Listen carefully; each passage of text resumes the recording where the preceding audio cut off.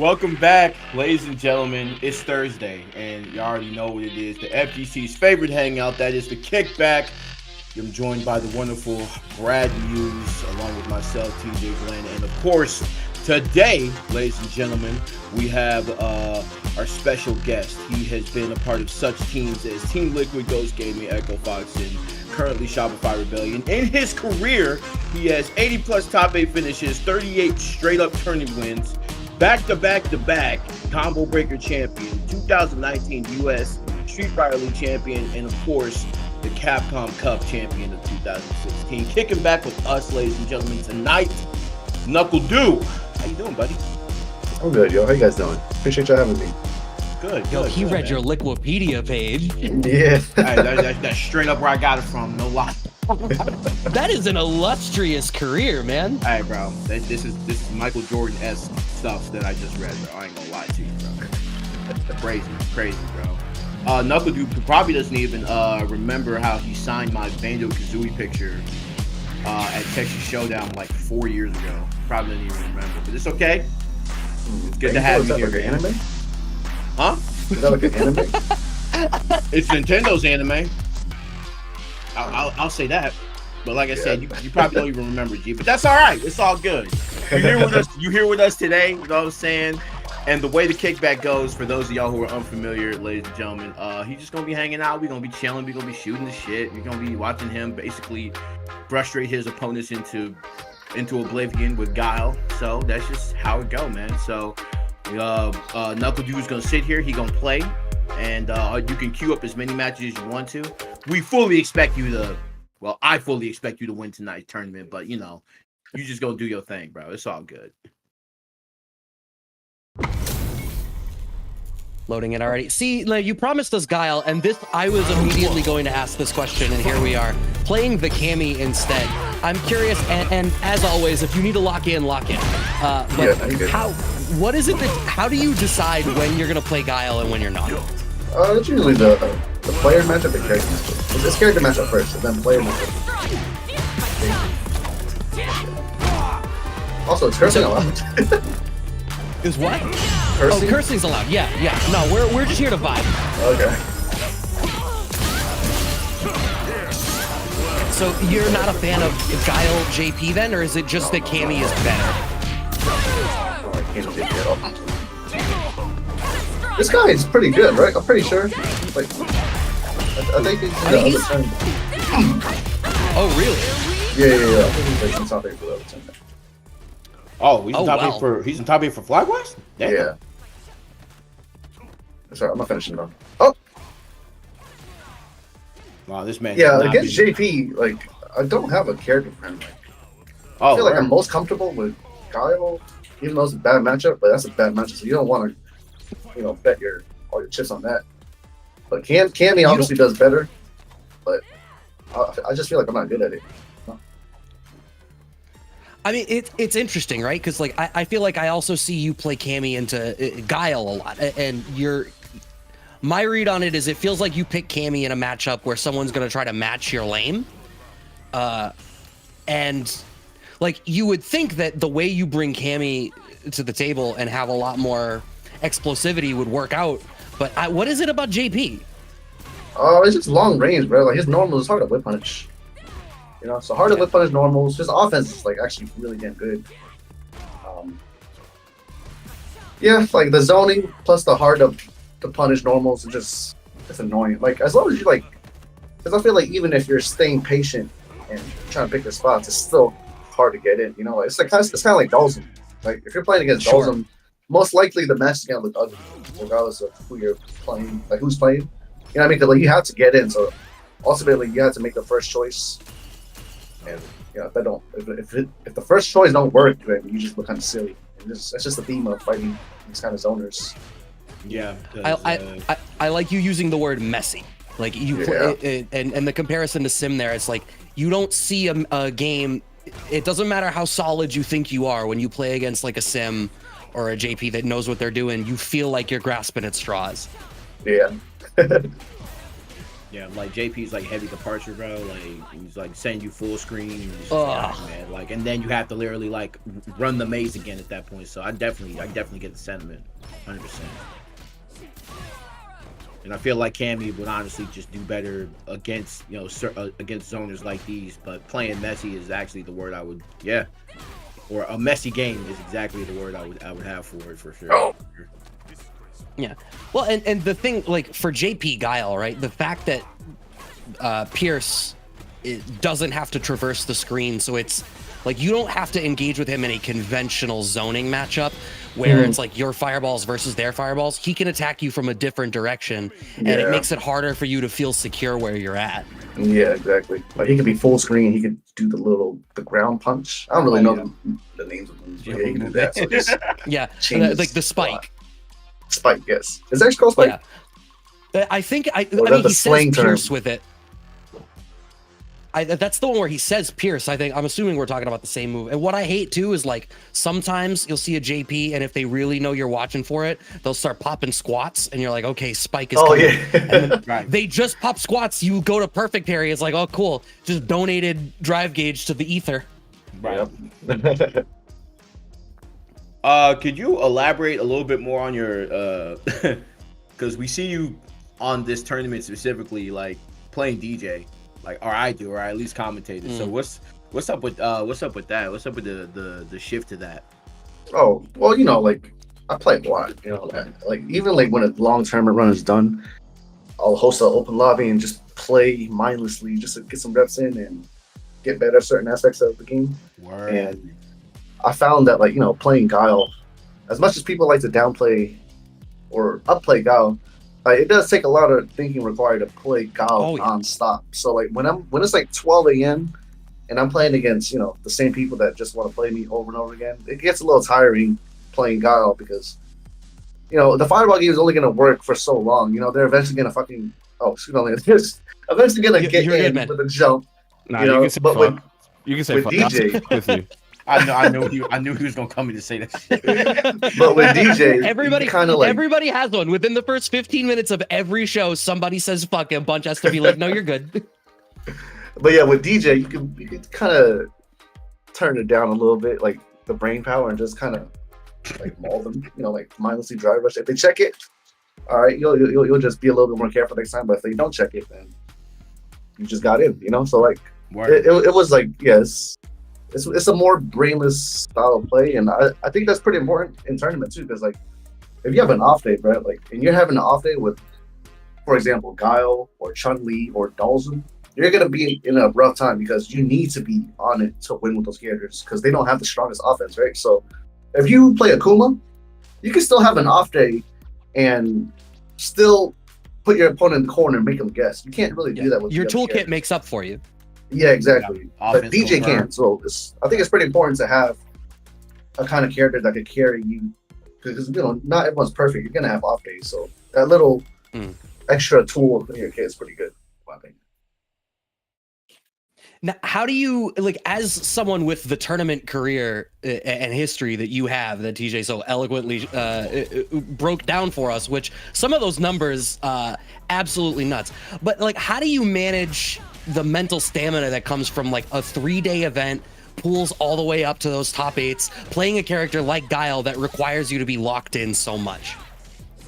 Yeah, I mean, it's hard. Like, I feel like I'm still trying to find my way. I thought I had it figured out back then, but you just get older, so same stuff don't work the same. Like, food don't process the same, like stuff like that. It's kind of challenging to find something that works for you.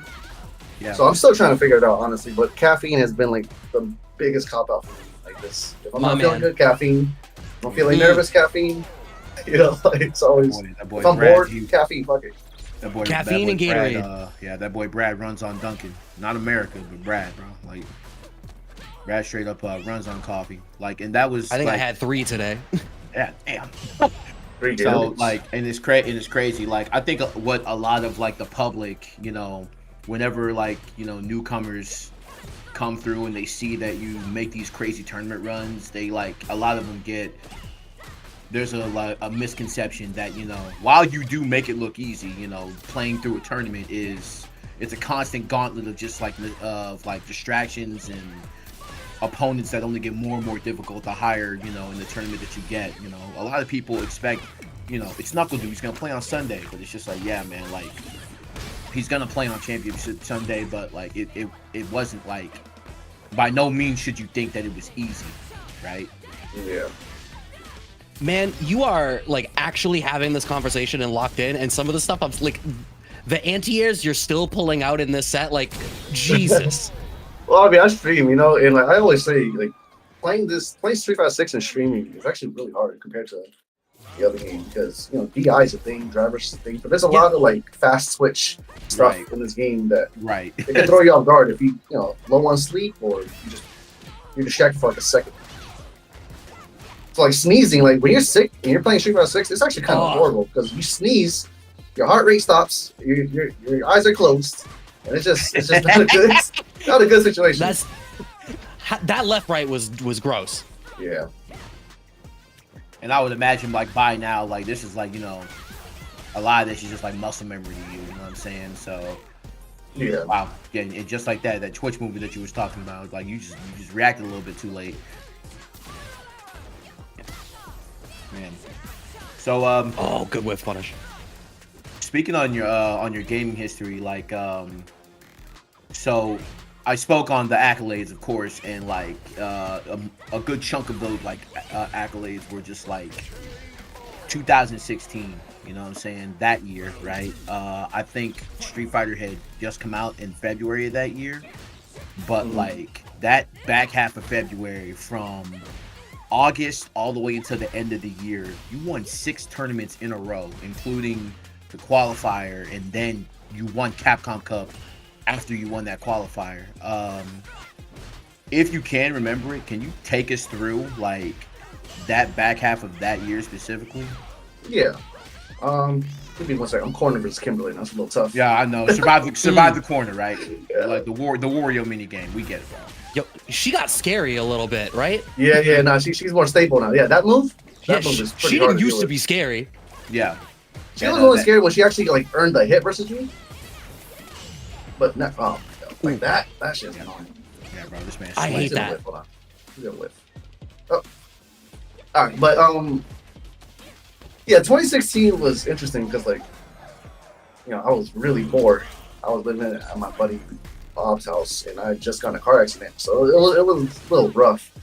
But what I had going for me was the car accident was definitely the Uber driver's fault. So I was for sure guaranteed some money. So I eventually moved out of my buddy's house to get my own house. I remember it was like $900 a month for a 3-bedroom house. And yeah, and like I was doing a lot of. Oh my goodness, bro! Sorry, hold on. I'm Nah, we get it, bro. You gotta log in, man. Listen, listen, bro, we get it, bro. Like we understand, bro. Like, trust me. One of my favorite things. Oh Jesus! One of my favorite things every time we're on the kickback is seeing when someone locks in. Everybody has a different threshold. Oh damn it! Oh, yeah, that's bullshit. Yeah, bro. Some people do it around start. Some people get trapped in the corner by a BS character like Kimberly, bro. Like, yeah, bro. I'm a big DJ. This is what you was talking about by like, you know, gameplay go burr and like. And look what we doing. This is what we do, right? All right, let's get a full on commentary sesh right here then. I got you, B. Let's cook for this guy. All right, I'm gonna tone down the communication real quick. I've been waiting for Gamers Day to come back one time for one. Wait a minute. The faces, I don't know what it is about. Yo. Okay, yep. Drive rush go burr right off rip straight into the throw. You already have corner control once again. Oh my god, you're living rent free in this man's head. Yeah, see, Minchie wasn't expecting this. He was like, you know, maybe Duel chill out for a little bit, and he picked DJ. He's like, okay, listen, I see what I was doing to you earlier, and I'm really sorry. Had to sweep. Man, to run the DP. All right, here you go. Here's the mini game in the corner, bro. How do you escape? How do you get out? Good throw. Back throw off of a bad empty jump and right into another throw. Yeah, the situation post-throw, Minchie is not prepared for it, it looks like. Or at the very least, maybe you just have great reads. What a good standing short, though. Yeah, you pretty much have to reciprocate the same thing and like, force NuckleDU to just play defense, which is, very, very, very difficult. You're talking to, the defensive master and commander, but Menchie, unfortunately, is literally getting light punched to death, getting taken close over here. You got your ankle broken. That hit me. Oh, I don't like that. Not at all. I don't like that shit. All right. I had to lock in for a second. Oh, DJ. Doing it to me in the corner. DJ. Okay, we back. All right.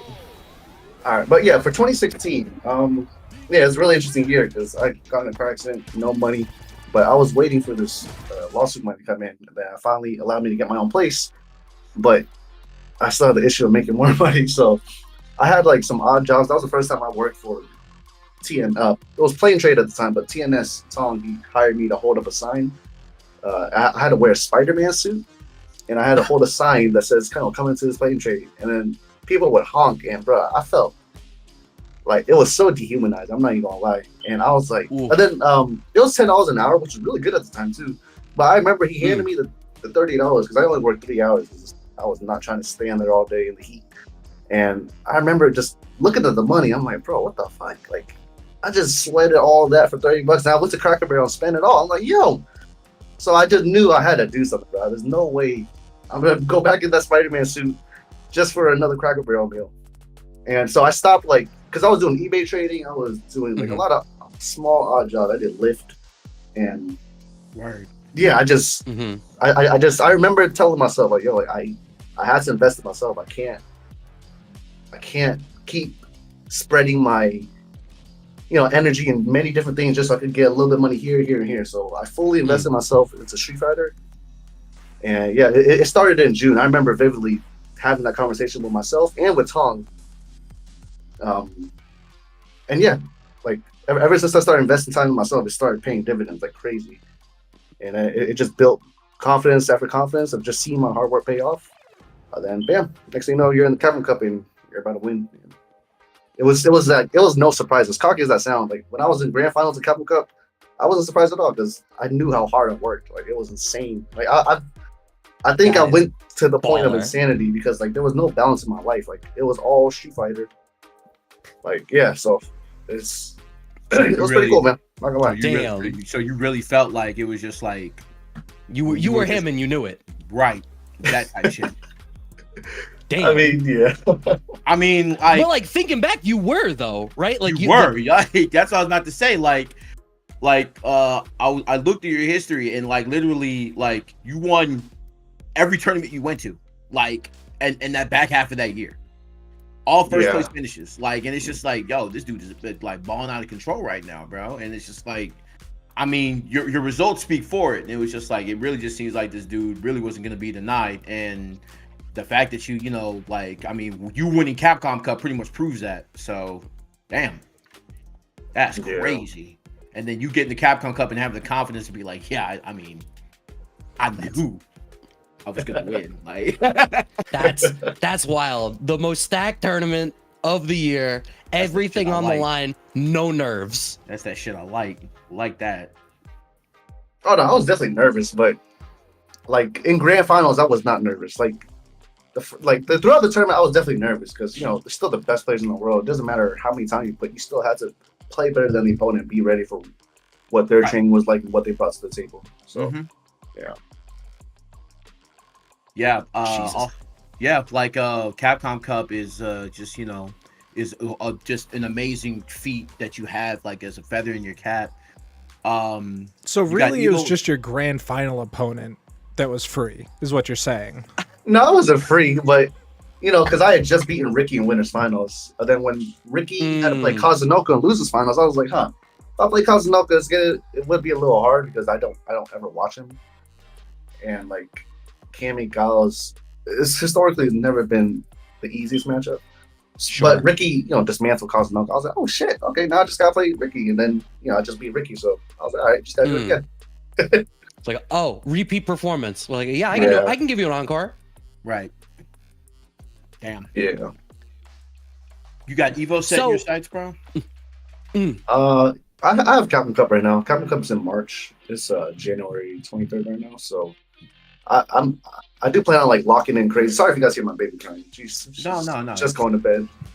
I don't, but it's like you don't gotta worry. I literally have a button to step away from mine, so you're good. Oh, okay. But yeah, Capcom Cup is like the biggest focus because like, you know, it's kind of funny. Like I was at my daughter's second birthday party, and like, you know, my wife's side of the family was just talking about when they were on what tire, and they were saying like 55, 60, and I was just standing there. I was like, yo, what the hell? I'm like, bro, I'm trying to retire when I'm 40.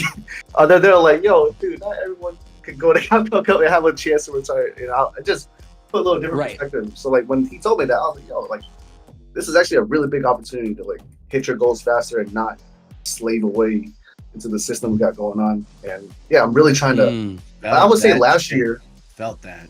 Yeah, like last year, I didn't do the best in terms of like training towards the cup. It was more so just staying sharp. But this year, I'm gonna do things so differently. Like play less. I'm gonna try to go back to what I did in 2016 with like to a T. It's just a little different because you know when you're poor, there is a different kind of fire that you can't really artificially make.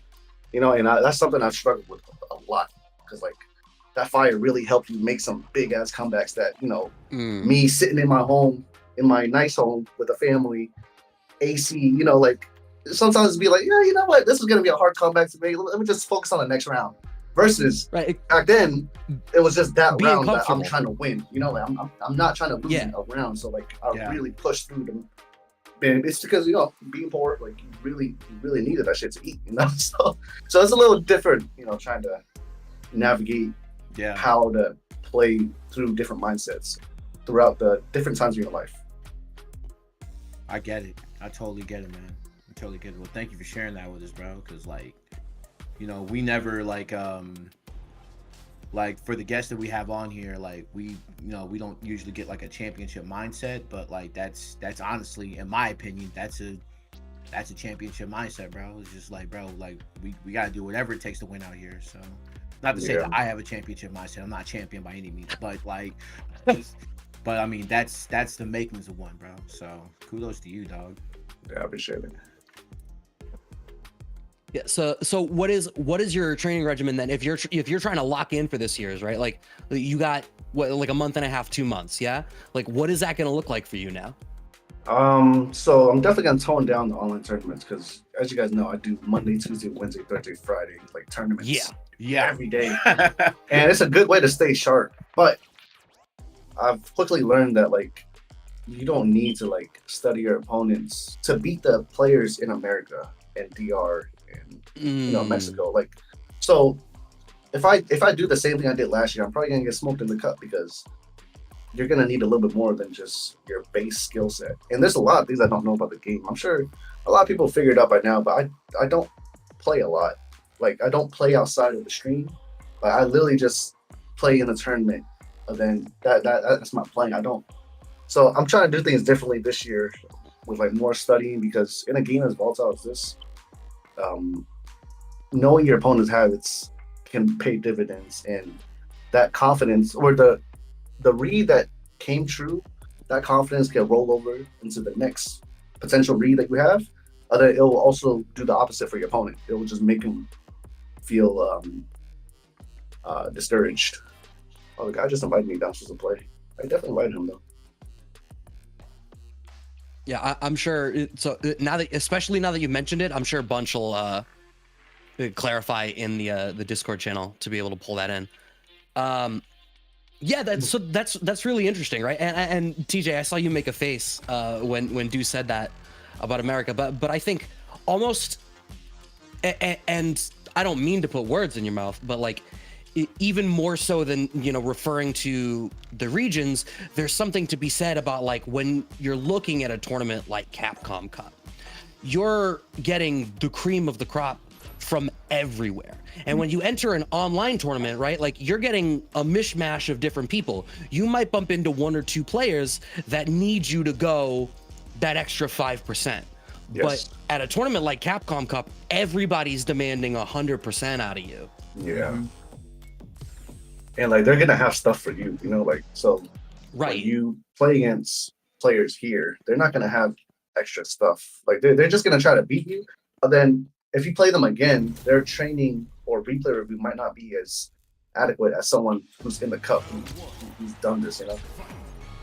So it sets you up for bad habits, you know. Like, it sets you up for flowchart shit. That's something you don't need going into. Yeah, you get in the mindset of I just have to win a 2 out of 3 against a person. Yeah. Aside from Capcom Cup and aside from Capcom Cup, is there any like tournament experience that you've been through as of recently that you've really enjoyed? I'm sorry, can you repeat the question?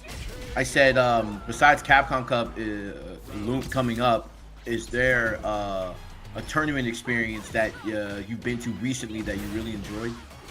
I mean, Street Fighter League's always cool. Like, besides the long hours of not playing, people don't see what goes on in the back end, and it's a lot of waiting.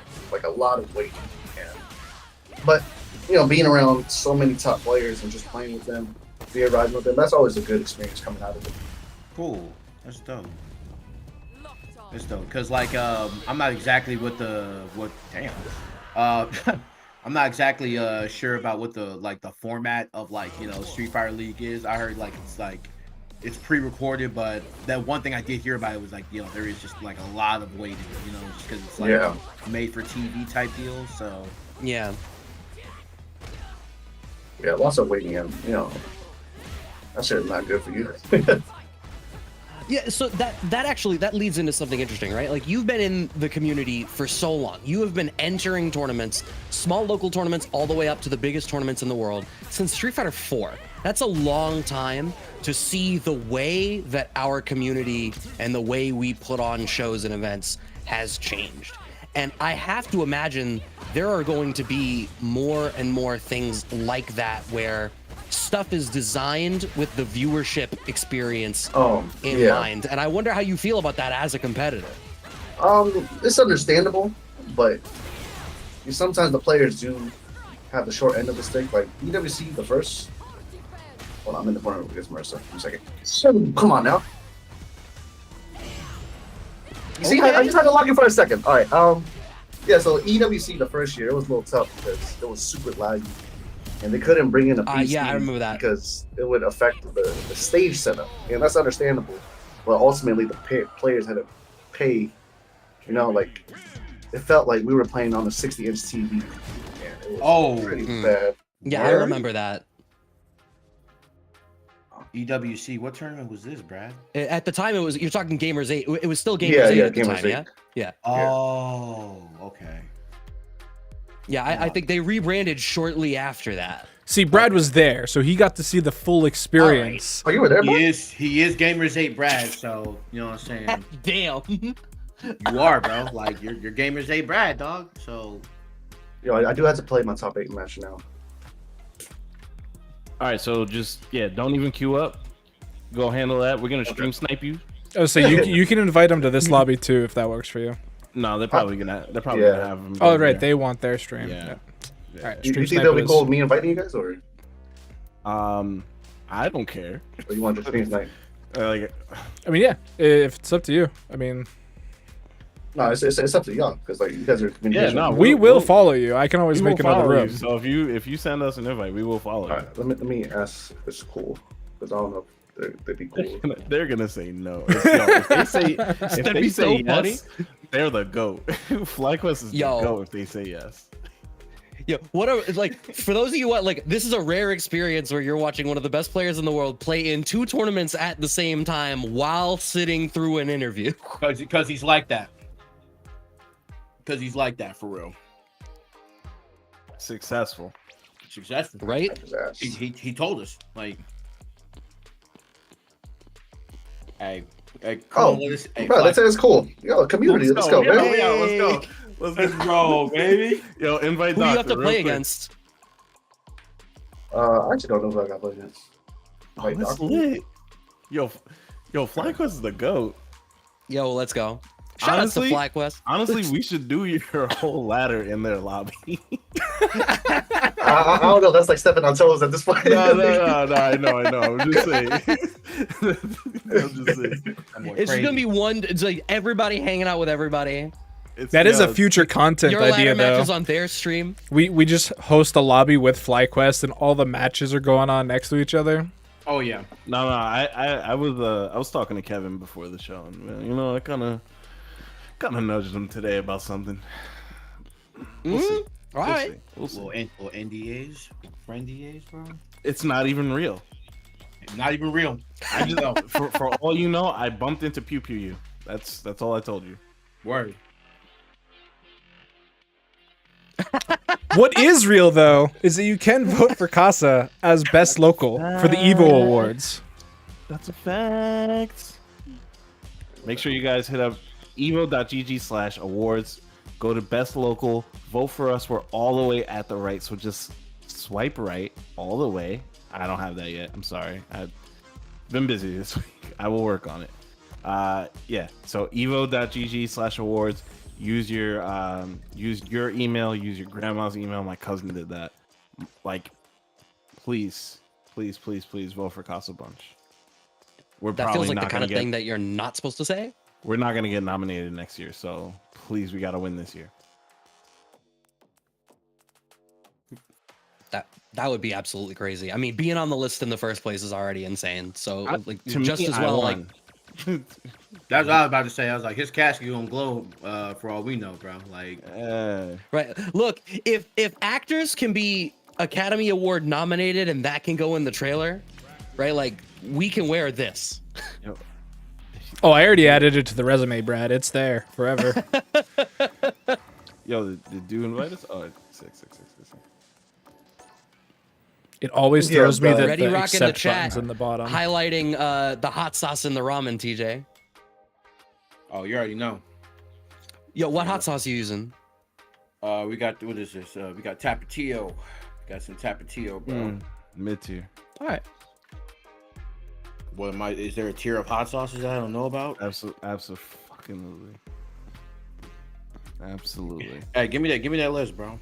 Do are you a hot sauce connoisseur? Oh yeah, I love spicy food.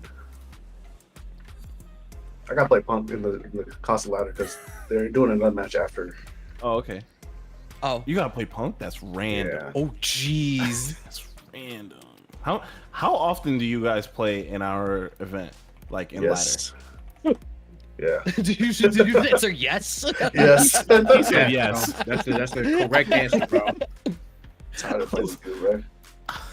We were like, me and JB were literally commentating last week, and it was like, yeah, bro, there's no way that these two play each other in finals. And I was like, yeah, that's exactly what's about to happen. Yeah, we play each other a lot. Do you think Punk is the player that you might play against the most in all these tournaments? 100%. Yeah, that's fair. Because me and him are the most consistent, so we're naturally gonna be in the finals. Right. Be honest. Who's number one? Who's number two? In terms of what?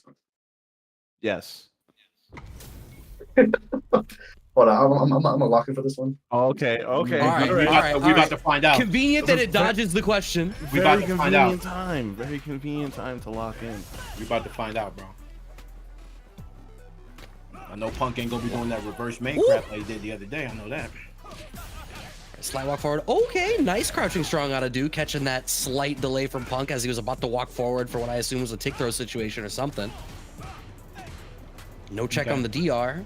Yep, steadily applying the pressure over here, yes. Okay. Over his head, setting up for another plus situation in a little roundhouse kick. Back to mid-screen here, and now just kind of, here we go. I didn't see triggeration yet. Putting him in knockdown. Yeah, you got to pay for that one, buddy. Big time, and that's going to be a standard DR combo that ended right there. Good on NuckleDU winning that first round, and Punk looking a little... not looking completely unfamiliar, but he's like, I don't know, man. I mean, like, you gotta figure this is probably the least familiar matchup in terms of these two players, right? I agree. Like, Punk knows how to play against Deuce Cammy, knows how to play against Deuce Guile.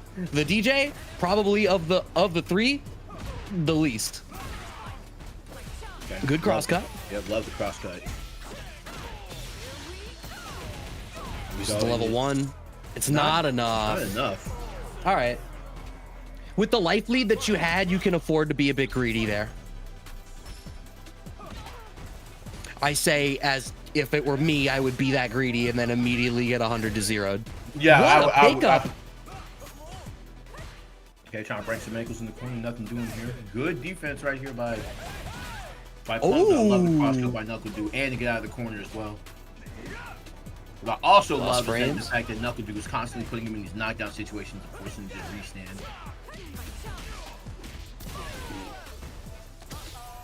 All right, level 3 available. Fireball game looking real scary. What a setup for the spacing trap out of Do. Now Punk in burnout, and DJ is one of the best characters in the game at punishing you for being in burnout. But you should not have jumped my guy. First game goes to NuckleDU.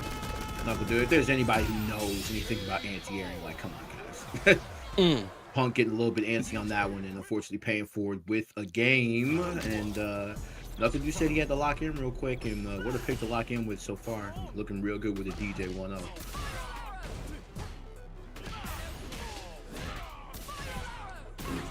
Here we go, man. And like we said earlier, especially with this DJ pick, you know, like NuckleDU was stating earlier about how he sometimes like the offense, offense goes zoom, especially with the green, and Punk doing exactly what he's supposed to do and keeping him in the corner and keeping him locked down right here. So Punk gonna be going up around with a perfect by the way. Yeah, I feel like in that first game, Punk was playing a little bit closer than he wants to. Like, if he's trying to compete against DJ's normals, even with Cammy, that's going to be difficult because he has the range advantage. But if you play just outside of it and use the fact that you have movement mechanics at your disposal, you can be a little bit more explosive and volatile and punish DJ for the fact that he has to use charge or, you know, be a little bit more committal with those mid-range tools. Plus frames here for Do, has him locked down, no check on the forward dash. Plus frames. Oh, no pickup off the counter hit, crouching strong. Yep, and that crouching medium was all that Punk needed to go ahead and take this game himself. So striking back, quick fashion in a hurry. That man Punk. And I mean, hey, it wouldn't be a ladder, it wouldn't be a match, right? If we didn't go to game 3, right, between NuckleDU and Punk.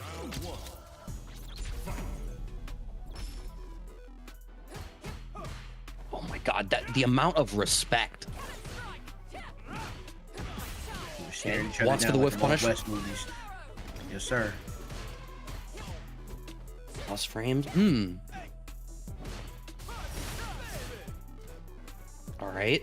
Chipping away. I feel like for NuckleDU right now, the goal is keep the game a little bit slower, get that drive gauge differential back in your favor, which is exactly what had happened. We earned just enough time. Just lets Punk backdash, but we're back in that like mid-range spot where Punk's whiff punish game was incredibly strong. Okay, hey, air to air. Yeah, crazy air to air right there. Gets hit with the projectile now. NuckleDU, ooh, wow, and that overhead was kind of insane. Makes him stand, gets the shimmy, and forces Punk to DP NuckleDU up 1 round. I'm so impressed with those 2 back-to-back reads, right? Like shimmy works and then to read the invincible reversal right after. Like, because I was worried when Do put himself in burnout, it felt like it was a miscalculation, but it put Punk in a spot where he felt like he had to swing the momentum back into his favorite check after the drive rush from the fireball. Oh my God, we are swinging for the fences, son. Right. Again, Punk. Oh, yeah, the backdash, the prediction. Are you kidding me, dude?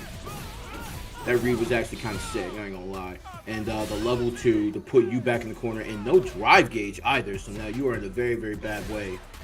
And you know Punk is gonna try to fight his way out. But, sorry for the spoilers. Oh, you're good. Oh, you're good. We run into the spoiler warning every time. Bro, it's just like playing as Punk, bro. Like, it's so annoying because I feel like he's just naturally talented, so yeah. I had to, like, he'll be slouching, he'll be thinking subs, and he'll just be smoking people, and I'm over here locked in. I'm not talking to y'all. Like, my baby's crying. I'm not even worried about her. I had to be like so zoned in to even like be in contention of it to beat him. It's not fair, bro. Like, God did not make people. You know, they didn't distribute the skill evenly throughout people. You know, the skill tree. Obviously, Punk works hard. You know, he works hard on top of his natural talent, but I would love to be naturally talented to where I could just be talking, drinking soda, eating donuts. You know what I mean? Like, I'm really careful about what I eat too before I play. Shit like that. Is there any other opponent that gets you like that as well? Like, that really flushes you like Punk does, that forces you to lock in? Yeah, it's definitely Pumpkin Venom. Okay. Yeah. Right. So like, the current Mount Rushmores of like, modern sure. Street Fighter. Yeah, right. Like Yeah. So you remarked about the food. Now I've definitely had this experience. There's nothing worse than sitting down to play right after you've eaten and you have like that carb sleep, that carb heavy where you just don't want to go. What is your go-to? Like you're about to sit down and have to lock in. You need something to power you through your 2-hour pools block. What are you eating? I'm eating coffee. That's the right answer. Good answer. He knows. Because like, I think I play better for sure when I'm hungry, and I don't know if it's that fight response, but regardless of what I eat, it doesn't do me good. Like I feel groggy. But I was suggested to try bath. Oh my god, I was gonna say bath salts, smelling salts. Coming you from Florida without telling me you're from Florida. Florida man strikes. Florida man, bro. That's crazy. Hey, bath salts before games, bro. You'll win the tournament, bro. If you don't win the tournament, you'll sure feel like you did. I feel like smelling salts is quite extreme, though. Yeah, but like there are some days, like even with caffeine, you're just not there. You're not present. You might be tired, or you're just it could be a lot of different factors. But I've never tried it, but it sounds like it could work. Like it just wakes you up. Like someone said, it feels like you're piercing a needle up your nose into your brain.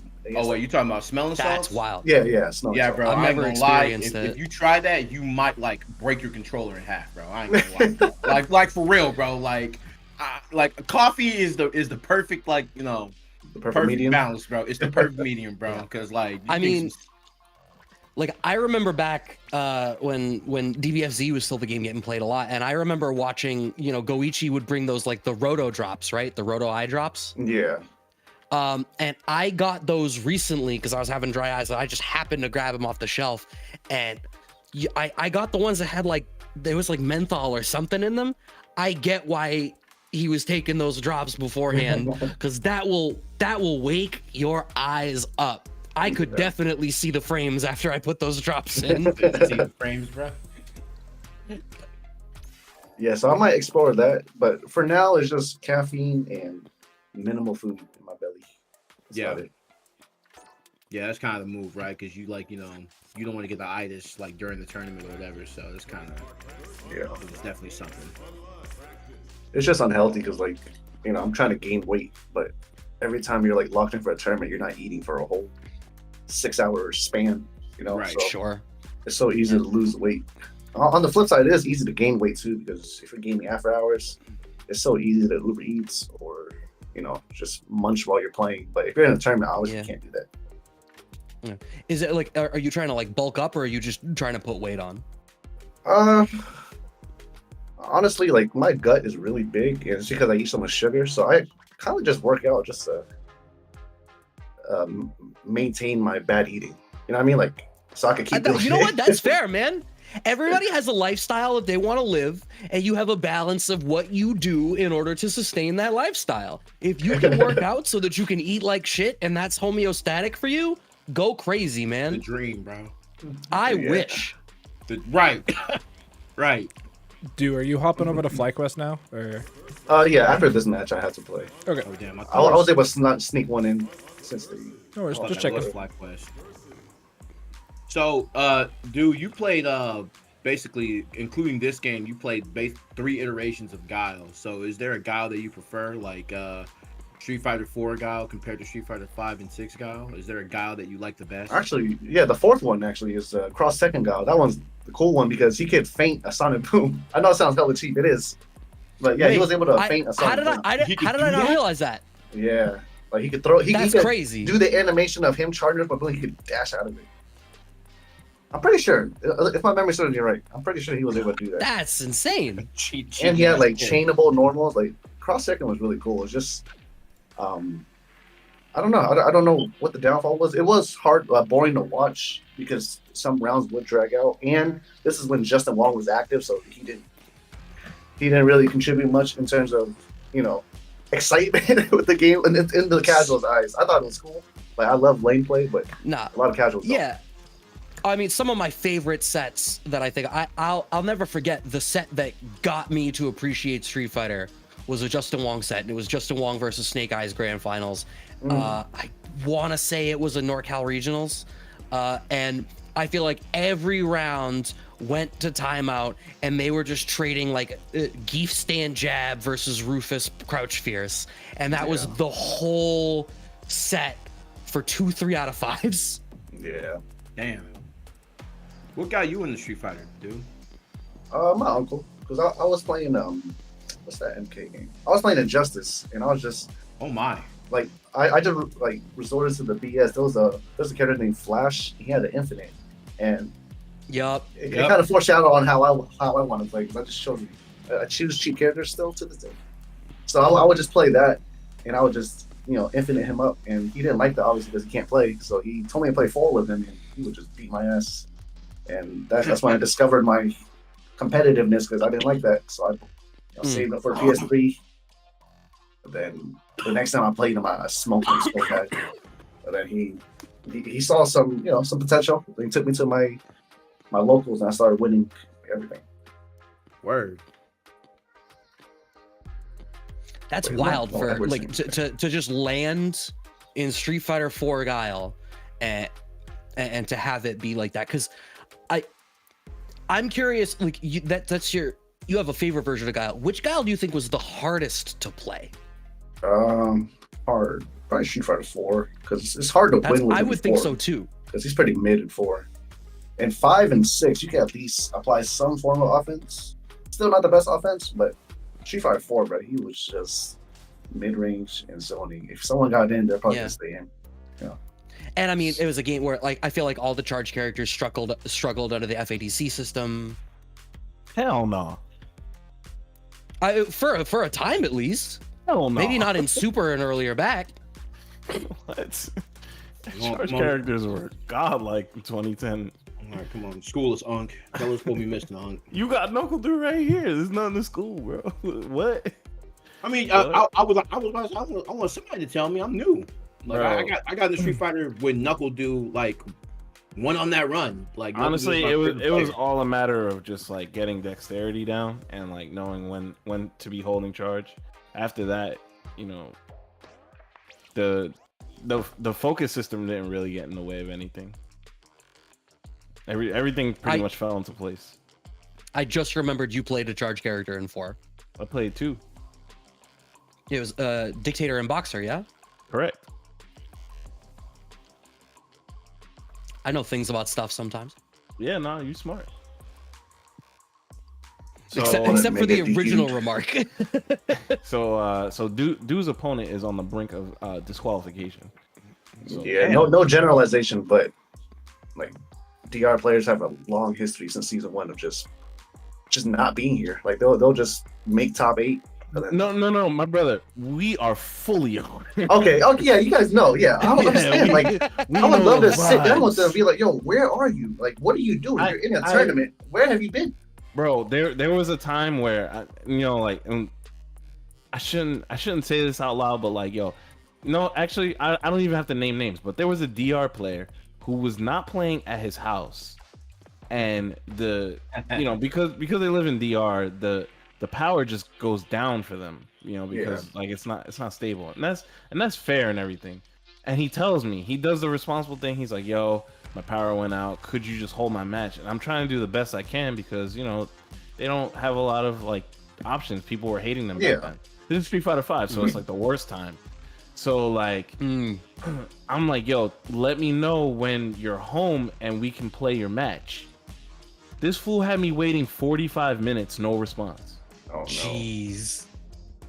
This fool had me waiting 45 minutes in a double elimination bracket. And then goes, "Yo, I'm here."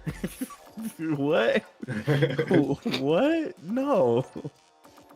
No way. Yeah. He let you know, man. Come on, man. Give him some slack, dog. Yo, DR players, if you're listening, we love you. We love you so much, but there needs to be higher level of. Shouldn't speak to all of it. No, I'm just kidding. No. You know what? I have to be, media trained right now. That's my dog. He got DQ, so I'm gonna go for a Casabunch. I'm just a goon. I don't know. Yeah. But yeah, man. Like, I don't know if I gotta talk to Mena or whoever and just be like, yo, you guys are something. That man made you wait for almost an hour, bro. I'm like, nah, bro. Fuck it. Yo, y'all suck when it comes to. I was about to say, yeah. I was about to say, he's holding it back so bad. I'm like, you might as well let this shit rip, bro. I don't know why you playing. Bro, we ain't got no sponsors. Yo, DR players, y'all suck when it comes to logistics. Like there's levels to where like we can complain about, you know, language barriers and everything. Some of y'all speak really good English. So that's out the window. Why are you guys so bad at being where you need to be?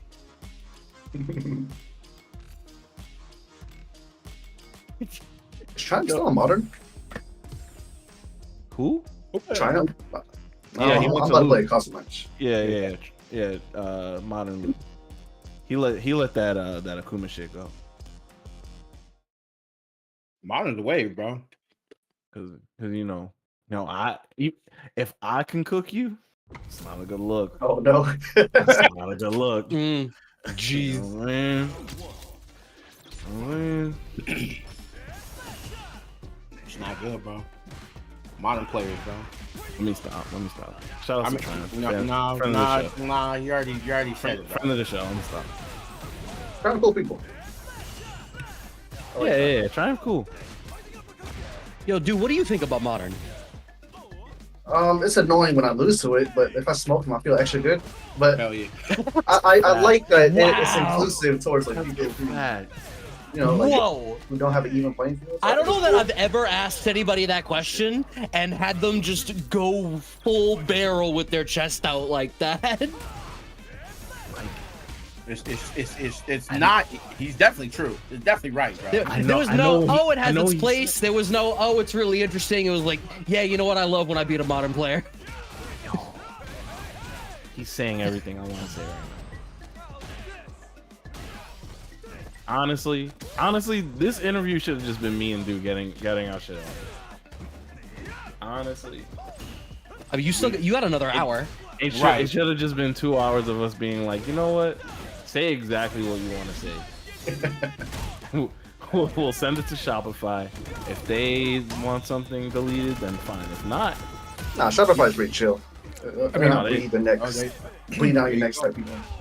They seem chill. They seem like a good fit, if you will. We can always bring back the bunch clip about doing what was it, Dual Kevin, about the time in Florida. What? This man ain't what? shit. You don't remember your favorite clip? Ain't shit, bro. God. I have no idea what he's talking about. Wait, you don't remember either, Brad? I don't even want to know. I don't even want to know. Oh, it's literally like the most viewed clip on the channel, I think. No way. Hold on, now I gotta find it. Bro, what is wrong with you? I love fucking with Modern players, bro. He clip farming, bro. We better watch out, dude, bro. He got reaction level 1, though. Oh, damn, never mind. My bad. Reaction level 1 loses the fireball, though. Look, I'm sorry. Look, hey, my bad. NuckleDU got it, bro. He been at it. Okay. Oh, no, I'm getting into him. Hold on. Wait, hey, what? yo. Pause. No. Hey, yo. What did he say? Yo, you heard him. Hey, social. You heard him. Hey, social. Oh, that's me. Hey, social. Hey, social. Oh, fuck, that's me. What's up, man? Hey, you know what to do, bro. Hit that button one time, bro. Oh, got it, boss. On the way. I need that. That's crazy. Put that on a tweet. Oh, man. Oh, what we got? That's all you want? Damn.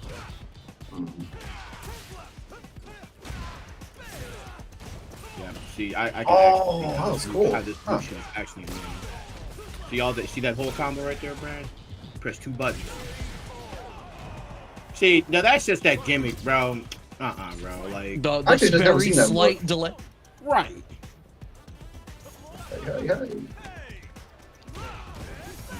Like it's almost like a super late air dash, except not really. Right. Oh. Ooh. Okay, very good parry.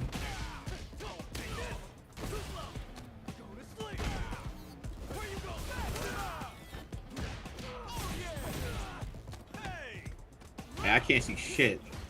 Yeah, I was about to say, I'm like, this has hit the point of like the fourth wall is gone. We can't see anything, Doc. I was about to say I trust that NuckleDU's in the middle of a long combo, and right as I say that, the screen turned on and just made. Wait, you guys can't see anything? Nah, that was me. That was back. Still could. Yeah. The stream still could. It was just producer messing with stuff. I mean, I visualized it. I already knew what was happening. So, good job, NuckleDU. You did it, bro. No, my bad. I was really trying to get the clip that I was looking for. Yo, they may have the beta match. Yo, quick. Hey, They may play each other. Yo, They may have the beta match. Like, yo, do you quick expect us lore. to listen to it? These two have been fighting for like almost 15 years. NuckleDU Yeah. and Psycho. NuckleDU and Florida, Psycho. right? Yeah, this is Orlando versus. I don't hear anything. I'll link it in the chat. Damn it. yeah, because I want to see this shit.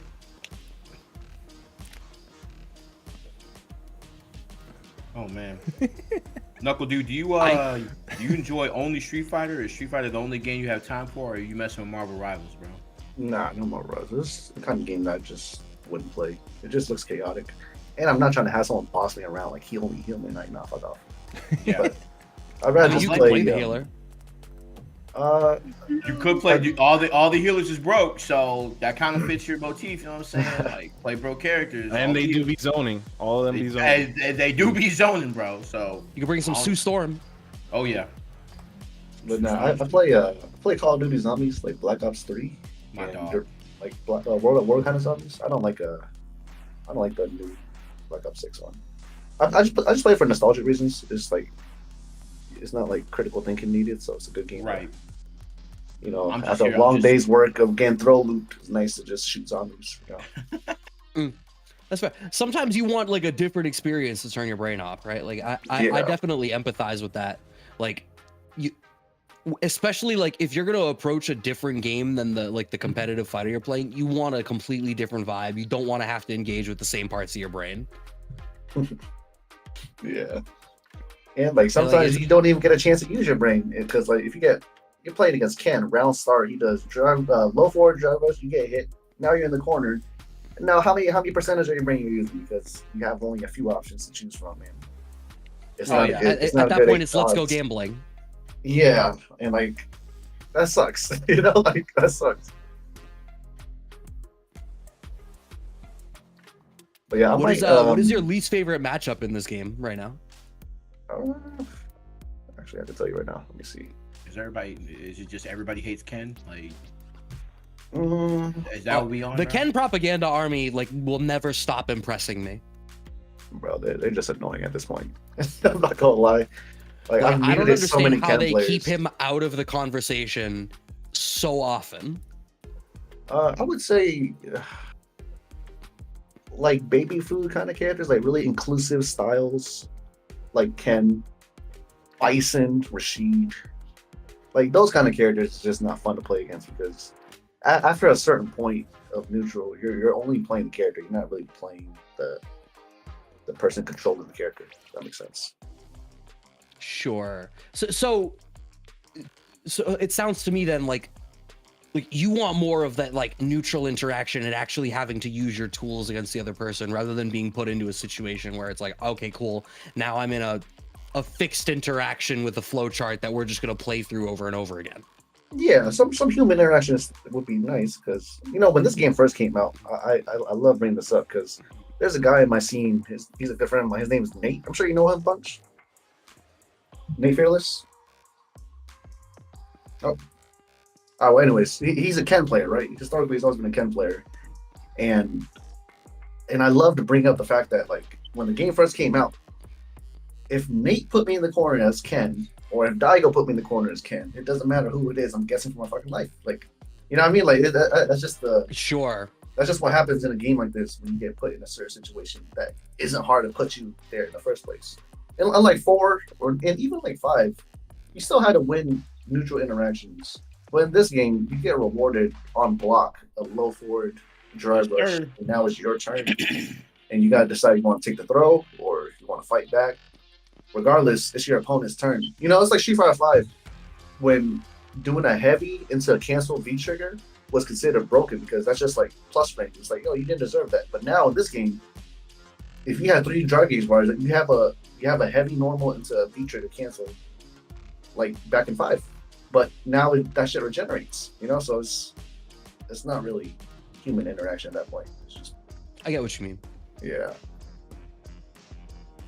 Yep, that offense that just keeps rewarding you for just, you know, what feels like existing, to be honest with you. Like, all this to say is I also hate Ken in the corner, bro. The character fucking sucks, dude. Sorry. Like, Yeah. Every time I see that Wasp Fierce, I hate it. like just like why do you have some of this Him shit, and Luke bro? both. Like, for real. It's like, yeah, I get it. I get it. You grew up in a cul-de-sac. I get it. Bullshit, bro. Swear to God. Man.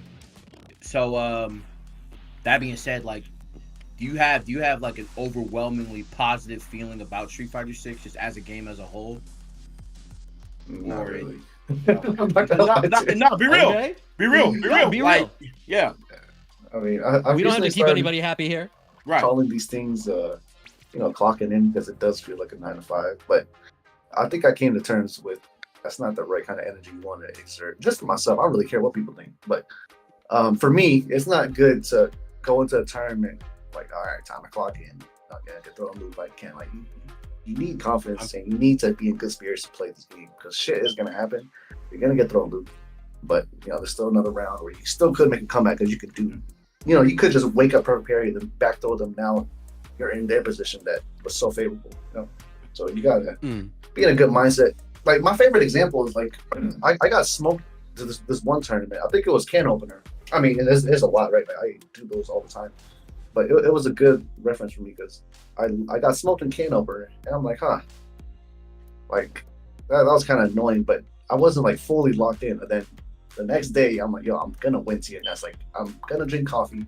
I'm just gonna smoke everybody, and I did. I destroyed everybody. So having the right mindset definitely helps in the game like this because you know you don't want to be negative all the time. Because Idom used to just nonstop bitch, bro, like all the time, and it was getting annoying. And like it was valid points, but I think he understood. End of the day, yeah, you can bitch and your viewership goes up, and you know people are gonna laugh at it. But end of the day, you're gonna close your stream, and it's just gonna be you, not in the cup. You know, and I'm sure he understood that because come regional finals, bro, he was so hard to beat. Like, and I said, I was like, yo, he's probably gonna win regional finals. He's so good right now. And yeah, I think he just understood, like, yo, like I'm like bitches getting me nowhere. You know, I'm just gonna lock in. I'm just gonna destroy people. That's what he did, bro. He played so good. Yeah, man. Do you feel Mindset like- is important. It's very mindset is important. You gotta be in a good headspace for these things, right? Yeah, but so I wonder then, like, what is, and maybe this is like a bigger question, or maybe we're taking a step back, but like I'm especially curious given some of the other stuff that you have going on. Like, do you want that positive mindset because it's helpful for you as a competitor, or because you just want to be able to have a healthy relationship with this game and with being a competitor, right? Like, because I feel like we've all had moments in time where we were grinding it out in a game that, you know, at the time we just like had a poor relationship with it, or we didn't love it. Like people who grinded it out with 5 complaining about it constantly. And it's like, who are you doing this for if it's not for you? You know what I mean? Well, it's definitely for me because, you know, I do some online tournaments, so it's not the type of deal where like I go to work and then I go home and I leave that shit at work. No, like I lost in my room, and now I'm going to my living room where you know my wife and kids are, and I'm not in a good mood. So ultimately, everything gets affected. Like there'll be times where like I'll have plans to drink. Yeah, I know that sounds weird. Like I'll have plans to drink because I never drink. Right? You know, I just feel like sometimes you deserve to spoil yourself. But say that night I lost the tournament, I'm not gonna drink. Like I'm like regardless of how I feel about not deserving to drink or deserving to spoil myself, I'm just not gonna be in a mood to drink. So my real life does. That's get probably affected healthy, by, honestly. my real life definitely does get affected by tournaments, and it's hard to not it's hard to block it out like that and try to keep it separate. But this is my life at the end of the day, so if it doesn't go well one day, and it is kind of unforgiving because I do it five days a week, so you are gonna lose. Sure. But it is my job, so it does affect my real life. So which is why I think having a good mindset will only be beneficial for me. Like, it's only giving me a better chance. And you, yeah, man. And you had said that that you were gonna like dial it back a little bit. Is that the start of this year after Capcom Cup, or? Oh no, bro. That's like in 6 days. I have a lock-in day, and it's like the 29th and 30th, and I'm just gonna be fully invested into Capcom Cup, like just trying to win that because I know it'd be kind of cool. And what's the quote unquote regimen change from the 5 days a week tournaments into if you can divulge that? Less tournaments for sure, because that's not helping me. It's keeping me sharp, but I'm not getting better, so a lot of studying film, and it sucks because I'll have days where I'll be like, yo, today is the day I'm gonna sit down and watch some high level play, right? But then I'll sit down and do that, and not even one round starts. I'm just watching. I'm like, I'll dead ass be falling asleep. I'm like, yo, like I had coffee. Why am I falling asleep? And I think my problem is like you're watching this. Everyone just looks the same, bro. Like, everyone's doing the same shit. So it's it feels like a waste of time just studying. But I think there's a better way to study, like trying to look for certain things instead of just trying to digest the whole entire match, because there are a lot of things that are just kind of random and you just do shit. So trying to break down every play-by-play from 99 seconds to the end is probably not the best way to do it.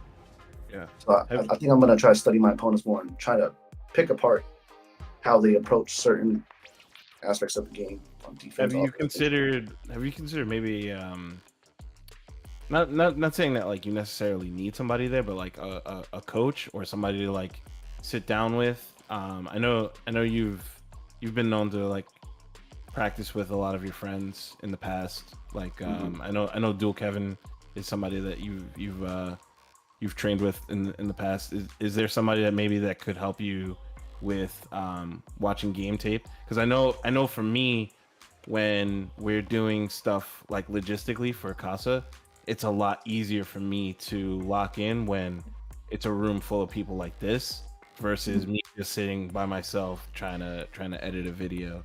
Like, is that something you've ever considered?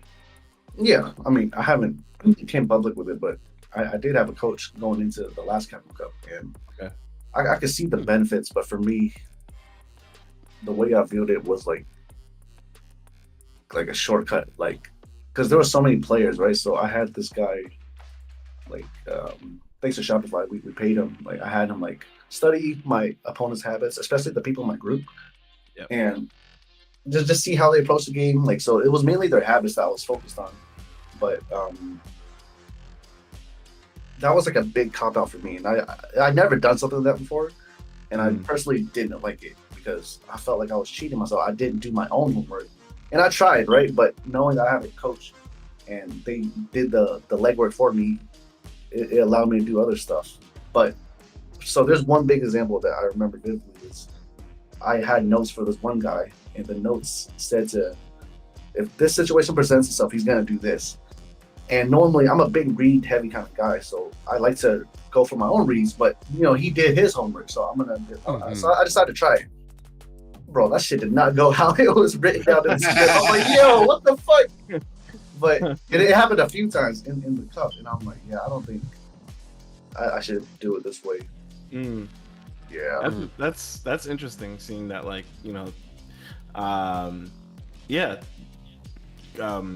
coaching's not for everybody. No, it's not, and I don't think it's for me. And even coaching that way may not be the way, right? Like, there's interactive versus, like, it sounds like that was a situation where that coaching was they compiled a bunch of notes and then gave it to you for reference, versus I feel like what Bunch was speaking to was more like sitting down with someone for your training sessions and having it be a more interactive experience. I also No, I was gonna say that's the way I learn. I need it to hit me 7 times, and I'm like, okay, like, all right, maybe I don't press here. Like, all right, maybe I don't get counter hit. Let's try that. Yeah, like I'm definitely the immersive learner, where it's like I gotta do it. I gotta fuck it up a million times, or I will never understand what's going on. Some people like Mena. I know he watches a ton of tape. He says that he takes notes, and I don't know if he's watching tape by himself or whatever, or he's in the group chat with all his homies. But that could be something. But it's nice to see that you're taking a different approach rather than just like hard committing to something like that. Yeah, I mean, I gotta try different shit, right? Because if something doesn't work one year, you can't do the same thing, So I did try the coaching route, and I'm glad I did because I know it's not for me. But maybe it is a good point you guys brought up. Like there are different versions of coaching, so in person, like film review might be helpful, or just like film review with a person instead of just them handing you notes. Like, okay, this is what I observed. Here you go. Like so like I don't know. I might revisit it, but I think for this cup, I'm gonna try it. Do it solo like I normally do. And just do it differently. Yeah, there's a lot of moments to where like I feel like a competitive game, like a competitive one, like a fighting game or any situation where it's like combat, like because I see it like even in the UFC is just like you have coaches, sure, but like a lot of this stuff is really like reactionary. So like sometimes like you have to. It's really hard to pick that part of information out in the moment, right? And sometimes it can be really, really hard to like see it. You know what I'm saying? Yeah. Like, because it's like, yeah, we wrote this down on the paper and we practiced this scenario like maybe 5-6 times, but like now that it's happening here, it's happening at the most at a very inconvenient time for me, and like I couldn't see it in time, and it's just crazy stuff like that. Because that being said, it's like while people have habits, sometimes people in the moment are just very unpredictable, right? Mm-hmm. Like it's I just mean, like, the saying is everybody has a plan until they get punched in the face, right? Like, right, basically, right? There's a difference between doing something in theory and doing something in practice. Mm-hmm. Right. It's like, now, like I wonder, on the topic of coaching, what do you think about? And this is an older topic. It's not necessarily topical anymore. But what do you think about like in-person coaching? Like I've never done events. I've never done it, but I wouldn't know. I wouldn't know how. I know Mena does it with his coach, but yeah, me personally, I don't know how it would go for me. I just tried another form of coaching, and it didn't go too well. And it's not a knock on the coach itself. It's just how I operate. I was about to say it's a learning experience type deal. And people learn different ways. Mm-hmm. Right, like something that don't speak to you might speak to somebody else. Everybody goes about things differently. Yeah. Like I feel like the in-person coach would probably be like super nervous whenever they go up there, because it's just like, yeah, like if your coaching don't work, then you in person. That's kind of jeez. That's imagine being the coach at like losers finals Capcom Cup, and you go up and you give them the wrong information. Damn. You told them to double dash command grab out of the corner as a reversal instead of DP, and you just for like $5 million, and it's like, oh, okay. So now we both got to go out in the street because I'm gonna fight you too. Like there's no way you just told me that information. Yeah, that's a lot of pressure.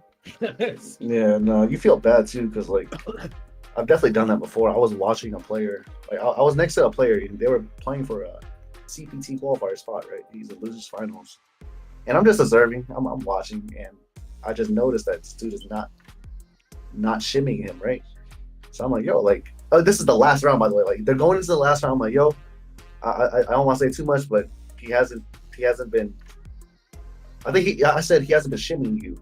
So, bro, the next time he got knocked down, he texts because he hasn't been shimmying. That this motherfucker shimmies him. I'm like, oh no. Ooh. And he dies for it. I'm like, yeah, see, this is why a game like this, it's still so guess heavy, right? So right. I felt bad, but I still understand how it goes. It just sucks. That's why I don't like giving people tips, because if I'm wrong, I feel like shit. Well, so I feel like when you look to other esports, there's so much more infrastructure around the players and the team, and you see things like coaches and you know, regular or training partners and things like that. Do you see a future where that level of infrastructure is pumped into Street Fighter? I can see teams trying. Like, I mean, Shopify tries to with they try to provide me with all the resources I need and more. But I think Street Fighter is just a little different, because if there's like a team esports, I can understand that working, because there's so many more elements to it, like synergy with your team. Having a sports psychologist might help with, you know, dealing with conflicting ideas. But in Street Fighter, I feel like the 1v1 aspect is so strong that it kind of trumps a lot of the things coaches can apply. You know, does that make sense? Yeah. No, I definitely get what you mean. At least in like the sense, if we're looking at coaching in the way and comparing them against like other team-based esports. But and I think you had mentioned earlier, right? Like, you know, boxing or UFC, like they have coaches as well, but it ends up being a very different sort of relationship because the nature of the way that they're playing their game is so different, being a 1v1 versus a team thing. Mm-hmm. And like, I do wonder how much input like the coaches have, because like, imagine like you go in with a game plan and you run certain reps to prepare for certain situations. Yes. And then the fighter itself, like that situation is supposed to present itself, and then the fighter that you're coaching feels like something else is going to happen. Like, who do you trust, your coach or your instinct that you're actually fighting? You know what I mean? So I think that's so conflicting, and like you have to decide, because it's like NBA too. Like, there's a lot of times Damian Lillard, he goes against the what the coach says, and it works out, and sometimes it doesn't. But the times that it works out, you know, it's because he trusted himself. And it looks kind of funny if it does fail, because if it does fail, then you kind of let your team down. But if it doesn't fail and you succeed, then everyone's gonna think you're a god. So it's very conflicting, you know. Yeah, like when he took that half court shot versus so many of Paul George. Yeah, I don't think that was supposed to be part of the play. Right, he took that half court shot against Paul George, and then he made it. And Paul George in the interview was like, "A bad shot is a bad shot." And it's just like, it was a bad shot, like, because y'all are going home, so it was a bad shot, like, and like this is the type of thing that, like, you know, you face in a combat sport, right? It's just like, yeah, bro, like, I mean, I told him not to DP here, but he did anyway, and now it can just so easily go the other way, you know? Exactly. So you can't have that. That's the beauty of it too. At the same time, because it's just like, you know, it's so unpredictable. Why is it taking you so long to queue up? Is he from DR?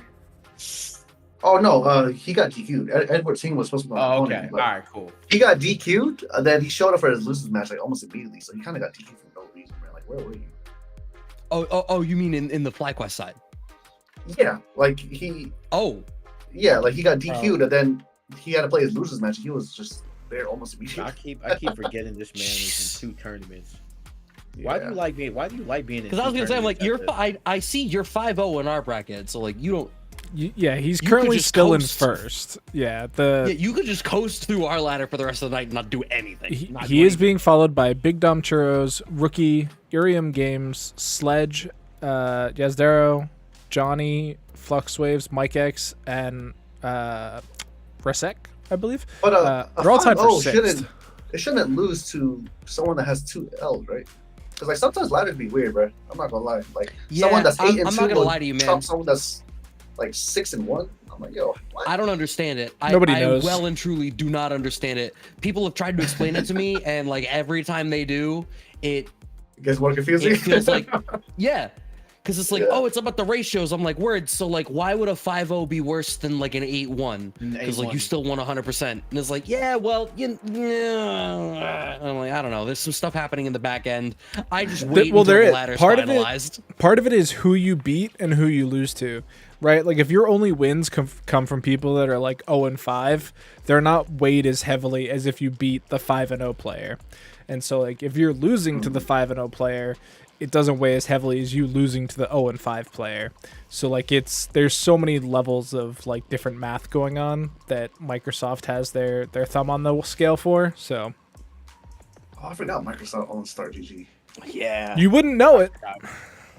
No, I know it now because StarGG has gone to shit. So that's a good sign that Microsoft took control. That's some funny ass shit. It runs on Windows 11. Uh, They I'll keep bear trying to down. push I'm me gonna for the use the restroom. update. I actually haven't. I've been hearing Windows 11 isn't that bad, comparatively. I mean, there's obviously been some really bad Windows updates, but I don't know. Yeah, I keep getting pushed to do the update because I finally did the thing. You might actually know this, Brad, but did you know there's a GitHub that you can just run a command line off of and it activates your Windows for you for free? I mean, I didn't know that, but I have used command line stuff to activate Windows, so it doesn't surprise me that there's a GitHub repo to be able to do it. Yeah, it's like this like official thing basically. And so I finally was able to get rid of the little activate Windows button in the bottom right of my screen. oh yeah. My brother-in-law is a Windows developer, so whenever I need a key, I just hit him up. Dan, you just giving out keys, Brad? Can I have a key? Are you married to my brother-in-law's sister? I am not. Yo, no bullshit. I actually need a key for Windows. CD key. Well, I mean, yeah, CD keys has them for like $10. If I can get it for the free, All right, hold on. that beats $10. I'll send you the text to Valid. run in your command line. Hold on. Fucking valid, bro. If I can get it for the free, it's for me. We need it for the free, baby. I ain't gonna lie to you. I ain't gonna hold you, dog. You know how expensive who these know- tournaments are? Yo, who knows what the economy is going to look like in the next 2 years? That $10 may matter. I know what this Matcherino look like right now. Thank you to It's American dollar. Dirty. What is Go ahead and this? say go ahead. Dirty Whistle. That's crazy. I regret saying Dirty whistle? that. I regret saying that. Whistle, bro. I regret Ew. saying that one. Ew. Shout outs to you for the $25 Say his contribution name. to the Matcherino. Say his name, dog. Like, I just did. just saying, bro. Gotta make sure we show the proper respect, bro, to the people direct contributing to us, bro. Where's my dinner? But yeah, I mean, if you are one of the many people that don't have an activated Windows, just Google Windows activate GitHub and follow the instructions.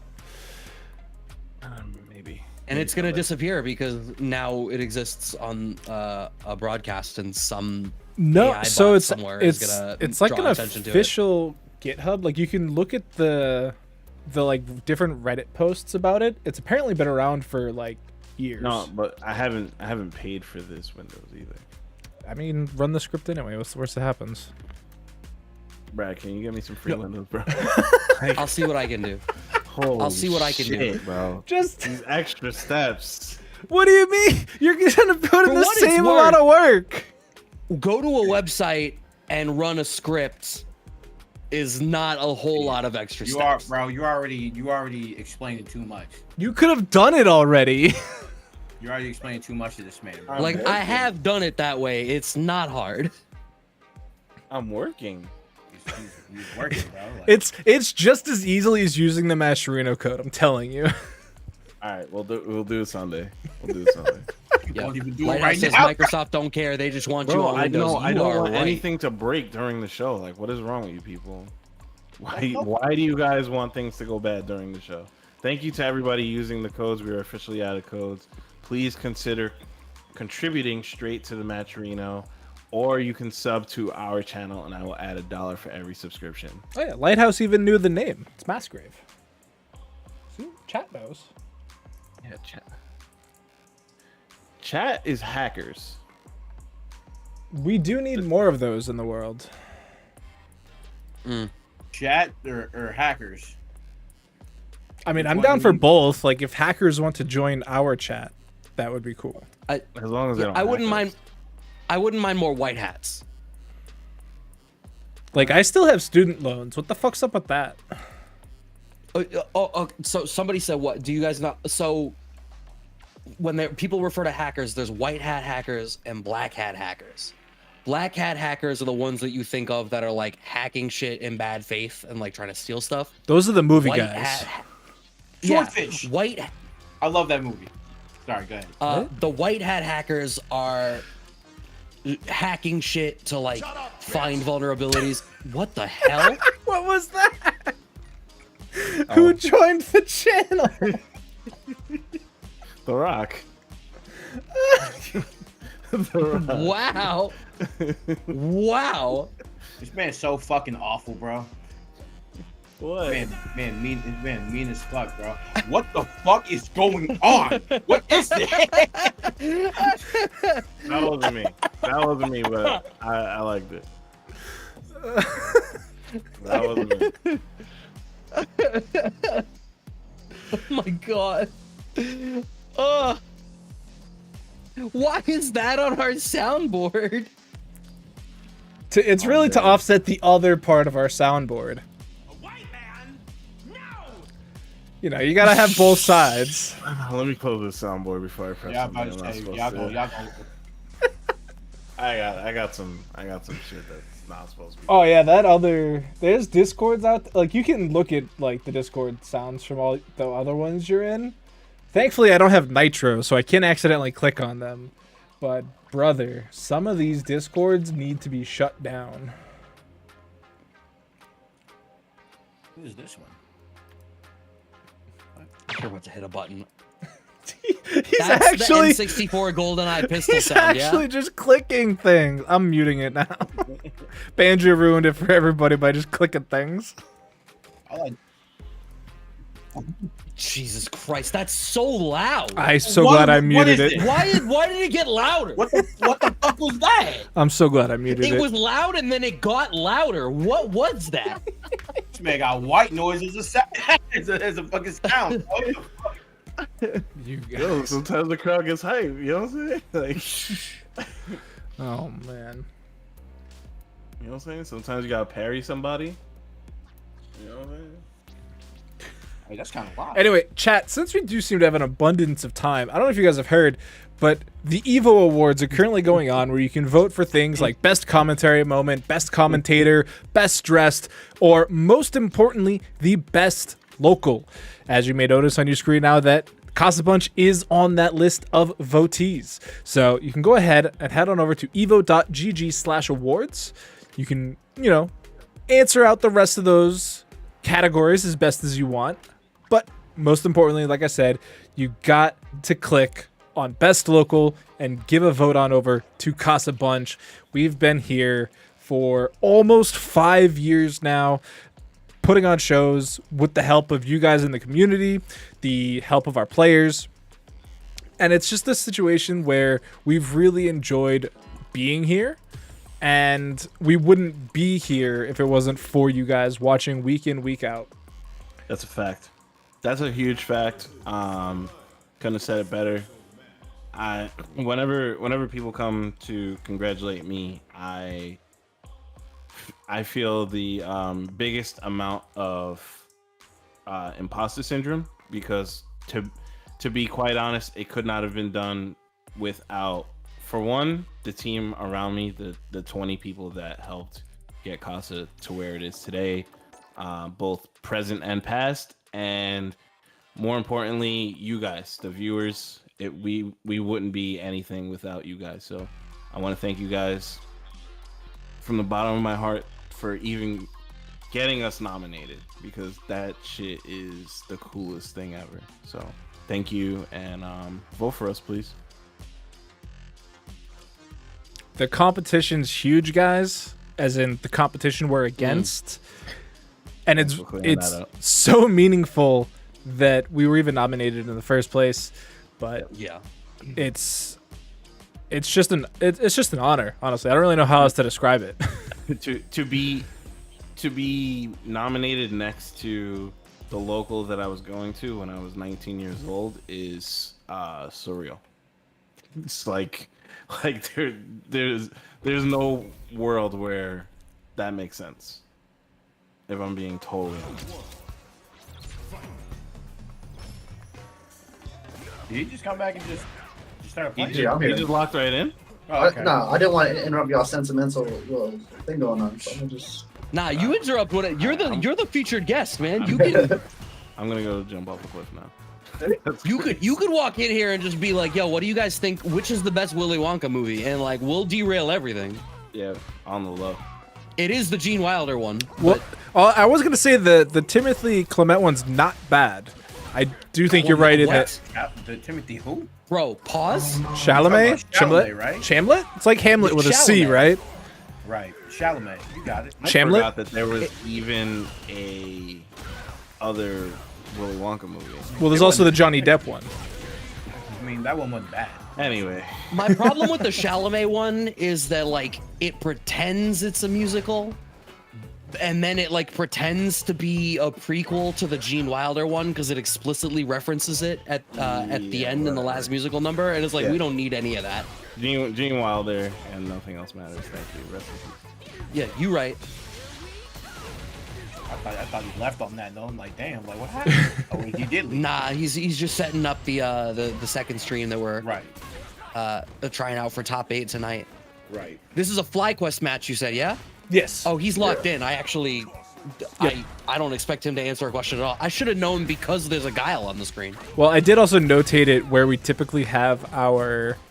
The Devil's Reverse, I need you to show your work right now. It says Johnny Depp one was the best. Don't listen to him, guys. I mean, like they could just be an acid user, in which case that tracks. There's a better acid sequence in the Gene Wilder one. Oh no, I'm actually getting completely mixed up. You're right. Bro, I don't know why I expected you to like follow along with me on this. Anyway, speaking of, Dune 2 is great. You should stream it. It's online. I enjoyed good. Dune 2. Yeah. Very good movie. Yeah. I haven't seen the TV show yet, so but that's because it's on. Like, I don't care to watch it. Yeah, you don't really need to. I ain't gonna lie, bro. I don't think that it's based on any book material, and if it is, it's probably not one that Herbert wrote. No, 'Cause I know think it's he like a super wrote- prequel because it's from the beginning of the Bene Gesserit.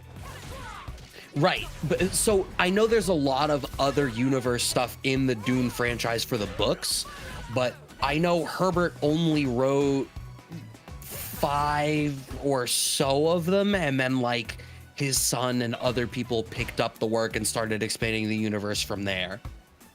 Okay, that tracks. You're right in my nerd wheelhouse here for this one. Honestly, like, bro, I don't really think you miss anything with the TV show. To be honest with you, I ain't gonna lie. So- I think the movies do a pretty good job. Look, WB will cash grab when they can cash grab, man. Yeah, Like, and I mean, but like my thing is like, content can be bad. Like content's allowed to be bad, Yeah. but it can still be enjoyable. Like I'm a huge defender of bad movies, right? Like there are so many bad movies out there, and some no of them wonder are you and fun. Camilla get along. No. We had this conversation, Brad. It's different level. There's Sharknado, and then there's like, there's like Spider-Man, Santa the Jaws, Amazing bro. Spider-Man. No, Santa Ain't no bad Jaws. movie, though. Yeah, like stuff like that is not my Like, wheelhouse. Like Sharknado is a league above the shit my wife watches. Santa Jaws, bro. I bet she would love the Meg. We watched that. She had a blast watching that. The second one was worse, so she's probably going to enjoy it more. It was. What was funny about the second one was from the second I started watching it, I was like, there was a Chinese producer that jumped onto this project for this one, wasn't there? And then I Googled it, and indeed, because they moved a bunch of stuff over to China and cast a bunch of Chinese actors in new lead roles that had nothing to do with the original. And it was like, oh, okay, like the money came from somewhere else specific here on this one. Nothing wrong with that. It was just very transparent. Speaking of bad movies, did you watch Red 1? I couldn't finish. We couldn't finish Red 1. Really? Yeah. There's bad, like, stuff has to be so bad it's fun. What a jab check from Snap. God damn. I saw something like that movie had like a $200 million budget and 150 of it went to The Rock. It did. It it did. Yo, the balance of power on Netflix had to change dramatically. Don't ever say that line. What? What Brad just said, bro. Don't play with me. The balance of power thing. Oh, my God, Somebody pointed out the post-credit scene of League of Super Pets has like Black Adam, Superman, Black Adam's dog, and Crypto. And Black Adam voiced Black Adam, Black Adam's dog, and Crypto. And they were like 75% of this post-credit scene is The Rock talking Rock, to bro. himself. Like, bro. Like, That's I don't so know what funny. I don't know what DB was. What Also, WB he was won't supposed fight to do. Shazam, who is the only character that matters for Black Adam. No, Well, he had that's to- fine because what's his face? The Shazam actor's so weirdo. So But that too. Damn. All This WB. predated Zachary Levi being a weird True. anti-vaxxer. it's just DC L's on top of L's. Well, it's over. now. WB does not know how to land a plane.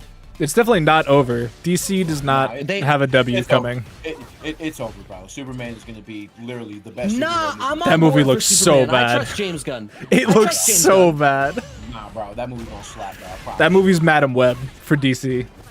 Damn. You are so wrong, That bro. man's smoking. What? That movie looks so. Nah. They couldn't even get the actor to lay down in a snow pile for the trailer. Like it's CGI.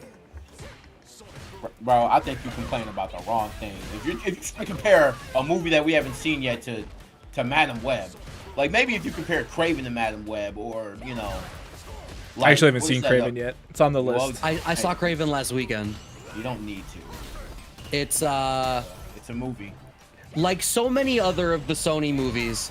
It's like, so the Sony Spider-Verse movies have two tiers. One is this could have been a good movie, but they didn't finish making it, so it's dog water. And that's like Morbius, Madam Web. Like there's almost a good movie there, and it's like, oh, you guys just like didn't find the one piece that worked and build on it.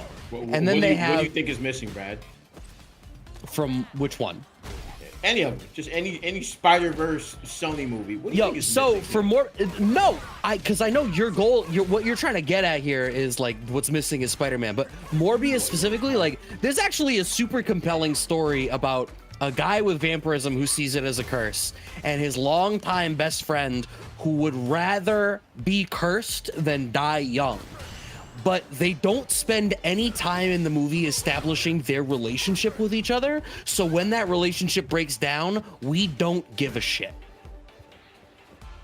Yeah, But sounds about that right. is like an emotional core of a movie that is not bad.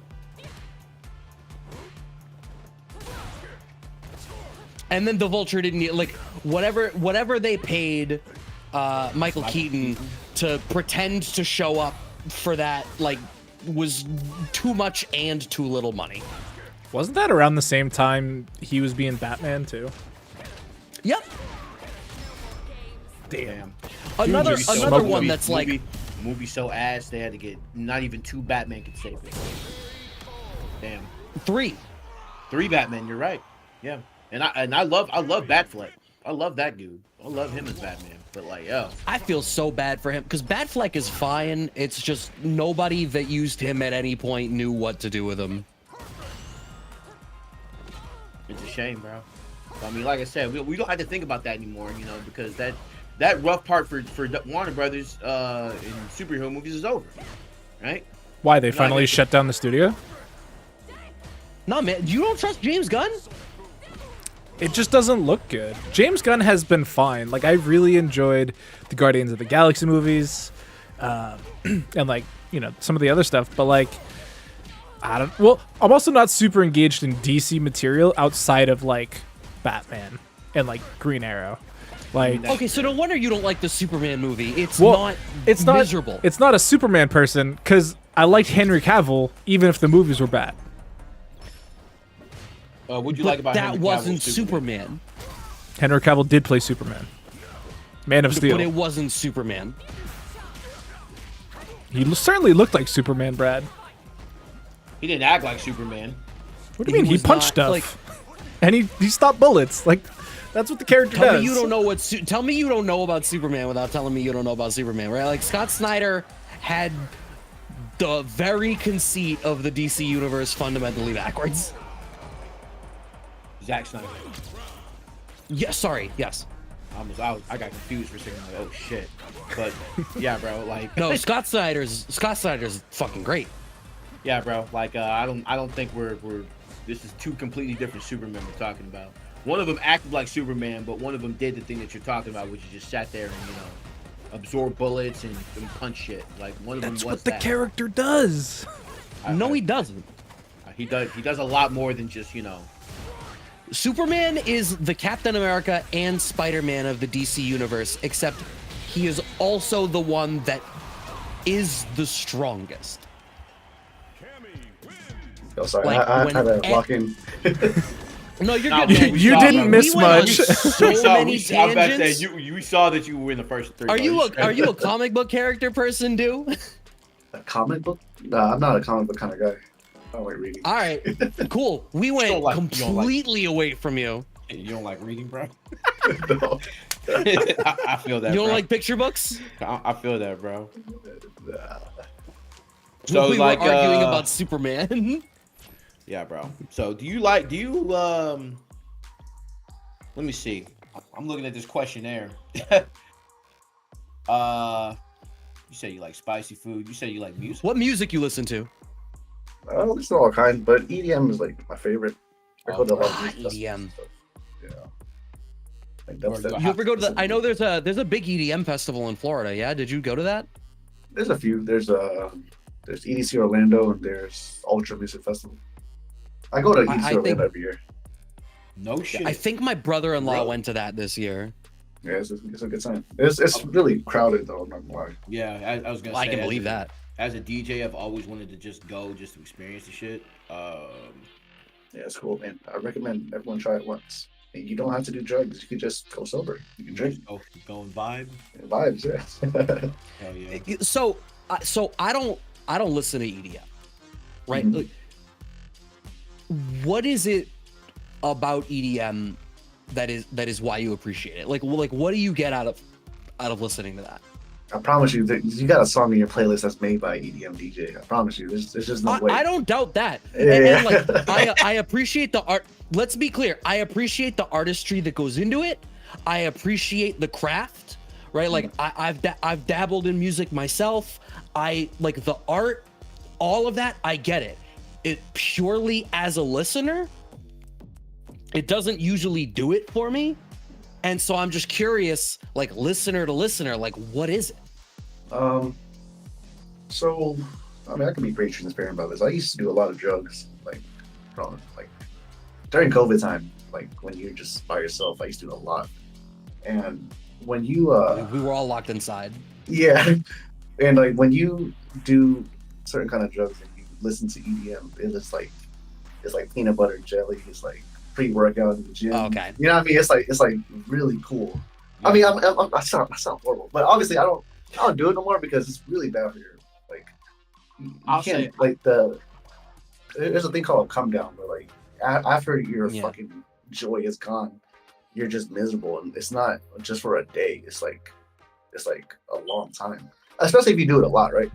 So I will say, like, when I listen to EDM now, I could kind of refer back to the time when I was doing drugs, and I hear that part, that like the peak, like the drop, and I could kind of remember how it felt like on drugs. So it kind of feels like the same. Like, honestly, when I listen to EDM, it feels like I'm on drugs, if that makes sense, even though I'm sober, you know? I get And it. like, yeah, it's never gonna go away. I feel like I'm always just gonna enjoy EDM. It's that what's that dopamine, Brad? Like Yeah.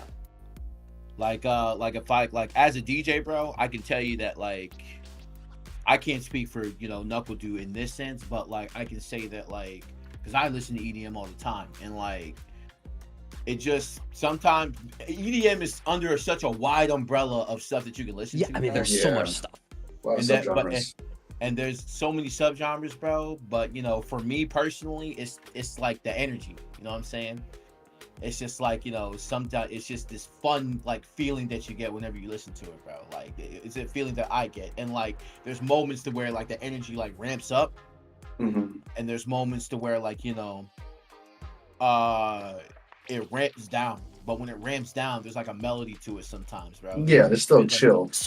So in this moment, and never before, I've never like genuinely asked somebody this, but like in this moment, I'm hearing like y'all are saying the same stuff about this that like I grew up listening to like hardcore punk and metal. And like, there's people that are like, oh, why would you listen to that? It's all screams, it's all this, it's all that. And it's like, yeah, man, you know, when that breakdown hits and you're in the pit and everybody's moving as one, I'm hearing a similar sense of like group spirit, camaraderie, and there's like a pulse to the room that everybody's locked into, and there's something hypnotic about that. Oh yeah, that like kind of perfectly describes it. Because like, at first, like when I first heard of EDC, I thought it was so stupid. Like, why are you guys going out of your way to pay all this money just so someone can play music for you? You know what I mean? I thought that was really dumb, but that's just me being ignorant. And like when I went, you're not a concert person normally? No, not at all. My first concert was actually when Lupe Fiasco brought me out. I'm not gonna lie. Oh, he beat Daigo. Damn. Yeah. Not a bad start. It's cool because like, you know, the visuals are kind of cool. Like the backdrop, what they have playing goes with the music, and the whole light show is like an art in itself because there's someone actually physically doing that. So, and yeah, like for EDM events, Plur, it's like, I think it's called Positivity, Love, Unity. What's the R one for? Respect, I think. Yeah. So that sounds right. When you're at these EDM shows and everyone's just dancing, bro, it's just really cool to see everyone just like let go of whatever they got going on in their real life, and everyone's just trying to have a good time. And it's just super non-judgmental. Like if you're not dancing, no one's gonna care. If you fall, everyone's gonna help you back up. And yeah, like for example, Shine, he doesn't listen to EDM at all, but he goes to EDC Orlando with me every year because he knows how much I like it, right? So we'll be at the dubstep stage where it's like like heavy metal and dubstep mix, right? And like, yeah, like everyone's moving. I look over and Shine is going in, bro. And I was like, yo, Shine, like, you know, I know he doesn't like this music, but because everyone else is moving, it makes you just want to, like, you don't feel pressure, but you just see everyone having a good time. So in the music, you get captured. Yeah, it's not the worst thing in the world, you know. But like the kind of EDM I like is like not just pure dubstep. It's got to have some kind of rock or metal in, like mixed with it, because like Janko said, like it's such a wide spectrum for EDM. Yeah, it's a very big umbrella, bro. Give me 3 artists that I will listen to tomorrow. Oh, okay. Sullivan King. Genuine. I'm open up Notepad right now. Yeah, Sullivan King is my favorite because he's like rock, metal, and dubstep, and it just sounds so good together. So Sullivan King's one, Excision's the other one. Yes, sir. Excision. Oh, that's a good one. Let me just look at my playlist real quick. Excision go crazy. Excision is like the king of dubstep. Like his shit is amazing. Like the visuals. There's a video that went viral last year where basically he had this mix where he had like Shrek visuals, bro. Like it was. Oh, I know. Exactly. I saw that clip. That was Excision, bro. Like yeah, I've seen him live many times. He's cool. Excision goes crazy. He's so good, dude. Yeah, I would say like Sullivan King and Excision is my 2 most listened to. Elenium's cool to bridge people into EDM because he's like really easy to listen to. You know, I'm not trying to sound like a elitist with EDM, but it is a lot for easy to listen to. Like, no, I fully get what you mean, right? Like when you Shaq. Every Shaq hobby, is a DJ. You know, Shaq. His DJ name is Diesel, and he's actually like he plays the kind of music I like. It's like DJ. Really strong. He's talking about DJ Diesel, bro. Yeah, I've seen him live a few times too. It's just big ass dude just pushing buttons. It's pretty funny. Like, and it's so funny because like you said, Brad, like that man will be in the pit. Oh yeah. That man will be in the pit, like you know, shaking the entire length of the guardrail because he's a 7'5" man. Like it's crazy, bro. Like, and but it's just the fact that like even Shaq can like come out there and be a DJ, but like everybody's vibing to what Shaq is playing, bro. Like that's kind of the magic of like, you know, it's the same camaraderie that you have whenever you go to concerts, bro. Like, you know what I'm saying? Like it's crazy, bro. Except I can do it in my 30s because it's not gonna hurt my back as much. Well, it depends on who you're going to listen to, doesn't it? No, I get it, cause like the last show I went to, bro, it was like 2 weeks ago. Bro, like it's tiring. I'm not gonna lie. Like I'm just like you'll dance for one song, and then the next song comes up, and you'll be like, this song's okay. So I'm gonna just conserve my energy. Like I'm actually thinking about shit like this at the event. Like I was never a thing when I was younger, but my back hurts. So I'm tired as hell. It's 2 a.m. Like, oh, I wore the wrong shoes for this. You know you're old when you realize I wore the wrong shoes for this. See, you guys are talking about this, but like, think about Evo, right? Like, some of your hotels are like 2 miles away from the venue, and you have to walk through the casino to get there. Yeah, It's the same Walk through the thing. smoke. You wear the wrong shoes because you want to look trendy, you want to look good. Smoked. You got blisters for the rest of the weekend. He ain't never lied. Doctor is telling the No, I'm truth past that about point, bro. everything. I wear running shoes every single day. Every- no matter every- where I'm going. every time. It's just Every not time. worth Orthopedic wearing Air insoles. Forces or Jordans. Like, who the fuck I'm trying to look good for? I'm bro? grabbing at home. Dr. Scholl's. Got you, bro. Dr. Scholl's, I'm in. You got to get those bro. UFOs recovery shoes. I don't even know what that is, but I'm about to Google it. I think they're basically Crocs, but like marketed to sports players. I don't know. I see it on football all the time. But that's why at Evo we go to the spa on Sunday Bunch instead of of the us venues. On Sunday, the Delano every year. I do not play games. I'm booking that shit emphatically. Every year, the Delano Spa is ham. That's the premium hotel. One of them, yeah. It's Okay.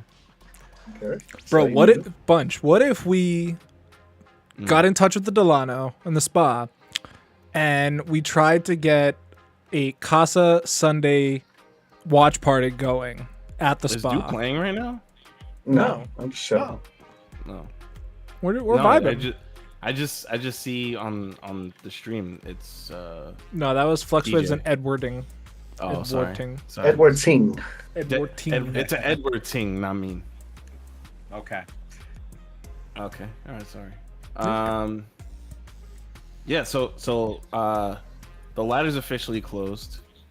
Yeah, I assume I'm in the top 8. It'd be crazy if I was just over here chilling. NuckleDU, bullshit. I'm sorry to tell you, you are first tier. First tier. You're in the first seed. Stand Oh, up. nice. Okay. And your friend Victor Woodley is number 2, so that answers my question from earlier today. Oh, And- Which specifically number 2 because of his loss to you. Yes, that's exactly why. Wait, how's he number 2? He's 3-1. I thought he just So- gave up. No. you refresh the. I Yeah. see 6-1. Yeah, you gotta refresh. Oh, okay. He took a break, came back, and said, you know, Damn, what? bro, I thought he was done. God damn it. He said, you know Give it a what, shot I'm gonna again. try. Nah, you prepare to lock in later. I think what it is somebody blessed the Maturino crazy, and It was actually a couple people. There was like Yeah, a $25 train going. actually, Oh, yeah. nice. Let's read through that real quick. Oh, damn. Dirty Whistle returns and drops another 25. We got Cat Daddy MD and Daft Man 13 with 25s all around. There's a few dollars in there. We got KO Kane, Megazan, that's crazy. And Electric Lee. Electric Lee. Shout outs to all the people that have been contributing to the Maturino. We're officially at 115, but it doesn't have to end there. Keep giving your hard-earned dollars to these very deserving players. To NuckleDU. Okay. to possibly Punk if Punk stops talking to his chat, because we know Duke can't do it. I had to jab you one time tonight. I didn't jab you at all. No, but dude, it's been fun having you on, man. Like it's cool to have these in-depth conversations on your approach, what life's been like, how all of this has been going for you. I think this is our longest we've ever sat down and had conversations. Yeah, we always just see each other in the same vicinity. Say Yo, what's up. I see you for like maybe 45 seconds every like 3 months, and you're like, yo, you live in Boston, right? I'm like, No, you get where I live wrong every time. It's actually incredible. It's none of your business to know where I live, but like it's the funniest shit ever because like I could see you actually trying to remember where I live, and it's always just not it. So nah, but thank you so much for just being That's cool, even a friend in passing, man. Just thank you for being you, man, and being a part of this thing. TJ, did you ask him the question? I have not asked him the question yet. I was waiting on you. So go ahead, get your shit off. This is your question. So, NuckleDU, at the end of the kickback, I asked everybody this question, and considering that you are, in my opinion, on the Mount Rushmore of Street Fighter players, you're one of the most important people in the scene. You're an OG, you've seen it all, you know it all. Look, well, I was gonna say look at the camera, but if you could speak to everybody right now, what does the FGC need right now? What do they need right now? They need a gold standard because we don't have one. Like when it comes to tournaments, there's no tournament that gets it right to a T, and that's kind of hard, you know. But bro, we've been doing this since 2009. You know what I mean? Before and that. I feel like sometimes we're going a little backwards. Like still playing on PS5 is kind of fun. You know, like we pay all this money to travel and put all these hours into our good equipment PC, only to travel to a PS5 event where the monitor has been running 4 hours of Tekken, and now it's time to play Street Fighter. Then there's just too many variables and too many external factors that could potentially sabotage a player's performance. And so I think PC is just better, bro. I understand the logistics is hard, but bro, we can't be going back in time. Like everyone's playing, like online is the best way to play Street Fighter because you have your trusted setup.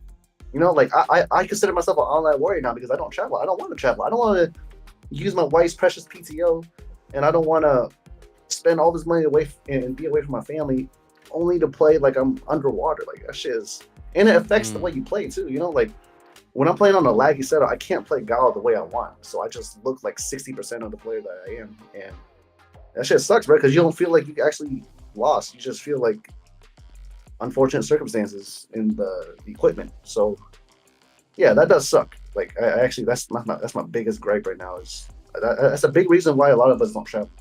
And Wow. you don't want the offline scene to die either, you know, because that aspect of fighting games is what makes the FGC so special, is the offline. That's a fact. Absolutely. I love how quick you had that. Yeah, right. He was sitting on that for a minute. Oh yeah.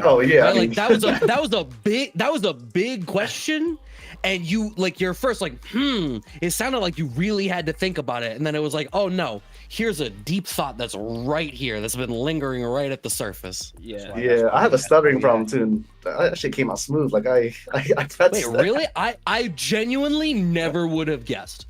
Oh yeah, no, I stutter all the time. Like I feel like I talk faster than what my lips could do. Slight pause.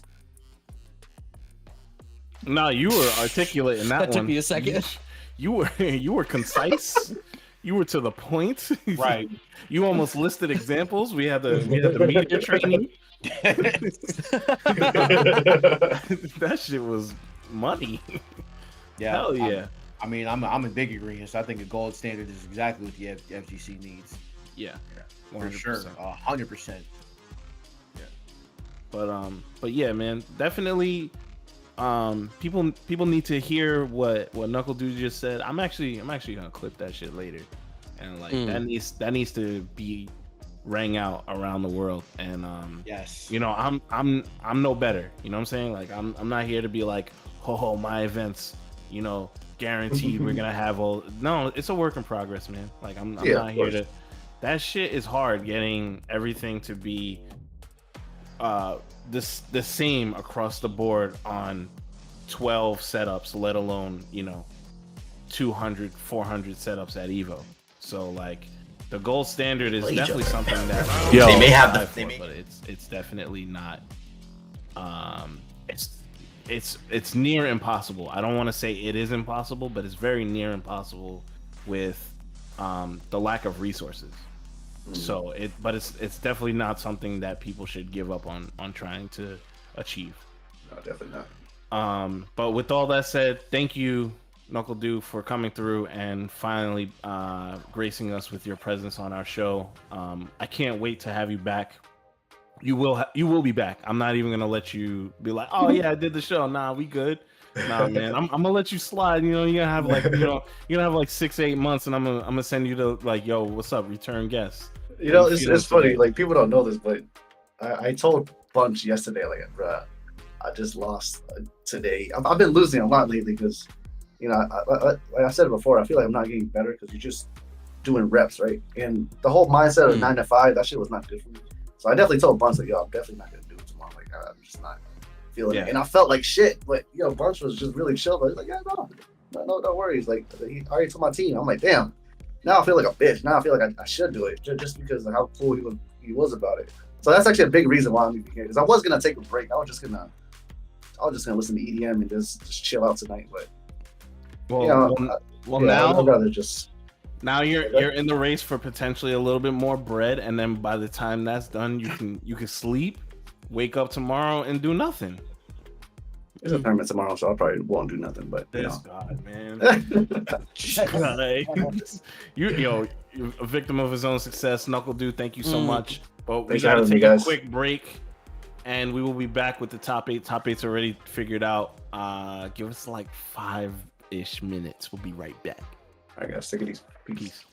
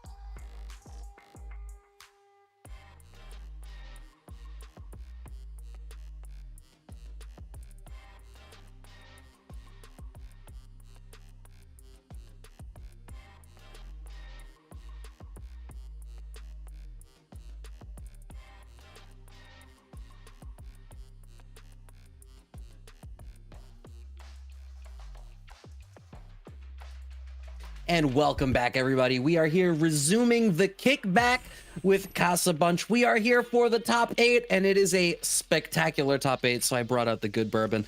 I am Brad Muse, and as always, I have a lot to say. Joining me is TJ Glenn. We just got done hanging out with NuckleDU for the last 2 hours. You can still see his Snorlax in the bottom of the screen.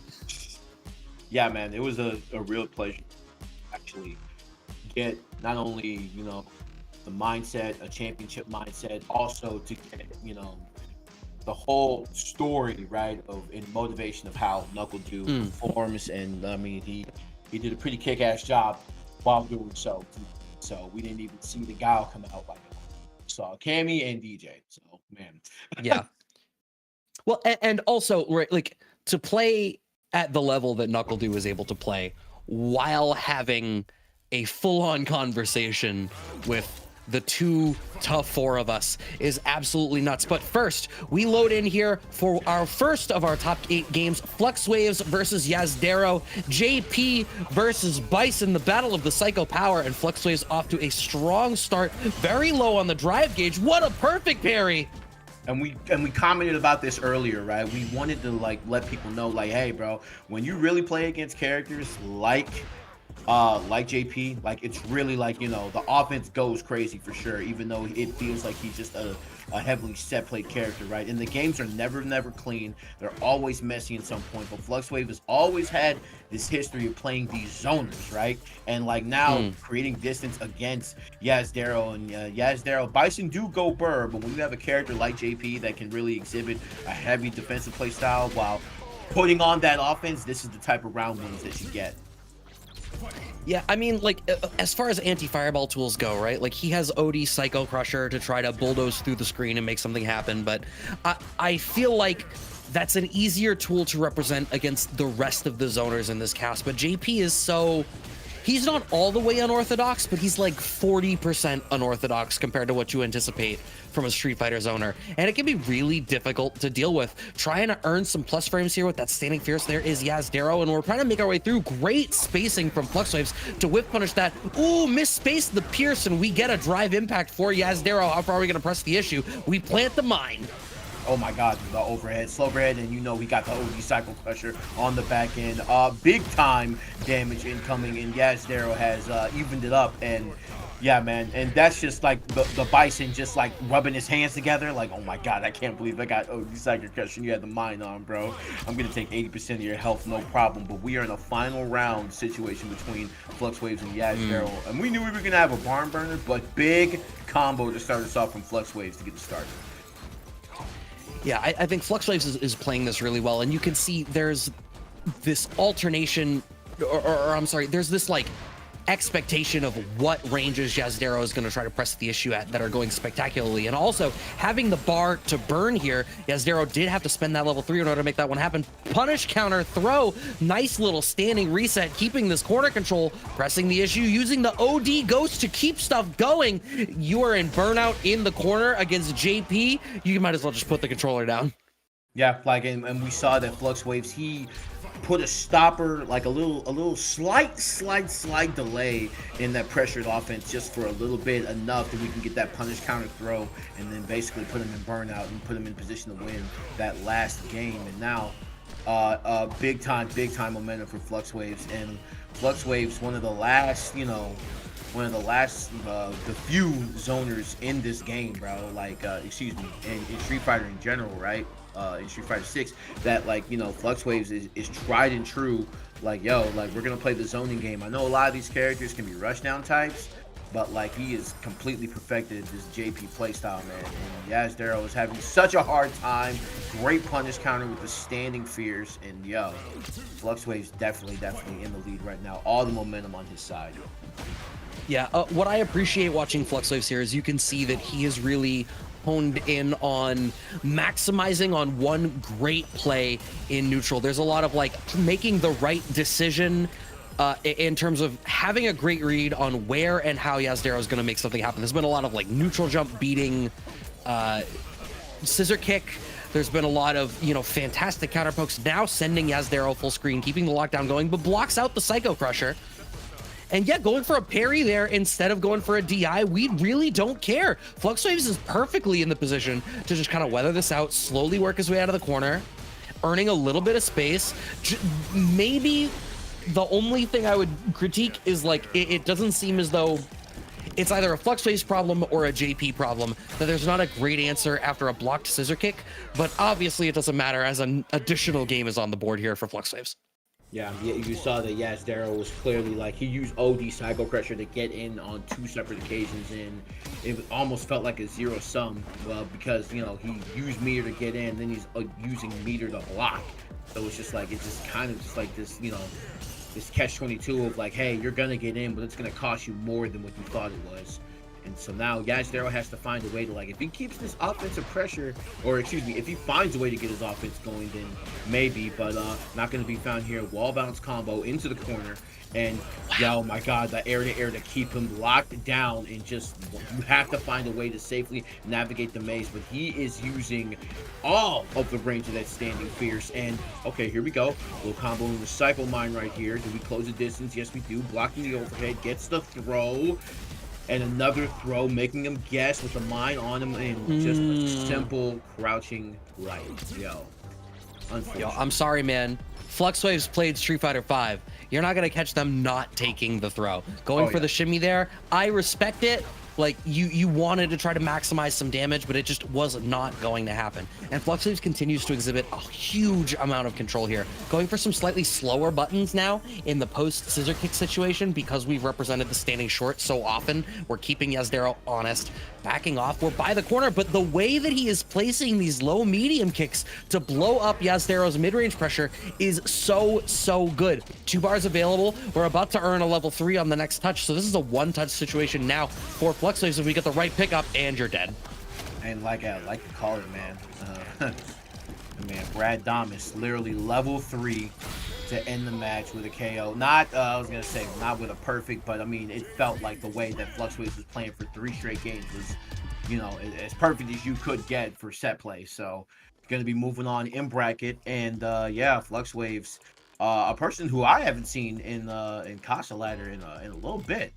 So it's definitely good to see him again, and he's in full force. And we do have the usual favorites in the bracket as well, but you know, Fluxwaves being one of them. We do have a couple new ones. Big Dom Churros, rookie, Arium Games. Love the name, by the way. Big Dom Churros, love the name.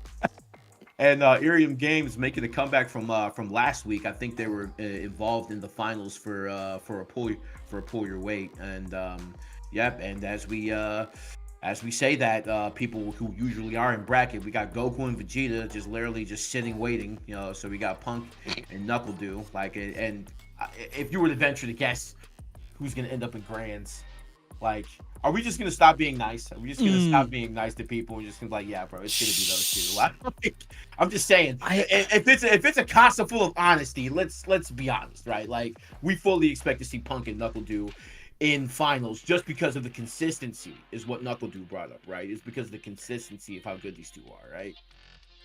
There are players who are a cut above, right? And there you go. They are, right? Like, they're able to give that plus minus 5-10% that is the differentiator between a good player or a great player or an amazing player, you know. And the consistency, the consistency was the word. The consistency with which they are able to bring it out is part of why these players have the longevity that they have. It's interesting, right? Like, people talk about Street Fighter 6, and even Do referred to it in the interview portion earlier. The word that gets thrown around a lot to describe Street Fighter 6 is volatile. And while I think the neutral game can be really volatile, it's so interesting to me how consistent the names we see performing well has been since the game's release. The players who are good at Street Fighter 6 continue to be good. Yeah, in a volatile game, right? Because it could just literally just blow up at you in any moment. And Idom honestly said it the best. Like, I saw a clip and he was talking about how, like, you know, some days, you know, this being a volatile game, some days, even as a pro player, some days you just get completely washed. You know what I'm saying? Some days you just can't muster it, and there's other days to where you completely blow up opponents. and you just kind of have to ride the wave and just win the tournament at that point. And it's just some days are better than others, bro. But because of the volatile, it's players who have the most success have the most consistency. And as grass grows, the sky is blue, and probably going to see a Punk NuckleDU finals at some point. So, but everybody else still has a very legitimate chance, right? And like, look, The way you say that just feels so crummy. well, Like you just handed out participation trophies live on stream. But that's what makes it so compelling, right? Because maybe somebody could prove me wrong. You know, maybe somebody could knock Punk in the losers. You know, or maybe I'll be. Which has happened, first of all. Yeah. But second of all, sometimes you just need a little bit of bias on the commentators, right? Like, there are times where, everybody's too chummy. You gotta, call someone out, and, maybe it's just, FlyQuest Banjo from now on out, right? Like, he's pulling for Punk, saying he's already won. Just be that way sometimes. It's not true. It's propaganda. Okay, I literally told NuckleDU that he signed something of mine. I've been a NuckleDU fan forever. I say NuckleDU is going to win every tournament. Whenever somebody says who you got between NuckleDU and Punk, I always say NuckleDU. Always. I'm a NuckleDU big fan. Big fan NuckleDU, dog. Even though he had that weird clip that he said like earlier, but I'm still a very stout NuckleDU believer, dog. Still, You don't gotta like draw attention to it. I thought, dude, that shit was too funny. Let the without a weird clip on the internet cast the first stone. Thinking. Oh, we got you in 4K, Yeah, Brad. Don't. I probably have one. I have at least one. I got one. I probably have two. Only two. Bro, I just be out here saying shit. You know this. Like, Yeah, I do believe that we are waiting for the players to get into the lobby here for the other of the winners quarters matches, Big Dom Churros and Rookie. I can't say that I am very familiar with either of these players, so I'm gonna be intrigued to watch it, right? Like, one of the cool things about being able to watch tournaments like these is sometimes you get exposed to a name that you've not seen before, and it's always super fascinating to see new talent on the up and up, Yeah, and definitely it'd be very, very refreshing to have a new character over here as well. So, and as I say that, a Luke pops up on the screen, so won't be any of that here, but that is all right. What do you consider a new? Because like I feel like we certainly don't see as much Luke as we used to. That is correct. That is right. I don't know. We never see a Geef in top 8 like that, right? We just did a couple weeks ago. Work. I think you were even here for it, Banjo. Was I really? Yeah. Huh. I do think it was before our Christmas break, but that's forever ago. That was last year. Big Dom Churros and Rookie. We have Jury versus Luke. Oh yeah. Big Dom Churros. You play this. This shit say new challenger in the corner. Ooh, checking the drive rush with the projectile. Very, very nice. And this is what's so tricky. Oh, I was gonna say tricky about Jury, but good bust out right here by Rookie.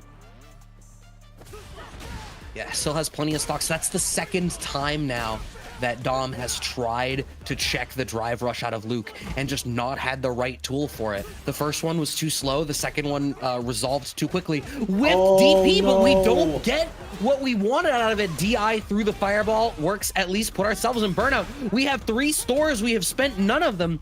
And this is going to be really dangerous for Dom now because it's going to be very easy to lose the momentum that they have.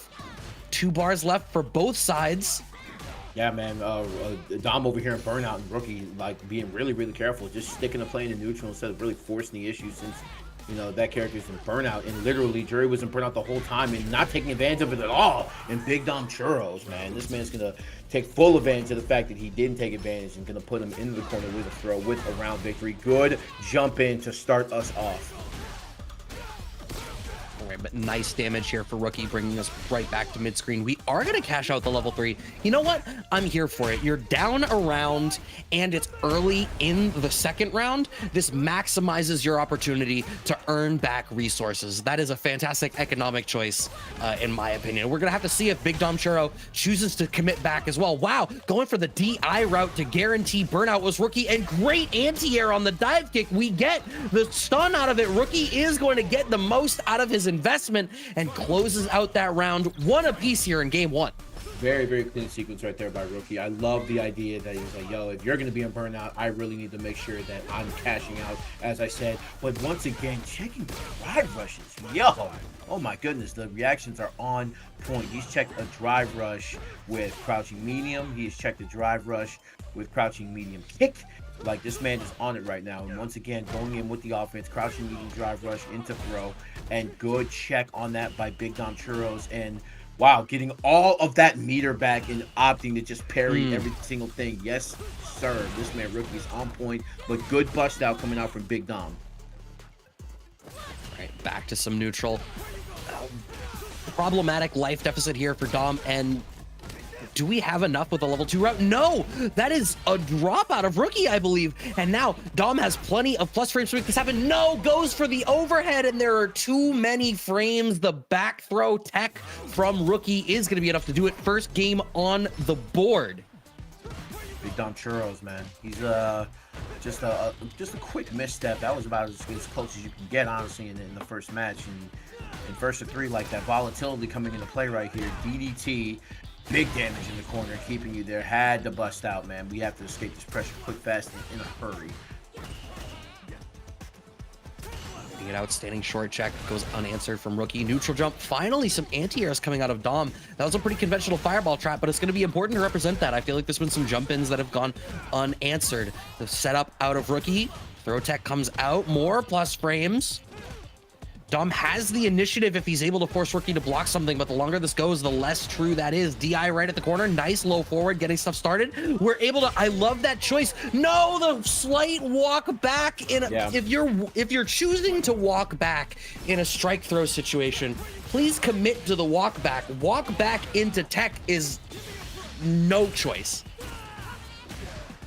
Oh yeah, big damage incoming right here for Dom as well.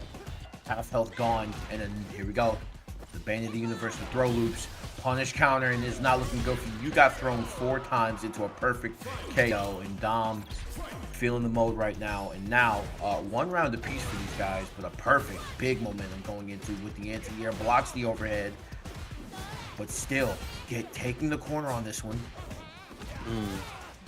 I love that there's a very specific range or a specific length of block string that it feels like Dom starts to check in, and Rookie is honing in on it ever so slightly. Wake up level, what is that, level 2? Yeah, out of Rookie. Critical choice, wanted to ensure that they get a little bit of their drive gauge back. Drive gauge now in their favor. I wish you would have back thrown, Dom. You were so close to the corner. Wow, another perfect parry scored on both sides. We've seen the parry pump represented by both these guys, but crouching medium, you just weren't blocking, brother. Level 1 into the corner. DI might be an option right here, but with Big Dom Churro's meter running out and now in burnout, so literally the only thing on Big Dom's hand right now is a reversal level 3, but it looks like they're just standing way, way, way out of range for that. And now the projectile's playing a big factor into this, and man, it's looking like all but checkmate, and Rookie was just going to play neutral until they got what they wanted, and that's going to be a W. Another round in this match, another game in this match right here, and it is first to 3, and Big Dom Churro is looking at the bad end with a 3-0. Yeah, Big Dom Churro, there's a lot of just shy of the correct game plan, but not having quite the right situations. Finding the forward throw there through the DR. Okay, and we get the side swap. Love that. Punish counter throw. We have Rookie locked down in the corner. Keep this pressure going. Waiting it out a little bit. Wants to be prepared for a jump out attempt. I suppose there was plus frames, so yeah, the drive reversal makes sense. No, unfortunately commits to the standing roundhouse, and now we are in the corner. Rookie is just now going to get out of burnout. This could very easily be Rookie's round after Dom held it for so long. Life now even finds the throw. A second one? Please, go down throwing. Oh, the jury-specific choice, and Rookie throws it away. Wow, this man really risked it all in the DP. Like, you had positioning in the corner. You know, questionable DP at that. But, I mean, if you believe in it, somebody has to. And Dom says, hey, I believe in it. And that's why I'm up one round. Good cross cut to start it off. And instead of going for the overhead, going for the throw to push him into the corner. Big sequence coming out from Dom. And the crouching medium kick, once again, to get out of the corner. This man press. Yeah, it was interesting, right? Because it was after a standing medium punch. So it was a spot where I feel like Rookie has made the read that Dom was going for a lot of trying to claim a lot of leniency in the frames that they had there. So going for the low medium kick, a very specific choice, a very specific anti-shimmy choice. Dom able to close out that round, getting a game on the board for themselves. Critically important. Obviously, down 2-1, you don't want that. Or down 2-0, I'm sorry, you don't want that. The anti-airs starting to get a little crisper here for Dom. I'm appreciating it. Yeah, man, as you love say it. that, The cross cut's so clean. Yeah.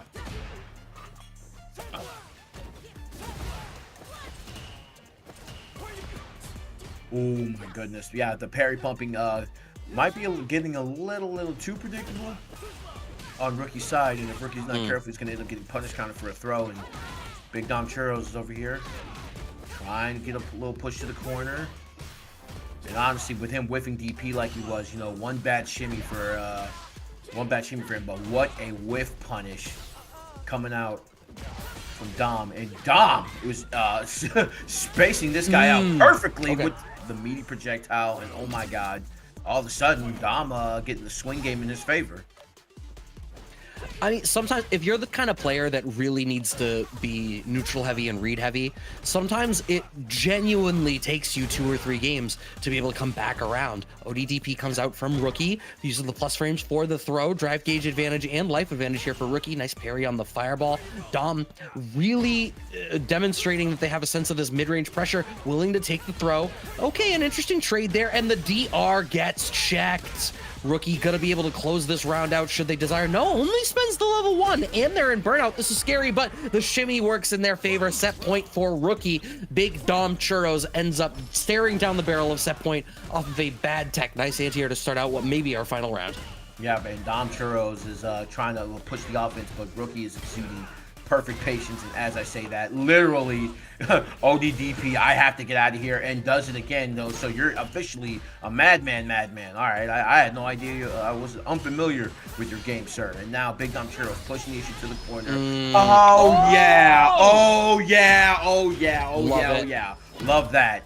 He says, look, man, I think you got a little too much dip on your chip, my friend, and we're going to go into a game 5. You know, between the two newcomers to the top 8, you know, I didn't expect a barn burner, but here we are. So here we go. Game 5. 2-2 between these two. And some of the fastest games I've ever seen. Shout out to all games done quick. And Big Dom Churros, the cross cuts, you have to stop jumping over this man, man. Yeah, the cross cuts have been really clean. Very slight drive gauge advantage here for Dom. Very willing to just kind of walk forward. And I like how they're gradually implementing new layers to the toolkit. Good anti-air. Trade, it could have been better, but it feels like though there's not as much of a willingness to go for an uppercut style anti-air if it's not a deep cross up where we get the cross cuts. Corner pressure going. The crouching strong connects there for Rookie. Plus frame situation goes for walk back. I am so surprised. If I'm Dom in that spot, I want to hit a button just to force Rookie to block something. And it honestly feels like that they've been doing that like opposite ends of the corners, like right here. And it feels like in this situation right here, a button was going to be pressed. Spends the meter. Oh, medium back roundhouse. What? Forward roundhouse? But what did it hit? That was an armor OD flash special on Wake Up. Yeah. No, I think it was armor flash for a DI. I think because the bar went down too. I don't think it was DI, because it could have been just an OD special as well. Because I don't know why you would DI in that spot. You didn't have enough life. You probably wanted to go for an uppercut. I wonder if that was accidentally QCF instead of a full uppercut. Could have possibly have been, but in any case, to Rookie's advantage right here, that forward roundhouse definitely going to do the trick right here. Level now, 3. Oh, no! Out of here? Nah. Yeah, puts him in burnout right here. Yeah, you're forced to respect that because that charge knuckle situation, very common trap for Luke players to use once they have level 3. You can charge the charge knuckle, and if people try to DI you for it or challenge you, you have the level 3 cancel in the back. Level 3 coming out for Big Dom Churros. This is going to earn them out of burnout. Rookie on the back foot. Nice frame kill, but not a whole lot comes of it. Cross-cut DP, huge. You want to try to do this with as little bar as humanly possible. Defensive back throw out of Rookie, blocks the overhead, but we are stuck in the corner. Rookie has CA available, so this could well be one touch, depending on how much drive gauge there is when Rookie finds the hit. Slowly working our way out. Big Dom Churros puts themselves in burnout, but the very slight delay after the drive rush is enough to earn a response out of Rookie. The wrong response. Final game, final round.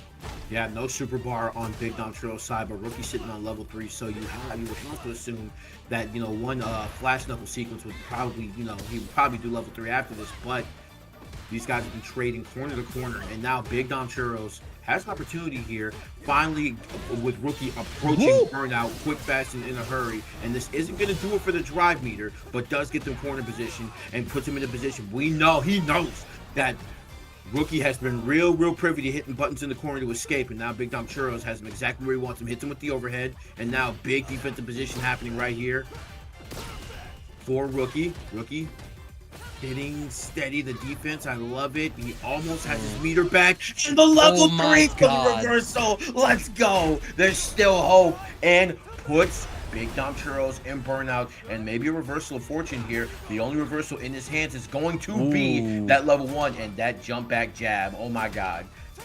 Huge. So that's a brilliant choice, right? Because that's a spot where you expect Rookie wants to go for the back throw. Level 1 comes out from Big Dom Churro, earns them a lot of screen real estate, and the dash forward, low forward is enough to claim it out. A reverse 3-0 from Big Dom Churros. Sometimes the first games are for data. Yeah, and I guess he must have got the answers on the test. I ain't gonna lie, because literally we saw in 2 separate situations, right, how they were both like really scrappy in the corner, and like I'm guessing that Big Dom's like realization was like, hey, if I put you in burnout, you're gonna be a lot less privy to hitting buttons to try to escape because you're not gonna have the meter to escape. So I think once he burned that level 3 to get out, that was basically like the last the last straw, right? That was the last thing he needed to be like, yo, like now I'm really gonna like lay into you. So man, shouts out to Big Dom Churros for the reverse 3-0. Yikes. Yeah. I see somebody in chat is cheering for Big Dom, so I have to assume that some network of theirs is in the area. So I must ask, are we a chocolate sauce or a caramel sauce kind of churro person, Big Dom Churros? I must know your opinion. You gotta let us know, bro, for sure. We're going with caramel sauce on this one, right? We're doing that, right? I mean, for me, it needs to be the caramel, and it needs to be in the churro. There's a place we order from that has it in the churros, and there's one place we order from that doesn't. The place that doesn't intensely disappoints me. They give you the sauce on the side, and sure, you can dunk it, but it's not the same. It's not the same. Yeah, definitely not. That's where we went last week, right? The place that doesn't that's have exactly it? what I'm Okay. talking about. Yeah. Casablanca, put the caramel sauce in your churros. No, it's a white Mexican spot. That's why it's in the name. Is that true? No, God, no. They no. It's very Spanish. I was gonna say, I'm like, that food tastes way too good to be a white Mexican Wait, place. dude, y'all messed me up. I wrote winners churros, not winners quarters. Nah, just keep it there, bro. Let us rock, bro. Churros, bro. Oh You my know what it god, is. what an air throw out of Flux Waves. Yep. And did NuckleDU's on Cammy. Yeah. It wasn't this player, but we opened up the evening with this character matchup. Yeah. And I think one thing that Flux Waves is definitely going to have to, make sure that they're checking for is that dive kick, because, that just puts Cammy in such a good position. It hits low, just like that low confirm into the level 1. And wow, NuckleDU says, you know what? I need to lock in. I need to lock in real quick. Yeah, he just muted the stream.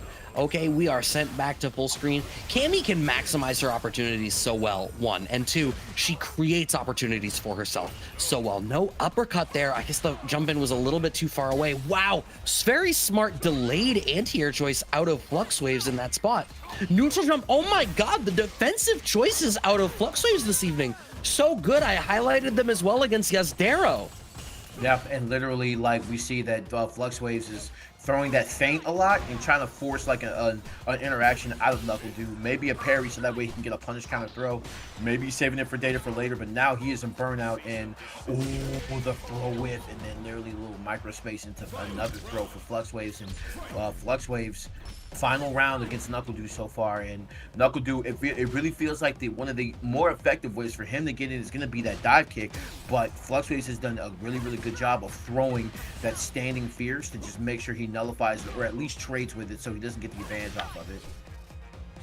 Yeah, oh my god, the layers of shimmy that NuckleDU is trying to establish here, and Flux Waves just refuses to bite. Target combo finding the anti-air. Flux Waves' defense is looking absolutely nuts right now. Finally finding a dive kick to land here is NuckleDU. There's been a lot of regular jumps, so dive kick working out. The fact that you ended up in the corner there is both weird and unfortunate. Oh wow, and you see that he tried to snipe out NuckleDU with the crouching medium, and nothing can be found here. And here we go, level 2, time to guess. Does he get the stick? Oh, I thought he stuck her. Oh, that would have been wild, but this combo is insane.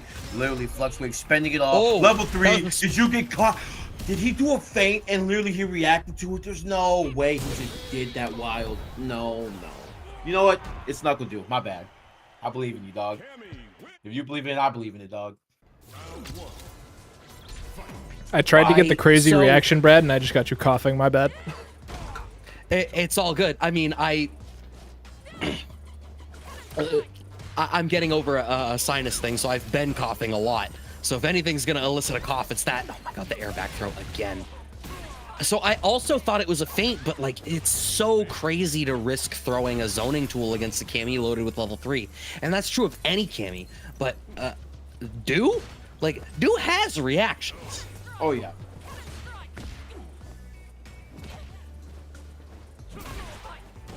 Okay, finding the anti-air. Keeping this corner position locked down. Okay, Flux Waves gets away with that DR combo. Wants for the knockdown choice.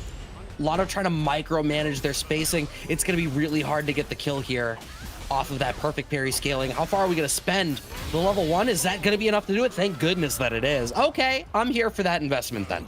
Yeah, we absolutely have to make sure that this kills, bro. Especially, and I think like at that low health, I think even a drive rush, right? Even a parry and a drive rush combo after with the level 1, they're definitely gonna do it. Here we go, NuckleDU, the full combo, and now you have to work the maze again. And I couldn't imagine having the patience for this dude. So here we go, Flux Waves, and very strong control right here. But the cross up into the corner right here, excuse me, into mid stage right here. Now NuckleDU slowly trying to just, crack open the defensive Flux Waves, but it's just been so difficult. And he knows that he can't be afforded a mistake, because one bad thing goes into heavy departure, and now you're full screen. You're forcing them to navigate JP's tempo run, but it won't be found here. Level 3 Flux Waves. This is going to do it. And wow, never mind, spoke too soon. Wow, getting cheeky with the long range slow overhead, but the crouching medium gonna do it. JP gonna be able to get the victory here, and Flux Waves up 1 along with NuckleDU. Yeah, I mean, interesting. It's so much of it is hinging on the defensive decision making out of Flux Waves, and you were talking about Flux Waves playing zoners in Street Fighter V. Obviously, they played a myriad of characters, but I feel like by the end of it, we most associated Flux Waves with Poison, right? So it was a very mid-range focused thing, and that's very much the style that I feel like they're playing of JP.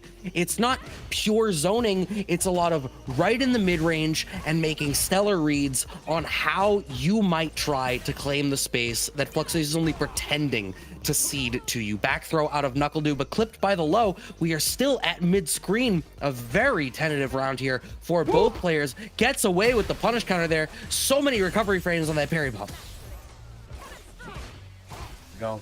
Literally scrap him once again, even after the punish counter, man. Still pretty much even game right here.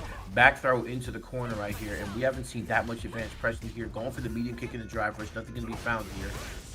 Kind of slowing the ankles down to jump, and we're being a little bit more cognizant of our choices in the corner right here, and kind of just, you know, waiting on each other to make mistakes and Flux Waves.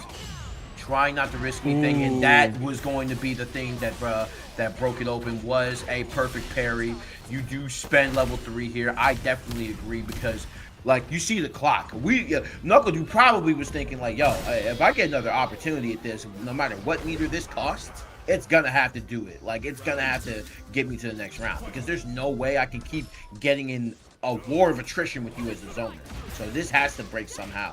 Oh my god. So first of all, to yes and your point, also it's the first round. You have more than enough opportunity to earn back resources to make something happen. Also, the spacing on that dive kick to force a whiffed anti-air out of Flux Waves, absolutely immaculate. NuckleDU starting to make these adjustments based on what his expectation of what Flux Waves is going to do is. But right now, locked down in the corner, OD departure to try to make something happen. So much respect out of these plus frames, starting to parry in these block strings here is NuckleDU, because doesn't want to end up putting themselves in burnout. And the spiral arrow just to corpse hop and get out of the corner position, very intriguing. But Flux Waves corner to corner off of these neutral interactions now. Great jab check from Du though. Wow, and every time Du gets ramped up even a little bit, and that is so scary. The fact that he does the OD parry and is able to literally just start tracking you with the projectiles, and then just the micro walk, just a small walk over there, and literally stopping his drive rush in the middle of it. Du in a very, very bad way, but good throw escape. And does the throw do it here? No. Ooh. Oh my god. Oh, what? Wow, dude. Not enough health to really not enough health for the trade in general. So I think even if he DI'd or just any move that, you know, made contact with that, because he was at 1%, was just gonna, you know, he was gonna win that trade in that favor anyway. So okay, but very, very good combo. Oh no, man. Small walk forward into jump, whipping the DP, big combo out for Flux Waves, and now you're in the corner. It is time to guess. There is a lot of purple in that corner. Parry pump gets the punish counter, and yes, the bust out. Stopping the dive kick with the air-to-air. Hello? Level 3? Oh, man. Are you kidding me, NuckleDU? Why do you keep doing it, Flux Waves? You keep checking this man. He's not that old yet. Look, there is a perfect overlap of age and fatherhood reflexes that NuckleDU is living in right now. Here we go. Another throw. This man, NuckleDU, and every time Flux Waves has done an excellent job of just calling him out for the dive kick and literally like, yo, if you get up here and you jump, I'm gonna throw you out of here. But I'm not gonna let dive kick become that integral in your offense, and so far he's been doing a pretty decent job with Flux Waves. Oh, dive kick plus on whip, a throw into the corner. Yep, and trying, like I said, once again trying to rev up the offense, and that parry, man, doing his job. NuckleDU now in the corner. Wow. Hello? I didn't block. I mashed throw tech. I got deleted for it. I lost MR. I rage quit the game. That's what just happened in that interaction. Flux Waves spending out the level 2, manages to get enough. Wow, instant overhead does get blocked, but the follow-up situation not going to work out there in NuckleDU's favor. Game 4, first round on the board for Flux Waves, and we find the anti-air right into the departure to keep our momentum going. Yeah, and like, oh, I was going to say, there has been a lot of parrying in the corner by Flux Waves, and now Flux Waves for the first time getting blown up for it, so maybe it'll make him pretty, but great backdash, full corner send, get out of my face, and now you gotta run the maze once again. And dive kick from downtown, this man NuckleDU applying pressure right here and just slowly kind of waiting on him to make a decision. And oh my god, the DI, there's no way. Here you go, level 2, puts himself back out of the corner. What's the move right here? Do you pretty much, you spent all, not all of your resources, but oh my god, Walk back, the shimmy works out. Fluxwaves gets the pickup. Wow. I was sitting here thinking Fluxwaves' best case scenario is to play a zoning game and force DU to commit the resources. Nah, Fluxwaves aims higher than that. Here we go. And we got to assume that Fluxwaves is not going to take this pressure for very long, and NuckleDU picking his spots very, very carefully, man, because he has missed space twice, and it has just cost him big. And now throwing to the corner right here, NuckleDU has to find his way out, able to get the dive kick, and I love the flip into just being stationary, just to get a restand here, and now into the corner once again, and just playing a patient game. And Fluxwaves, to his detriment, wasn't able to get his offense started, and NuckleDU 1 round away once again in this game 5. That's the asshole DP.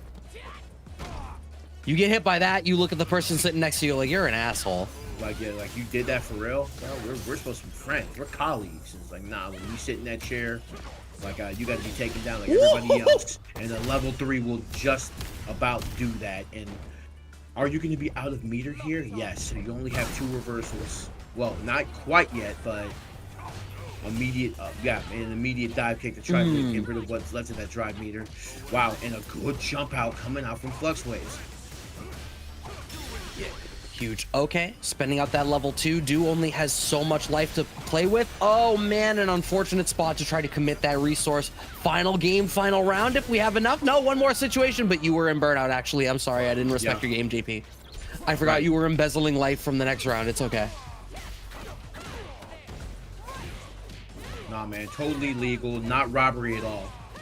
Oh my God! But maybe you could use those investments to get a helmet, my friend. And I figured he was gonna go for a third one, man. Rule of 3s, but puts himself into the corner. Fluxwaves a little bit less than 50%, and NuckleDU, wow, getting annihilated by JP. Restand in the corner, trying to find his way out. Another throw, and wow. And yeah, we're gonna go ahead and do we have enough for level 3? You better believe it. And NuckleDU says, look, man, I'm locked in. I need a way to beat this man, and the next possible combo I get, I'm gonna expend it all, just like you have been whenever I've been in the corner. But he fights his way out. NuckleDU gonna move on in bracket against a very, very, very, very difficult opponent in Fluxwaves, and Fluxwaves going to learners, teach him a lesson for a little bit. Yeah, I mean, a great performance. DU just barely getting the meter to turn that into a kill with the level 3 at the end there. Right? Like, but those are the kinds of things, like, you go for a different combo route if you do not trust that you're going to get enough meter to be able to cash that one out. So very calculated there out of DU. And I like the adaptations over the course of the set. There was the way that DU was utilizing dive kick changed ever so slightly over time. Yeah. And I feel like it's a big part of what was blowing up Fluxwaves, because what started happening is we were seeing shallow dive kicks to force an anti-air whiff into a whiff punish sweep that let NuckleDU start to assume a strike throw situation on Fluxwaves' wake up, and forcing more of those interactions was a big part of what made that go in his favor.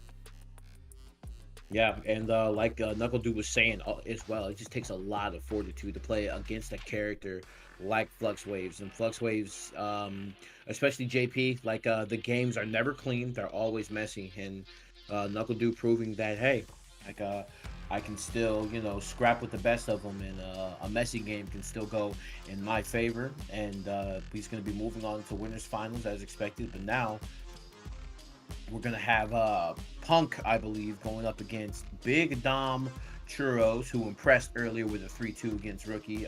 Big Dom Churros with the jury. So, and real quick ahead. Before that, I think there's about to be downtime. Why am I hearing this in my earballs?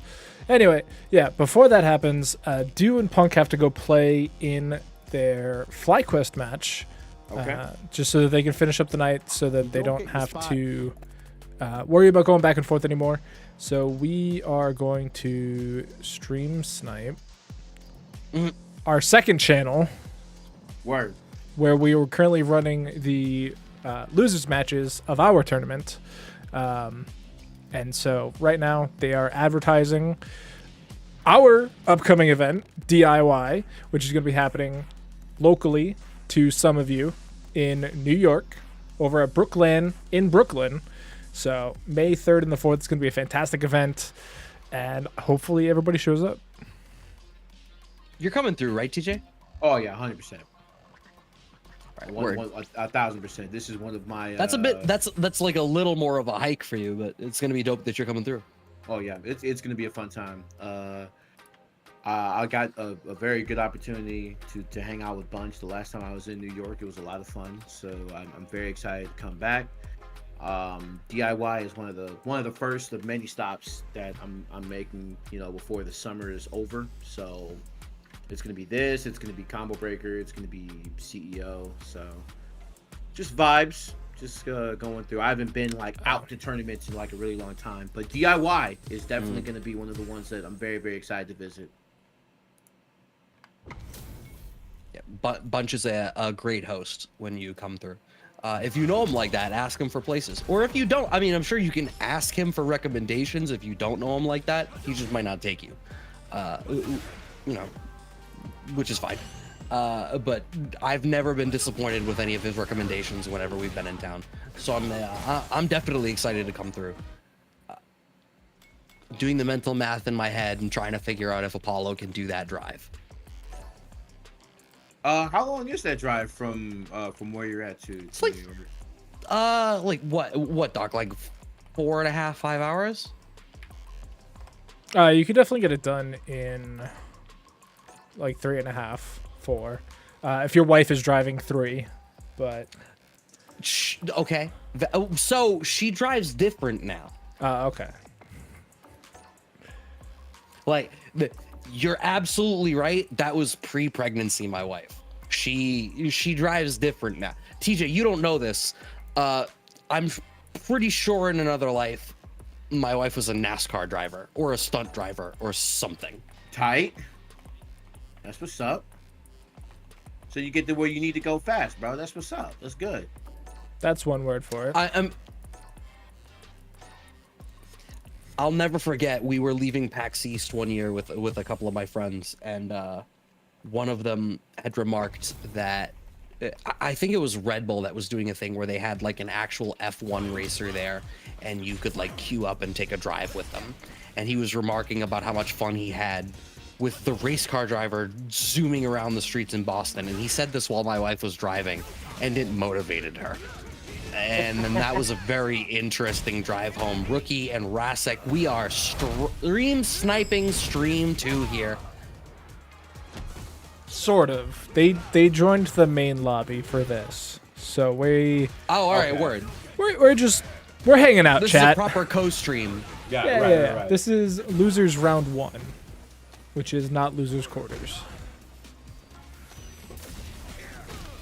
But yeah. No, those events and stuff like that, Brad, I don't know if I ever told you, but BMW kind of had this event where you show up and you can drive some of their cars around like a track, quote unquote. It was just like a cone track, but it's the same thing. Mm-hmm. They put you in a car with a professional driver, and you can either sit shotgun or you can do the driving yourself, and they just let you hammer these cars in like a circle for a little bit, and they do like turns and all stuff. Like, it's very similar to probably what Red Bull was doing with their driver, but it's right down in Foxborough too. So if you guys ever check it out, it's probably worth going. I was about to say I need to know where this place is because I've wanted to have that be a date idea for a very long time. Rookie taking that first game as we talked about something entirely unrelated. Rasek just shy of burnout as they spend all of their resources, but they do plant the Psycho Mine. Why do you have that? Like, why give Bison that, bro?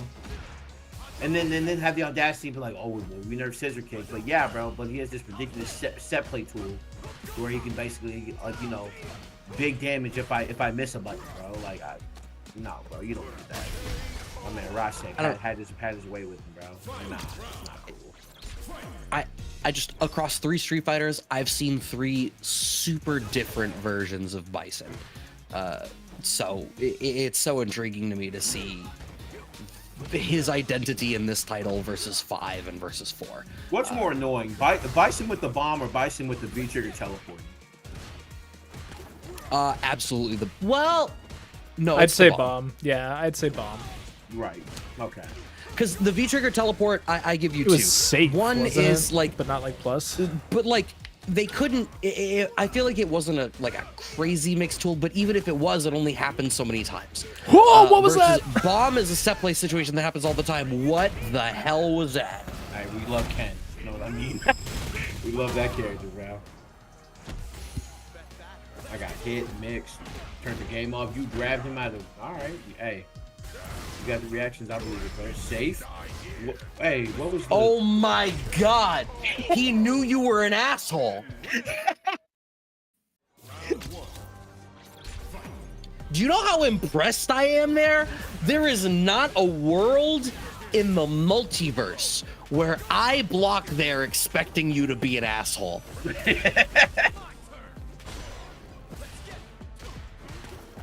Yep, you did all those resources. Now you're stunned. Yeah. What's up, rookie? Show him what's up, rookie.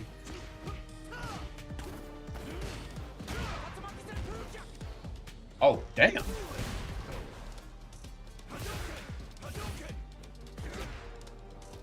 All right. Standing medium kick as a mid-range tool here for Rasek, trying to keep this, trying to earn some momentum. I'm sorry. Okay, Psycho Crusher through the fireball.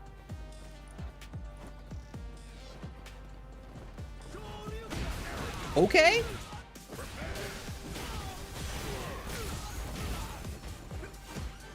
Very, very decent damage. It's definitely go up. With the bomb gonna go away though. Ooh. Oh no!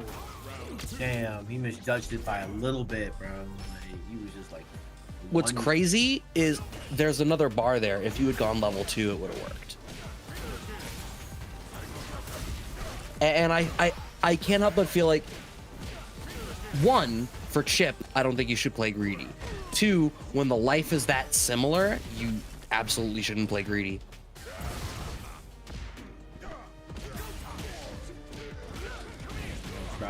Crouching medium kick. Wasn't that best button? Voted for best button? I frankly, I'm not sure it's the best button in Ken's toolkit, but it is on the list. I'm not gonna lie to you, it's not Ken's best button. Tell me, Brad, what do you think is Ken's best button? I'm curious, bro. It might be standing fierce, it might be jump fierce. The wasp fierce just sends me, man. You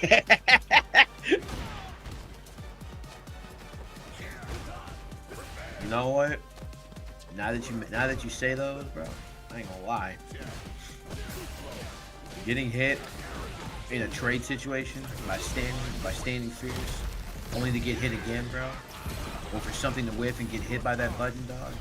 Yeah, I'd be very, very lazy, bro. Like, all right. So this is a spot I feel like Rasek has had a little bit of difficulty through this set so far, finishing their plate.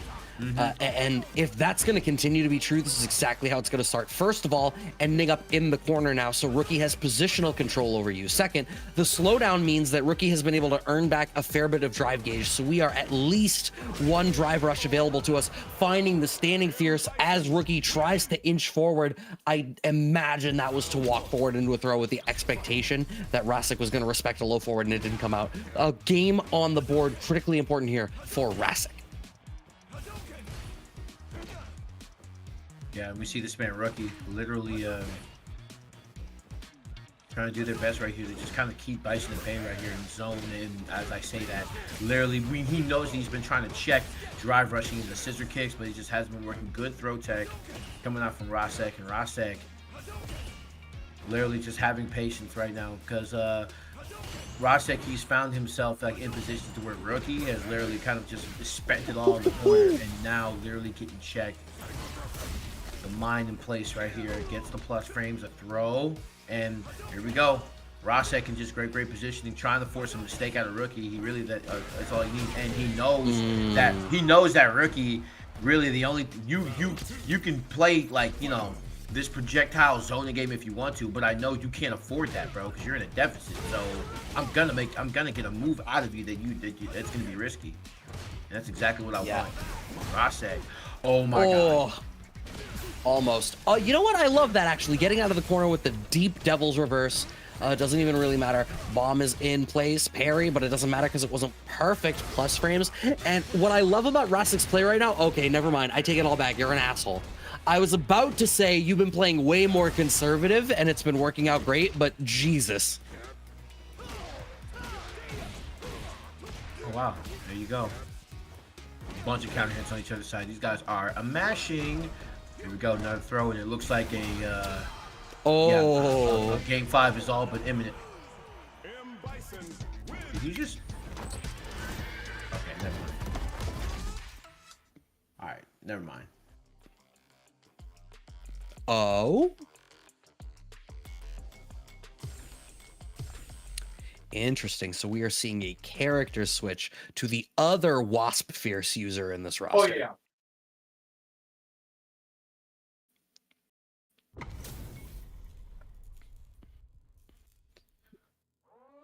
Oh, man. I always forget this outfit has braces. Okay, so Yeah, it wasn't just me, because when he was getting level 3 by Jury earlier, I was like, what is going on? Do I have a mod somehow? Like, what is, what? No, he has braces in this outfit. It's young Luke, man. He's not that young. You know what? I shouldn't say that. Shoutouts to all those adult braces wearers out there. Sometimes just you me, gotta... Brad. Just me, dude. No, hey, sometimes you just gotta fix your mouth. You know, it happens. What the fuck? Right, you know, this man, like Luke is quite literally a street fighter. Definitely not a grappler. This man got grabbed in the corner like 9 times. Here we go. Oh boy. Using a lot of standing medium kick. Okay, nice jab check out of Rasek to get to set point here. Standing medium kicks implementation, I think, has been the big money maker here for Rasek because it is the core part of what I was referring to as the conservative game plan, right? Like there's just so much control and lockdown with the spacing that Rasek is using it at. About a 60% life lead here over Rookie with 3 bars in the back. It doesn't even really matter that you're eating this. Rookie has level 3, is gonna spend it. I'm here for it. It gets you that drive gauge back and you need to make this comeback happen. If you're going to win this game, you will have ample time to earn that bar back. Oh, what a frame kill! Yeah, and we know that Rookie is definitely adamant about, you know, pushing buttons to make his combos go burr, and not going to be needed here. Big time whip on Rosek's part. Now Rookie in position to winning the set. All right. More standing medium kick. Rasek earning a bit of plus frames here, but Rookie's, it seems like Rookie is making this adjustment to just not bite in mid-range and to let Rasek go away with some of these empty pokes. Okay, finding a little bit of initiative, sets up a shimmy for themselves, and now they have corner control. Meaty pressure works out, and Rasek gets scooped now. Rasek being forced to play defensively, and it's not working out great. Level 2 is available in the back. It ought to be enough. Yes, it is. Rookie's going to close out the set, stopping the 3-0 with the Luke switch. I'm sorry, the reverse 3-0 with the Luke switch. Yeah, this man, I figured that, like, Rasek going back to Luke was going to, not Rasek, but I felt like,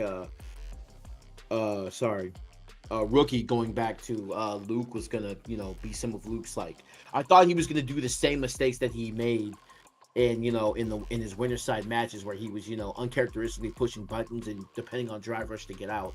But that's definitely not going to be the case here. He's able to take it over Rasek, and he's going to be going up against Flux Waves as a reward.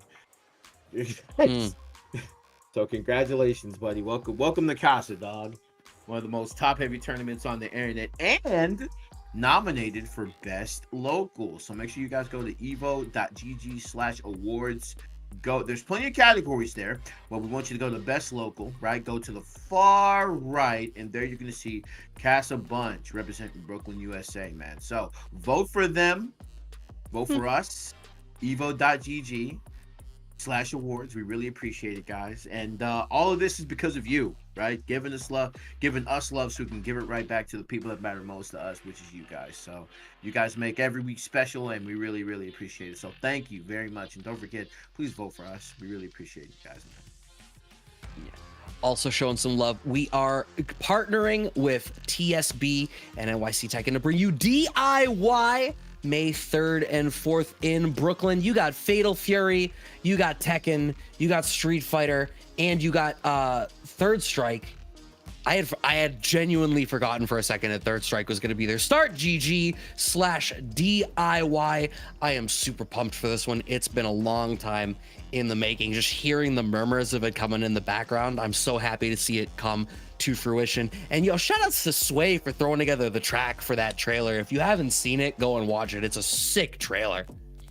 Yeah, man, I'm very, very excited for Fatal Fury. It's a fighter that I've never really explored before. I've never played an SNK fighter before. I don't think so, at least.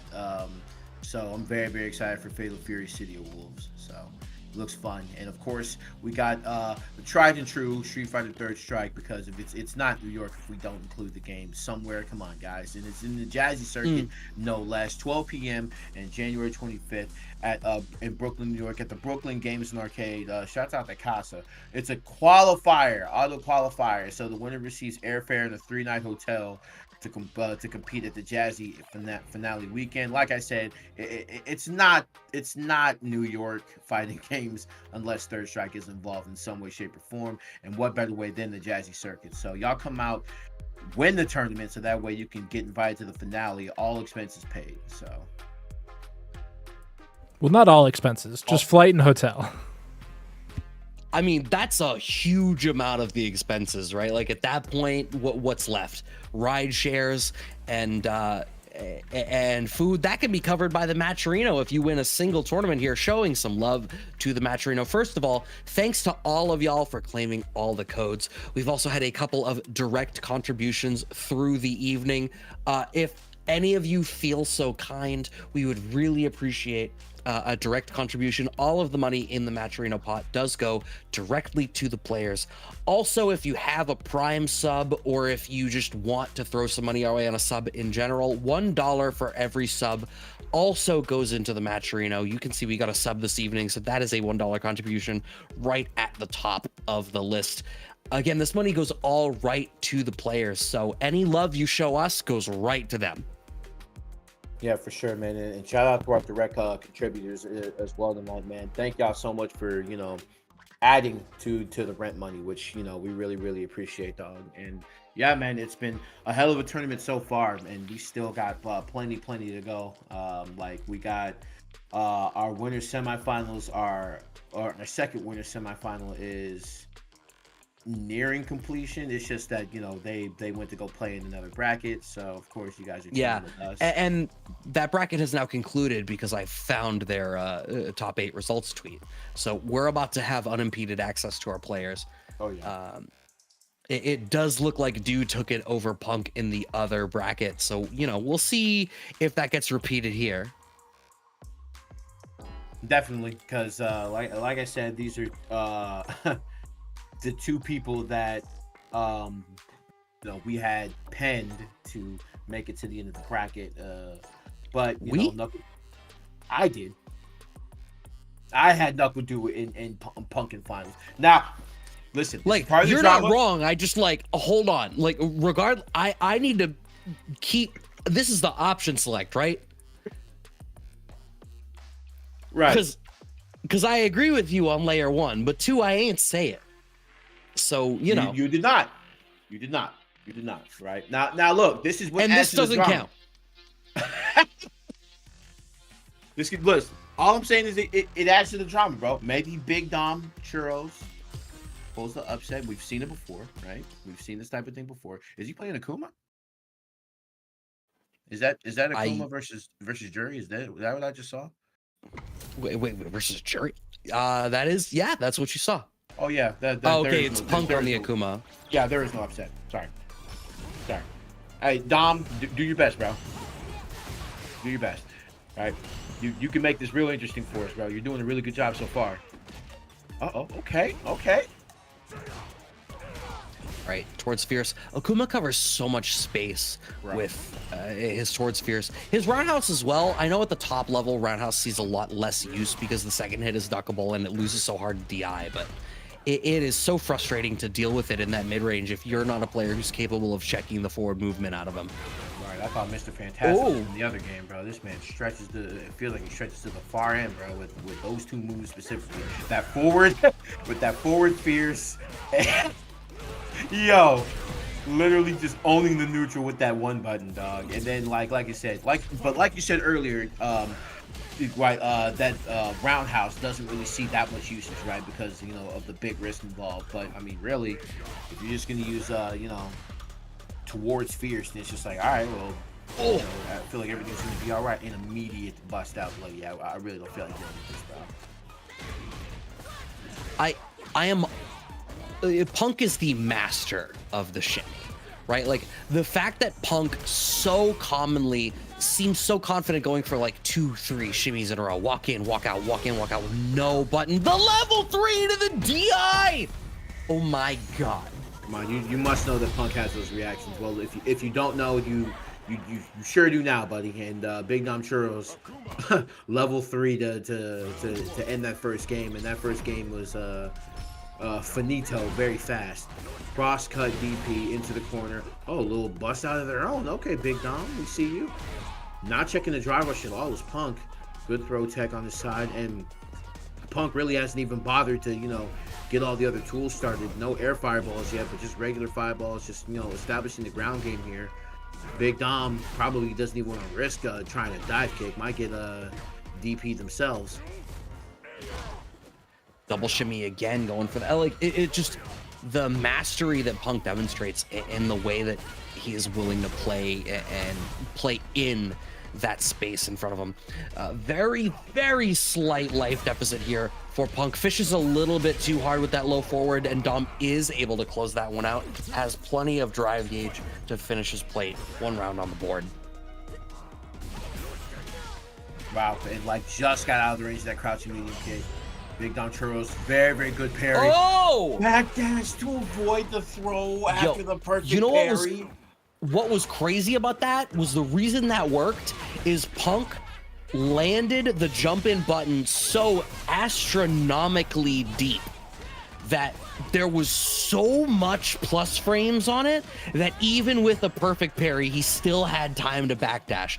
I've actually and truly never seen that. Does not have to spend bar to close out the round either. Wow, what a showing from Punk.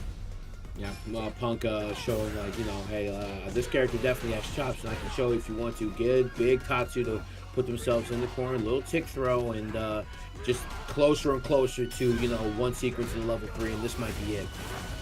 Oh yeah. OD Flame Fist, and he's going to use all the meter at their disposal to get a perfect victory over Big Dom Churros, and it didn't take much. Yikes, that actually stings. So Punk is going to be up 2-0. Big Dom Churros, you can show us something, you know, literally anything. Come on, look, Dom, we know you've been hiding something, bro. Like we know you have something in the tank here, right? You've just been gathering data.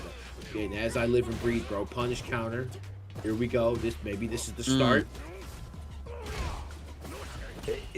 It's looking marginally better, but I still can't help but feel like, okay, nice perfect parry and a back throw, works out great. But what I was gonna say is I can't help but feel like Dom is now representing like the layer 1 answer to what's going on, but Punk is already exploring layer 2. It doesn't feel fully developed, but it does feel like it's there. You know, he's poking away at it around on the board for Big Dom Churros. I love the verbiage on that, dude. Not exploring layer 2, not fully exploring layer 2. Fully exploring layer 2 while Dom is on layer 1.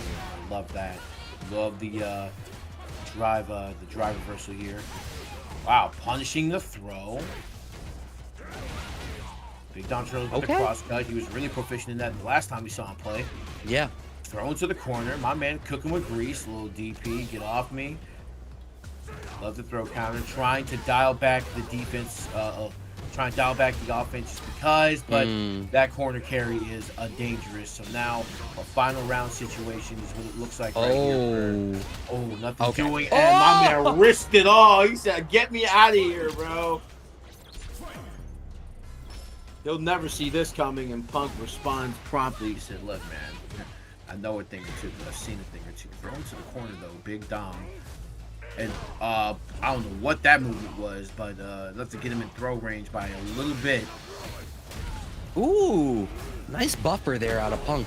And what's critically important, it forces a really dangerous situation here for Big Dom Churro because he can't afford to block in the way that he just did. Tons of plus frames available for Punk, but tunnel visions on a DI.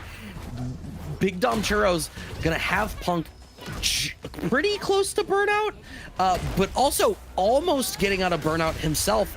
Oh no, why would you follow up with the jab, Punk? Oh no! Dom, what did you press? Oh my God. He threw, it was meaty fireball, crouching jab. And I have two expectations, right? One is, it was like, well, if Punk blocks, I get plus frames and can capitalize on it. If he doesn't, I can counter DI when I'm out of burnout. But it was just barely not out of burnout to be able to counter DI. Like a half second later, and that is a stellar decision. Because you can obviously cancel the crouching jab there. But it doesn't end up working out for him. And yeah, our winners finals, believe it or not, pinch yourself if you think you're dreaming. It looks exactly like you thought it was going to, TJ.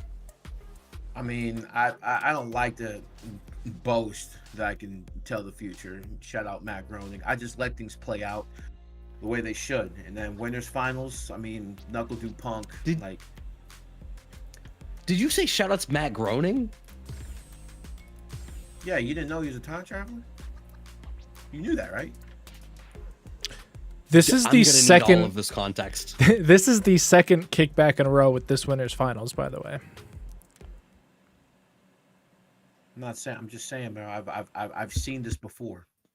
That's all I'm saying. Yeah, 2 weeks ago. I just said that.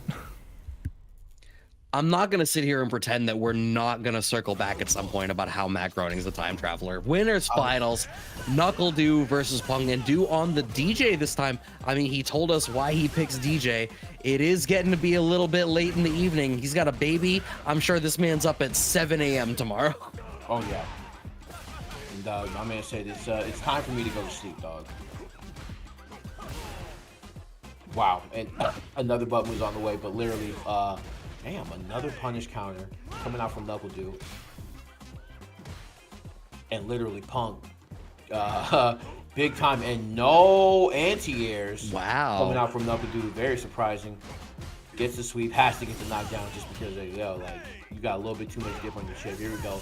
Punk now on the bad end of a lead. And this is kind of what NuckleDU, you know, saved this for. Not to mention they literally played like, you know, not more than 15 minutes ago, so maybe we're seeing something different here, but this man NuckleDU definitely in control right now. Although the hop knee gets upended by the DP. Big offensive sequence coming out from Punk inside of the corner right here. Woo. I can't believe you didn't back throw there. Oh! So this is just barely in Du's favor, but I have to tell you, DJ or Akuma having their opponent in burnout, I'm betting on DJ. He just has better non-OD tools and is far more punishing of you being in burnout. Oh, goes for the slide underneath the fireball, finds the crouch jab. First round on the board for Du. Yeah, and also NuckleDU just understanding that the clock is a resource. Punk does have a low health character, so he really has to be cognizant of these exchanges that he gets in with NuckleDU, right? Like every time he's like, you know, hey, maybe I need to force a knockdown, maybe not jump because the anti-airs might be on point here, maybe not find myself in an offensive war of attrition to where I want to mash but I can't. And once again, anti-airs on point. But good jump out, and perhaps, here we go, good slide, and now a jump out coming out from Punk. So Punk, a chance to even the score right here. Wow. Wow. That cross up. Yo. right? Low forward Punk. I assume you're gonna have to. Yeah, you absolutely have to spend CA here. There's no world where you don't spend that. Evening up the round count here.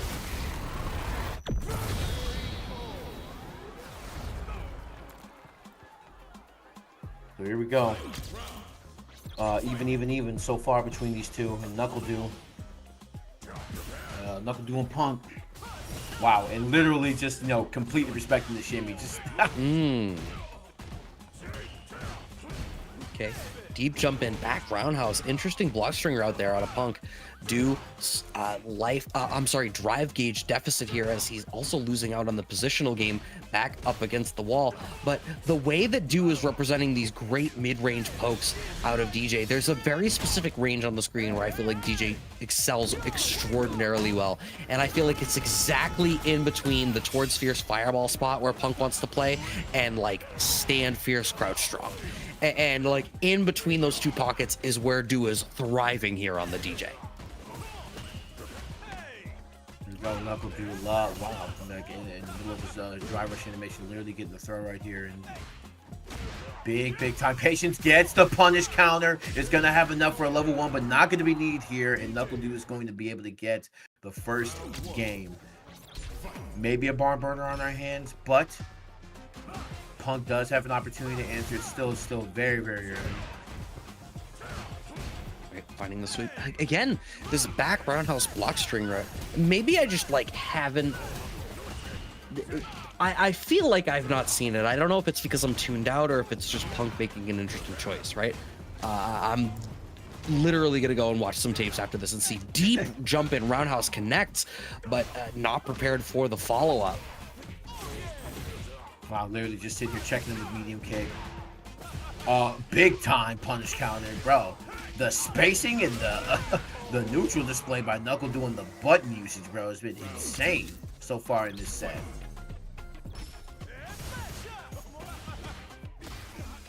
It's particularly scary for Akuma as well, right? Like, DJ does such a great job of punishing you for your mistakes and blowing you up when you're in burnout, any opportunity that you give him. And Akuma being a lower health character, it's just even scarier. You get 1 to 2 less interactions that you can be wrong on. Shimmy works out, finds the sweep, crouching strong, counter poke through the gap in the string. NuckleDU up 2 games to none here over Punk's Akuma.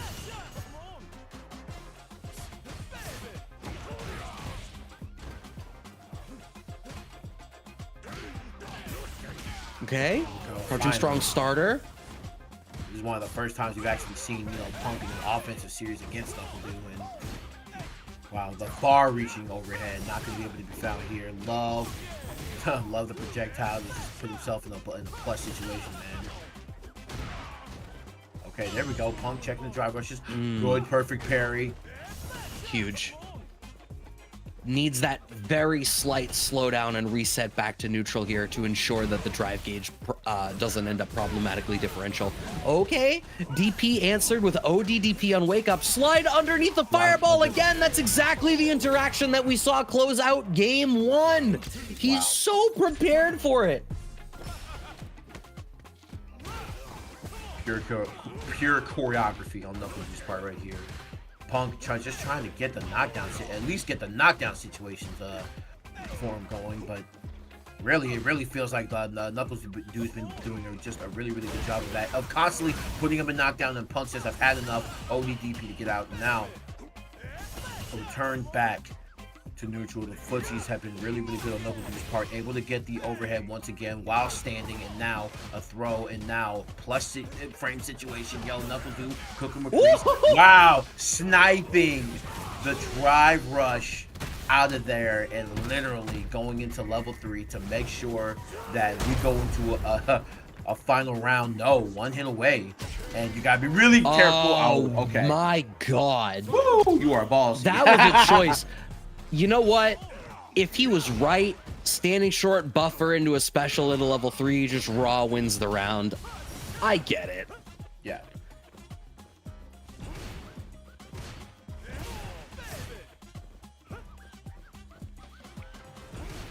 Trying to rep a little bit of the sway. Okay, early jump fierce forces a DP out of Punk.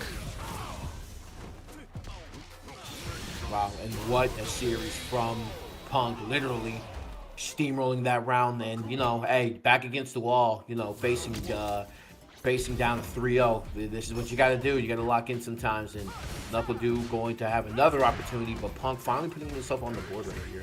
And a big key to that whole set that I noticed was just constantly Punk getting put in knockdown. Like literally that crouching medium kick from DJ, literally just constantly putting them in knockdown and like literally forcing them to just stand back up and make a guess. And that is something that Punk over and over again was just like not really privy to or prepared for. Excuse me. All right, finding our knockdown situation here is due at a life advantage, but no, a little bit too committal with his pokes, expecting Punk to not just jump out. Punk earns the life lead, going for that double shimmy, but okay, repping jab every time. Has this belief that Du is gonna tech, but only believes it so much. Puts himself in burnout for the kill here, does NuckleDU back on set point.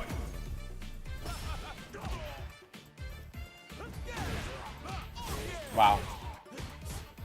Big time punch on his side now. Slowly pushing to the corner. Doesn't get the trade combo. Oh, but these sways are insane. Choreography finally snipes out the drive rush once again and immediately goes into level 3. We got to get some of this drive meter back, and we're going to take your drive meter almost to none, 2.5 bars away, but big damage to start it off. Oh, wants for the whiff punish a little bit late on that crouching fierce, and the walk back there was due. Punk representing towards medium kick a little bit, trying to keep NuckleDU honest right in that range where I was highlighting that DJ can be a little bit problematic here for Akuma. Earning some plus frames. Shimmy works out. King of the shimmy. Another round on the board here for Punk.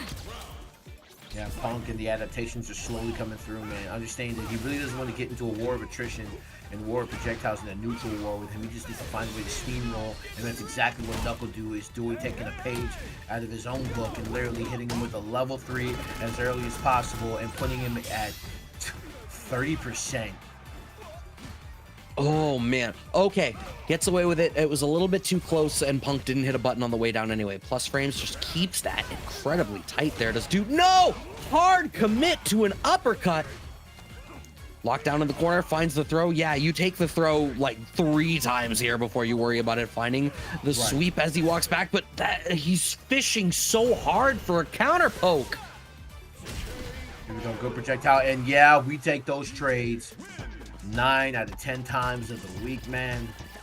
Like we take those trades all the time, baby, and like that is pretty much what we expected here. We expected a barn burner between these two, especially since they just played, and this is one of the possible matchups that we could see, right? See what I did?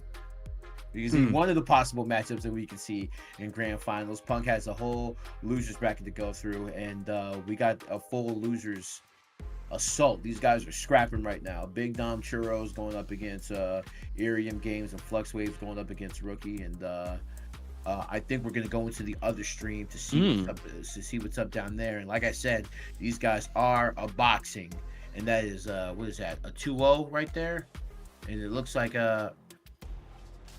Yeah, I can't quite make it out, but okay. Yeah, it's Irium Games. Ooh, the DP does connect. I feel like I had said earlier that Dom was having difficulty with finishing his plate, and it looks like that is continuing here into the second stream. Yeah, like Big Dom, he just has to find a way to, you know, effectively finish games. Like, they don't have to be this close, and we see that over and over again. He's like, you know, uses resources a little bit too.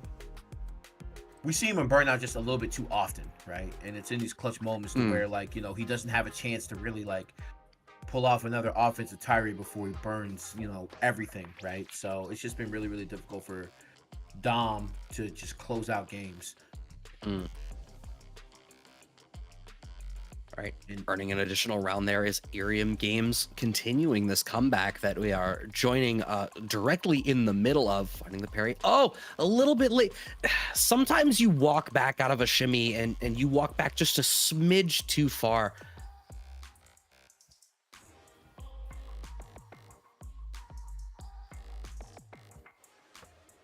Right. Okay. Neutral jump shimmy attempt does not work out, but the jump back jab working out great here for Dom. This corner position, it looks really good for them. Irium cannot afford to spend another OD, just blocking it out. Wow, wants plus frames on plus frames, but now out of burnout there is Dom. No bite on the shimmy. Throws out the fireball. The low forward connects, and it's set point for Dom.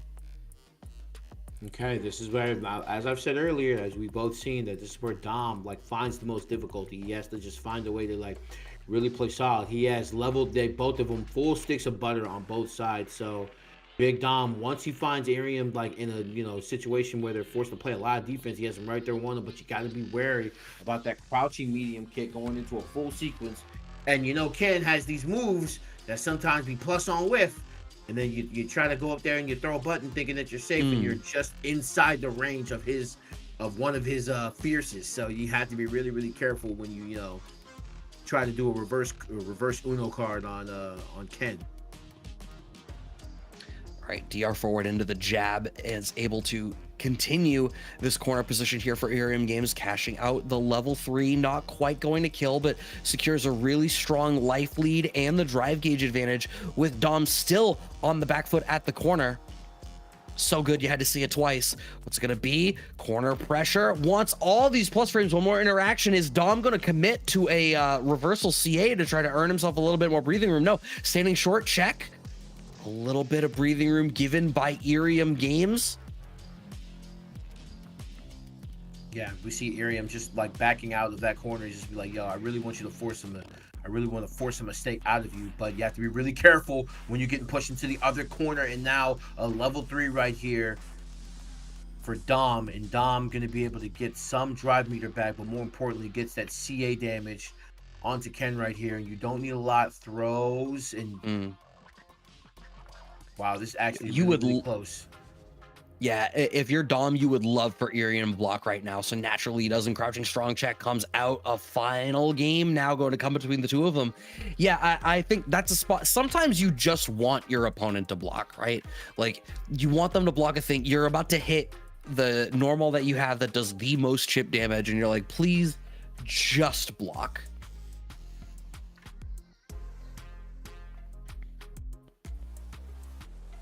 Oh, overhead connects. Damn.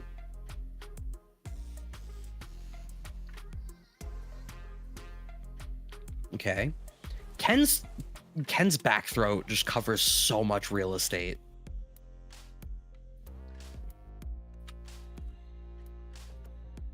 Oh, yeah, gonna be plus on that Dragon Lash, man.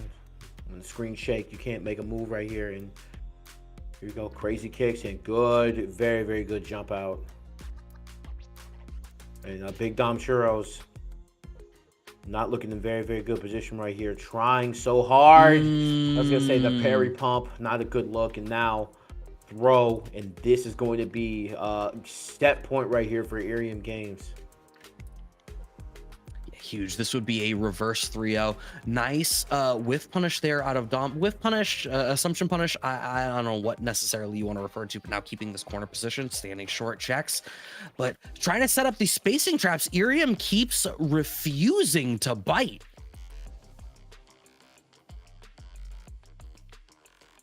Wow, just avoiding the combo in general, but good bust out right here from Irium Games. Knows he's he knows he's one just good sequence away from getting themselves in position to wow. And this is exactly the kind of spot I was talking about, right? That was a spot where Irium really desperately wanted Dom to block, forced to, and now this is going to be a pretty big cash out for Irium Games, facing into Big Dom Churros, staring down the barrel of a pure reverse 3-0 to make something happen here. Dom in burnout, cannot afford to block all of this all that much. Dive kick goes unanswered, kicks. And yes, the Jinrai situation is enough to do it. Man, poor Big Dom Churros, bro. Yeah, bro. Like that going out in the burnout just reared its ugly head once again, and it cost him big. But in any case, Big Dom Churros was able to get the top 8 in the ladder, so good stuff on him. He just had a little trouble, this week. But for one of the first times he's been in top 8 in Casa, or that I've seen at least, you know, still a pretty good showing. Gonna, Hey, real quick, what was the score between Du and Punk? It was 3-1 It was Do. 3-1. Yeah. Yep. yeah, Du? it was 3-1 Do. Oh, okay, thank you. 3-1 NuckleDU. Okay, thank you. All right. Irium Flux Waves on mainstream, please. Word. Yeah, and then with that, we're at our top 4.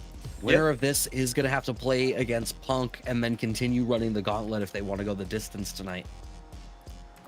Yeah, and good luck, because this is quite a mountain to climb. Not only Flux Waves is JP, which has been just a treat to watch, by the way. I haven't seen like good gameplay from JP in a long time, so watching Flux Waves like here is definitely refreshing for sure. So, and then you know you gotta face the the dungeon boss, and then you gotta go face the final boss if you beat the dungeon boss. So this is the type of action that you expect at Casa, bro. This is the type of top-heavy, you know, Street Fighter competition that you can get. So, if you're going to a tournament and there's a tournament on the docket for this week, not Frosty Faustings for an example, because they're already, you know, there. But like, if you happen to be going to a tournament after Frosty Faustings, then this is definitely a place where you can get your reps in. And it's shown here: Flux Waves versus the Irium Games for loser semifinals, man.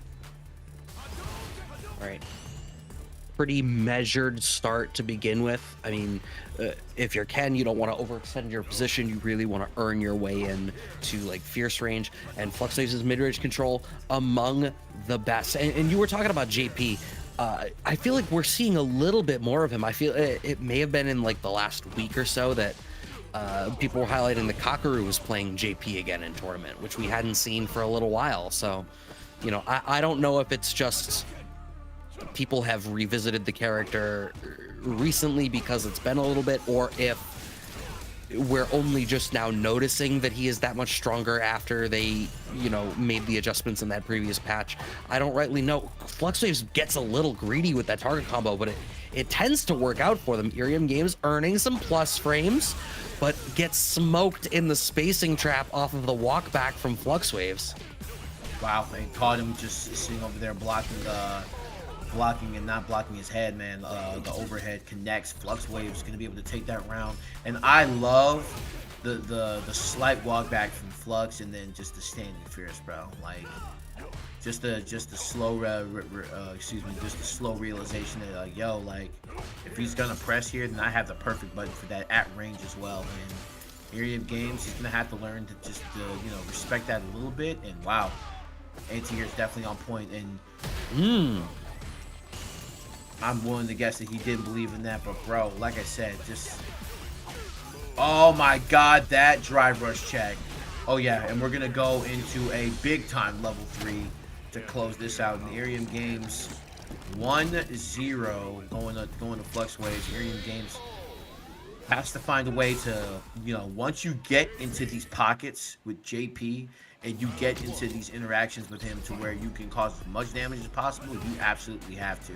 Because there's so many opportunities that you get, especially against a player like Flux Waves, that you can actually get in. And that's part of the difficulty, right? Is I feel like where Ken really strives is the fact that it feels like any interaction with Ken, if Ken wins out on that interaction, you find yourself in the corner having to guess. But if your opponent is just getting the better of you in every 50-50 situation and is resetting back to neutral over and over again, it doesn't matter that you can force a bad interaction every time you win, because they're just winning that subsequent game, which is where you're trying to get your actual mileage, going for even some of these like layer 2 like crouching jab hits into a fake tick throw shimmy and just no bite. This is what I was talking about earlier, man. Like Irium Games says, look, man, if we're gonna do offensive series and we're gonna go blow for blow, then I have to make sure that it's worth it, right? And he definitely does. Only using, you know, drive gauge for that and keeping all of his bar, because he knows that, yo, if I get you in a situation where I can cash out level 3, then I definitely need to do it. And I definitely need to do it when you're at less than half health so I can make sure it's worth it. Because now, Flux Waves, as he does best, he's like, you have to run the maze if you want to get to me, bro. And he is spending everything and finds a way to slip through the maze with that drive rush into Fierce, bro, with that combo to put him in the corner and literally trying to get in again. And once again, Flux Waves getting his reactions tested, passing the test. Yo. Wow, you're dead, yeah? Yeah. Oh my god.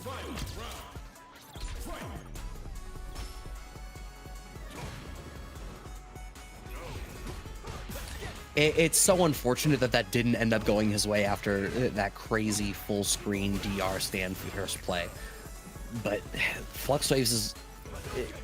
We've just seen Flux Waves, especially if you were around for the online era of Street Fighter 5 days, like, you've seen Flux Waves get the better of some neutral interactions before. Oh, yeah. What an amazing cash out. You're dead, yeah? Oh, minimum scaling? Oh, you're absolutely dead.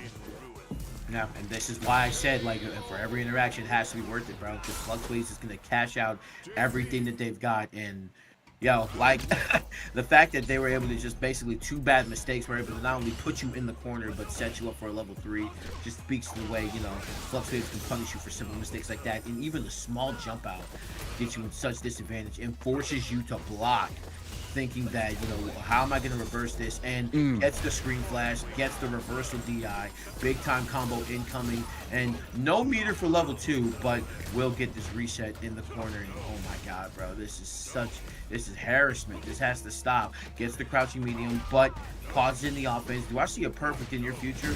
Maybe. Oh no, gets the trade to avoid the perfect, but still, a win is a win, says Flux Waves, and now he's up 2-0 with 1 round to go.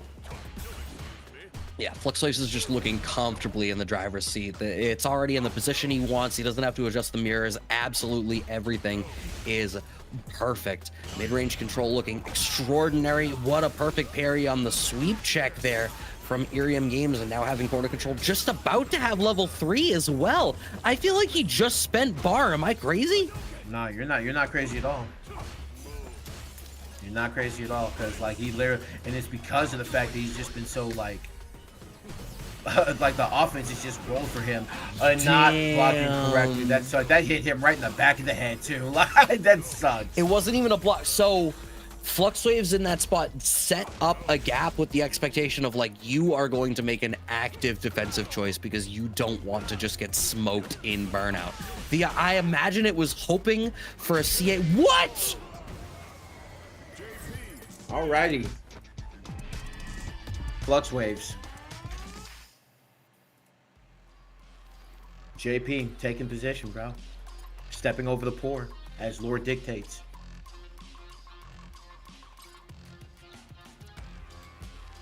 Did I imagine that was like DR standing jab connected? Yeah. Into a throw.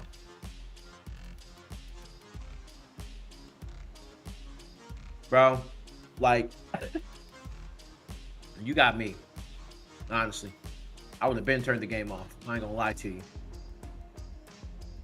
But Flux Waves has an opportunity here, right? He, you know, the way Flux Waves has been playing, he can actually beat Punk. Especially if Punk is going Akuma. I don't imagine he would play Akuma into JP.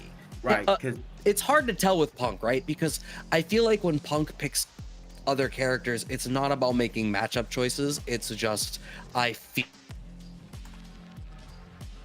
agree. A character, the only word I can think of is, you don't see this character flexibility from Punk in high stakes tournaments.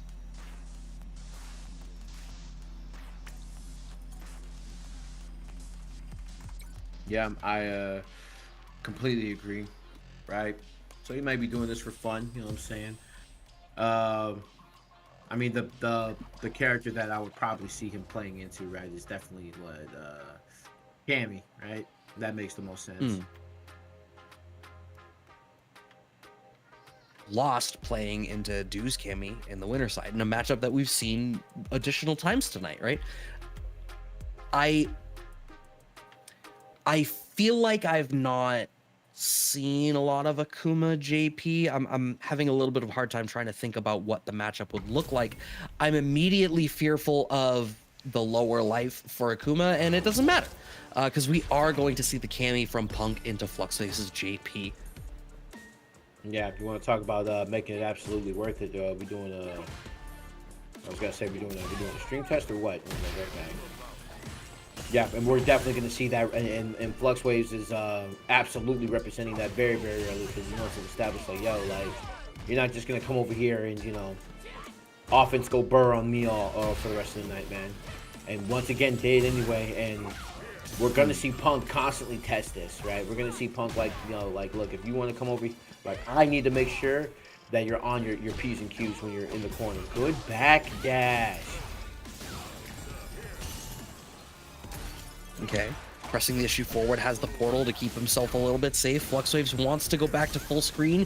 You need to earn a little bit of time. You don't want to be forced to block right now. Nice check. Throw is not going to be enough to do it, though. This is a little bit scary. Sweet Punk is playing aggressive, knowing that he has extra plus frames from the burnout. Oh, God. Not having a pickup. We have one more drive rush. Trade works out. Anti-air connects right into the level 1. Oh, my God. Yo! Oh! Last super out. Haven't seen that in a while. Haven't seen that in a long time. Both of them understanding that we're in, that we are in burnout. So if I throw super last, bro, you're definitely gonna lose. And Flux Wave's gonna be able to take that round. And Punk giving a little bit of respect. Here we go. And we're gonna see a lot of these tick throws, especially if, you know, Flux Wave is not going to give up his defensive stance, and now the throw loops. And just do it. Really freeze every time. And here we go with the level 1. Wow. Alrighty. Punk is the king of the shimmy, man. He has been since Street Fighter V. There's just not an answer for it. He just... I don't know what it is about that particular type of interaction, why it is that Punk just seems so strong at it. It's some crazy combination of, like, his reactions and the way it interacts with his whip punish game and his ability to just make defensive reads against his opponent. Absolutely nuts. Keeping Fluxwaves locked down to the corner right now, and Fluxwaves a little bit hesitant to try to use some of their tools to try to earn some space, only just starting to work our way up, and now medium kick comes out from Punk on the Cammy. A great mid-range poke, just to keep somebody a little bit more honest, but that dive kick was a little bit too high, and we are going to find a punish. Kind of even in his life right now. Oh, man, the empty hop not working out for him. Gets a little bit of a push into the corner. And we see that Punk is playing a little bit more pensive. We see him only going for single buttons here, but the tried and true crouching medium going to go into level 3 right here. Very, very well done by Punk to show some patience. He was probably waiting for just the OD parry from Flux, but Flux never, you know, represented in that last moment, and Punk was able to capitalize big time in this losers finals and able to win that game. Okay. Okay, I was about to say, I'm like, I don't know. I know in 5, Fluxwaves played multiple characters. I don't know that they play them yet in 6. So in 5, obviously, like, while we were known for the poison, and the Manat came up, I mean, more in the penultimate season than the last season, but it was a mix of, like, Manat, Poison, and Mika. So Fluxwaves really ran the gambit there, but I don't know that we've seen that same type of versatility out of them so far in this title. You know, maybe the character representation just isn't there yet. You know, we've been playing Street Fighter for a while, right? Street Fighter 6 for a while, but, you know, it's still very, very early in the game's life. So maybe we just haven't seen something yet. But Punk has seen a thing or two and going to be able to DI, put them and push them further and further into the corner. So now you don't have that OD reversal. All you have is the super reversal. Gets the perfect parry into the punish counter, and uncharacteristically waits, but definitely gonna be able to get cash out bigger damage instead of that punish counter parry that they got. So hey, there you go. I can't tell if, like, Punk was having brain farts or if that combo route was to style, right? Because, like, no one ever goes from, you know, fierce medium confirms of drive rush after you've already drive rushed once into light level normals. It just doesn't happen.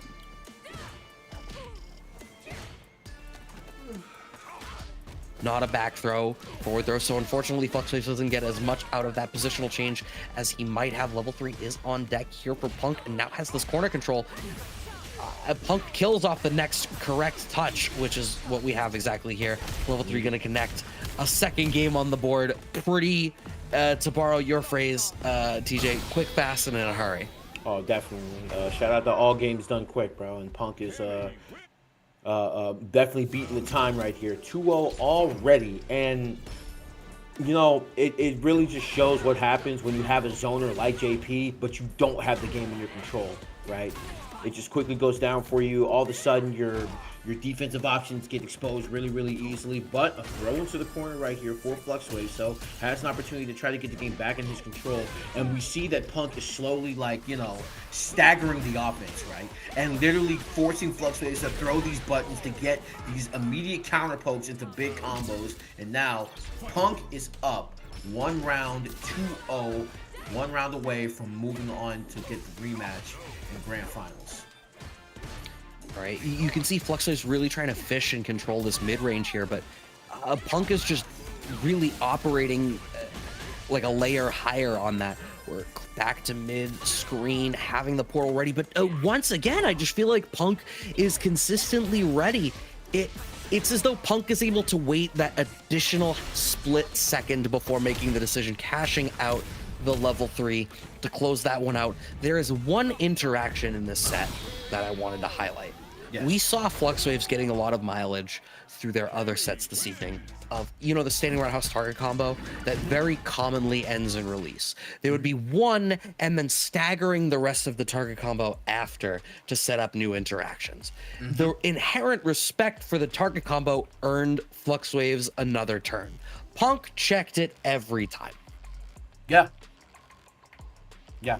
He understood that, like, you know, hey, look, you did it once and you're kind of getting off scot-free. So, but there is a gap that, you know, I can actually hit you after this and take my turn backs. And Punk, like you said, Punk is checking it. Punk checked it every time.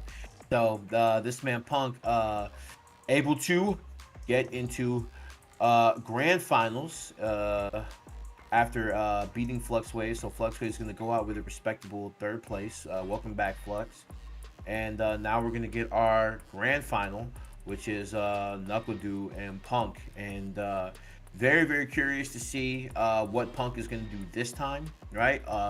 In the last set that they played that we saw over here at Casa, it was the DJ Akuma, right? So it's very, very interesting to see. It'll be interesting to see, you know, if they do anything different for Grand Finals, you know, if Punk decides to stay with the Cammy. It might be matchup dependent, like you said. You know, maybe he goes with something different, right? Because you know, the last time they played, NuckleDU kind of just, you know, steamrolled a little bit in those last 2 matches. So it'll be very, very interesting to see how Punk responds. Yeah, and obviously, Du took the dub over Punk over at FlyQuest tonight as well. So, I mean, maybe it's just Du's evening to play for that money that you can see on the screen before you, the match arena. Thanks to everybody who has contributed. All of the coupon codes have been claimed, which means all of that free money that disappears, you know, that free money that's super important and people don't want to lose, that is going to one of our players this evening. Just as well, we've had a few direct contributions through the evening. If you are watching and you feel so inclined and you want to support us and support our players, $1 for every Twitch sub goes into the pot, or you are obviously welcome to directly contribute as well. Thank you, everyone who has shown love on this. Shit, come through every week, giving us love, so we can give it right back to you guys. And you know, Casa wouldn't be it's not a home without the wonderful people in it. So thank you guys so much. So without further ado, ladies and gentlemen, Grand Finals, the moment that you've all been waiting for, as if no one saw this coming, by the way. We have our like Grand you have Final, to watch this set 3 times tonight alone. on 2 different streams too. So so we got Grand Final between NuckleDU and Punk is going to move to the Cammy this time, but NuckleDU is staying DJ. Very interesting. I mean, I get it. He had literally told us earlier tonight when we were interviewing him that part of the DJ choice is just not wanting to have to engage in quite the same way that you do on Guile. But I mean, Punk didn't find the success with the Akuma. Do demonstrated a lot of like pretty learned responses in that matchup. So if Punk wants this money, he's gonna make the winning choice, right? Right. Oh man, that hooligan barely missed. And I love the fact that he's using the hooligan to just avoid the projectiles, and no anti-air going to be found off the far jump in, but really in NuckleDu's favor right now, and is going to be willing to take the trade. And yeah, NuckleDu going to be up by 1 round, and Punk with the Cammy, he's got to find a way to pin DJ down like really fast, and keep him in a place to where he doesn't have the space for the tricky feints and things of that nature.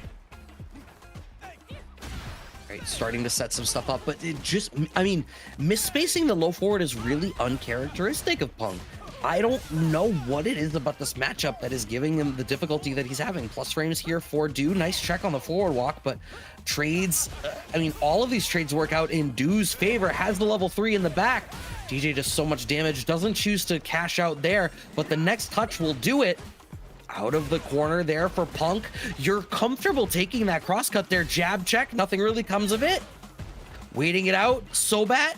Any touch now for Du, and the whiff punish with the low short. First game on the board.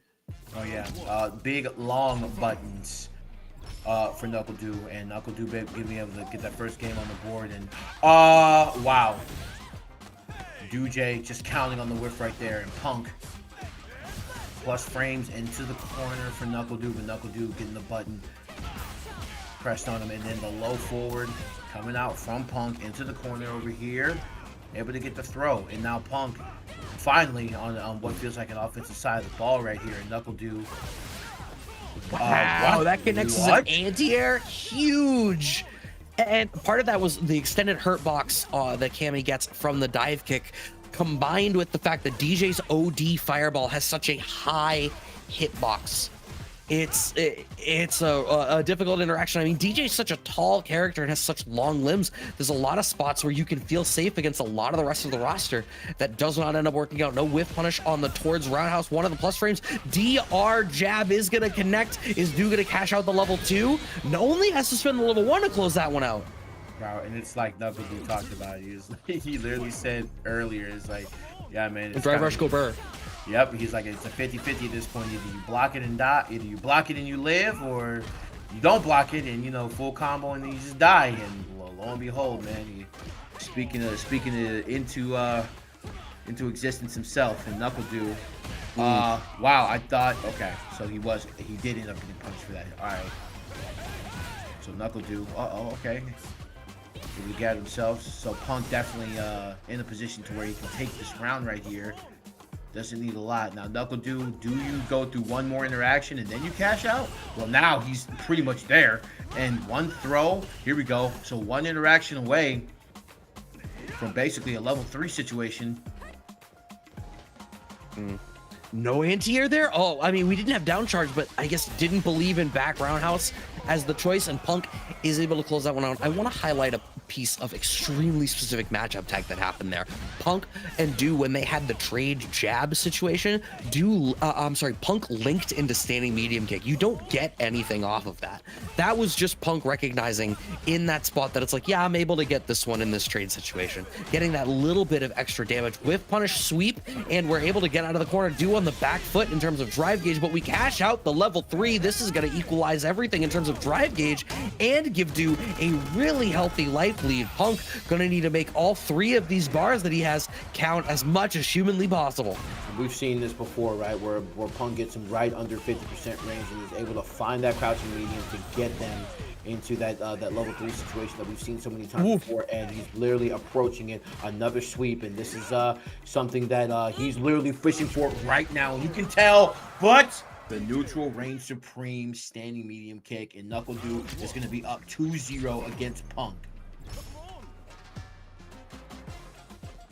It almost makes you wonder why play Guile at all, right? So much work. Right. You got that Plus- drive rush go bird. You got those big long buttons, dog. You got a decent projectile. Like, why go guile, man? Ooh, wants to walk forward and get the towards roundhouse, but no, a jab check out of Punk. Wants to walk back, though, in that shimmy and the low forward. DJ's limbs just reach so far. Right to the corner. A lot of corner carry on that conversion as well. Right. That's a fantastic trade here for Do. And now just dude. trying to rep that steady medium kick. Any poke will do it. Jump back, fierce air to air. And something that has been the bane of Punk, like every time that they played against that DJ Ignite, is the fact that they've just been repeatedly getting put in the knockdown with that crouching medium kick, dude. Like, it's literally just been over and over again, just been the bane of this set for Punk, because Punk has been forced to restand and then guess right after. Okay, catches the shimmy back. It's like Do has this great understanding of when Punk is going to play for the shimmy and when he could start checking with these lows that really matter. And with DJ's, low medium being his sweep and the amount of range that he gets on it just being, again, his limbs just reach really far, it's working out really well. Punk hasn't quite made that adjustment yet. Plus frames, once again, it's a spot where you feel like you're safe. You aren't. Wow. That man tried to establish something with dive kick, and he wasn't happening. And yeah, do you spend level 1 here? Yes, you do. Oh. And that doesn't do it yet, but there's no way. Oh my God. Oh God, he risked it all. Yo, no. I hate it. Ah, God. And man, NuckleDU, he was so that sure. was an I'm ready to go to sleep CA. Oh yeah. Man, it's like, if this hits, I get an early bedtime, man. Excuse me. If this hits, I get bedtime, period. Oh man, goes for the fireball feint, but then a crouching fierce after, so not prepared for the anti-air off of the jump in. And now Punk in the driver's seat, corner control, going for that shimmy game. A little bit more respect out of Do now than we were seeing before. Ooh, crouching strong starts for Punk. Level 3 available, and we are going to cash out, getting that level 1, that little bit of greed from the last round, paying dividends. Yeah, and Punk knew, it's like, look, bro, if we're gonna play again, the score is at least gonna match the same as it did. Like, there's no way you're gonna 3-0 me. Let's have a little bit more respect for each other. And speaking of respect, that knee not getting respected. Good DP off that, and yeah, that DP getting into the corner. Oh my God, 2 punish counters in a row, dude, you're insane. Yo, Punk's ankles. Somebody Right. call his primary care. Dog. We need to get you some boots with actual ankle support right now, because He's a ankles gamer. cross He doesn't body. have insurance. Oh, too real. Set point for Do. I'm sorry, tournament point for Do. Okay. Are you serious, dude? For real, dude? It's like that? Wow. Just What a checking the check. overhead. Love that. Punk putting him in the corner here, and once again, we haven't seen a lot of the knockdown stuff from NuckleDU. He really hasn't had a chance to get his offense started. But speaking of knockdown, good sweep, and we have to make him pay. We have to make him pay. Now, Punk, 1 round away from getting another game on the board, forcing a game 5 here, and NuckleDU has to find a way to really slow down his offense.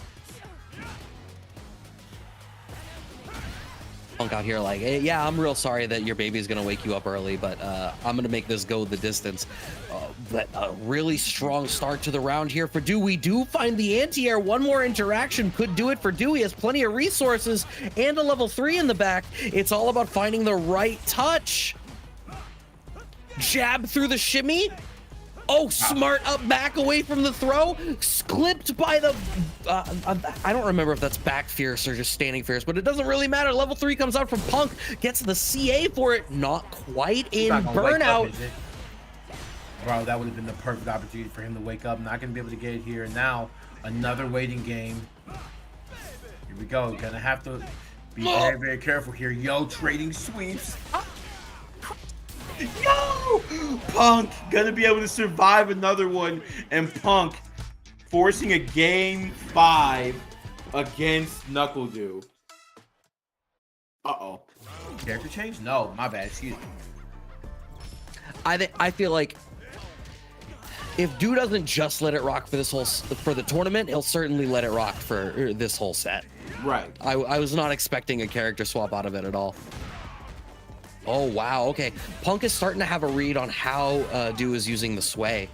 We're seeing a lot of whiff punishment and answers to the, you know, back sway overhead options.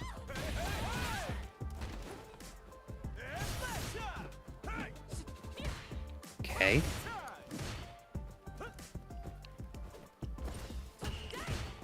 Has to hold parry a little bit long because he mistimes it. Wanted for a DR, immediately sees the jump.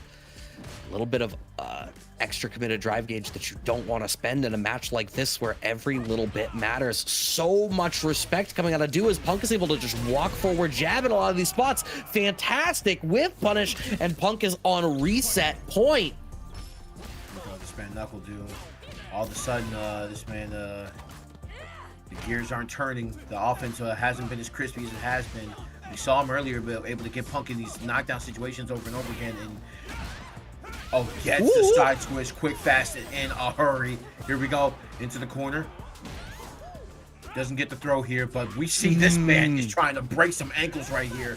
And Punk doesn't need a lot. Trying to conserve meter. I like right the here. greed. Oh, Oh my god, oh my god, oh my god, oh my god, oh my god. Yo. NuckleDU. Punk as close as it gets right here. Final game, final round. The greed working out great. Now having corner control here as Punk has the level 3 available. Okay, earning some plus frames. Oh, dash in, dash out. Jesus, Du. The movement. No anti-air. Didn't have the down charge. Too far away for back roundhouse. Bad time to try to go for your sweep. Yeah, that was one of the first times dive kick has been represented. Now he's looking for the shimmy into crouching button and is going to get the level 3. We got a reset, and NuckleDU letting the set get away from him, and Punk just turned it on last minute. But now we have a reset here, ladies and gentlemen, in the wee hours of the night. Wow. So again, this happened exactly 2 weeks ago at KickBack 42 on January 9th, and it was followed up by an immediate 3-0 from Punk in the reset. Does history repeat itself is the question. Which again, they met in winners finals that week. Du won. Punk makes the run back. It's a 3-2 grand finals, exactly like this. And in the reset, Punk 3-0's Du 2 weeks ago. Deja vu. Oh man. What is this? What is this hair color? Yo. Oh, never mind. All right, it's justified. Okay, love this. Oh, because it's the pink costume? Yes. I thought Buddy had on the same pants, but maybe a fresh start here as we go into true grand finals. Punk putting NuckleDU into a losers. Here we go. Another projectile. Trying to throw fireball over here, trying to force him into the corner, but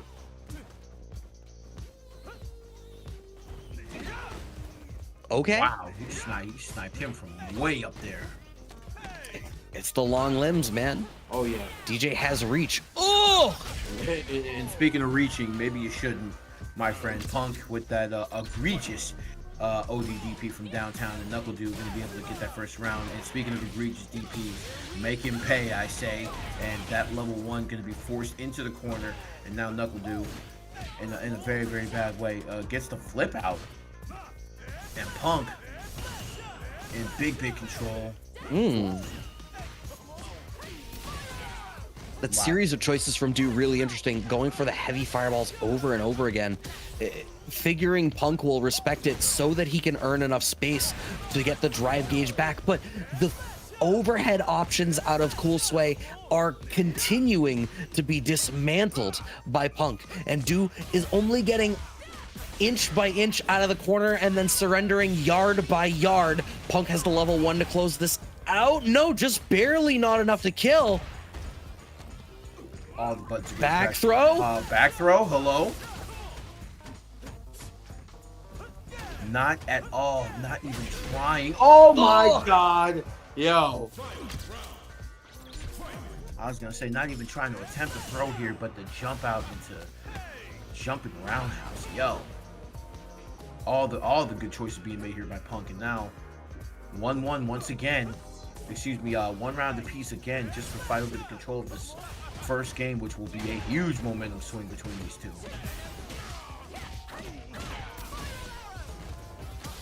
Okay, corner control, throw tech. But, I mean, Du has not had very much luck once he has gotten stuck in this corner. And it largely hasn't mattered whether they reset back to mid-screen after or not. I think the fact that Punk ends up with corner control is really enough for the matchup to go poorly. Although, that being said, Du has the resources to close this one out, and then some. The first game will go on the board for Du post-Grand Finals reset. Okay, so Punk isn't gonna 3-0 him. Okay. So Punk isn't gonna 3-0 him. The prophecy is the prophecy, you know, the deja vu doesn't repeat itself, right? We're good to go on that one. NuckleDU gonna have an opportunity to right the ship here, but don't get it mistaken. You know, that 2-0 was pretty much how we started the last set. So NuckleDU definitely has a long way to go, and he has to close it out. Right. I feel like Punk is still able to play right now in a way that's like super whiff punish heavy, and it feels like Du is not finding that in the way that they're playing. And the feel of that as a result is it feels like Punk is just one step ahead. And I know he's down in games. I mean, DJ has crazy damage, right? You need less opportunities to make it happen. But in terms of how the neutral interactions are going, it just feels like Punk is very commonly a step ahead. Does he have enough to cash this one out with a level 2? You may be alive with a hair. Okay, you're not. Oh, not at all. Both knees broken. Punk gonna be able to take this round over here with 2. Excuse me, with a level 2, and then NuckleDU. All of a sudden, it feels like the wind just slightly getting taken out of the sails right here. Jeez. Just walk up checking them, bro. This man, Punk is a master of this, bro. No fear, making sure they get all their money's worth, and gonna be a little bit a ways away. Excuse me, not a ways away, but a small exchange away. Ooh. I mean, anything will do it. Yeah, very tip of standing short, setup of spacing trap, low forward connects, 1 game apiece here. It's the spacing game from Punk is just too good.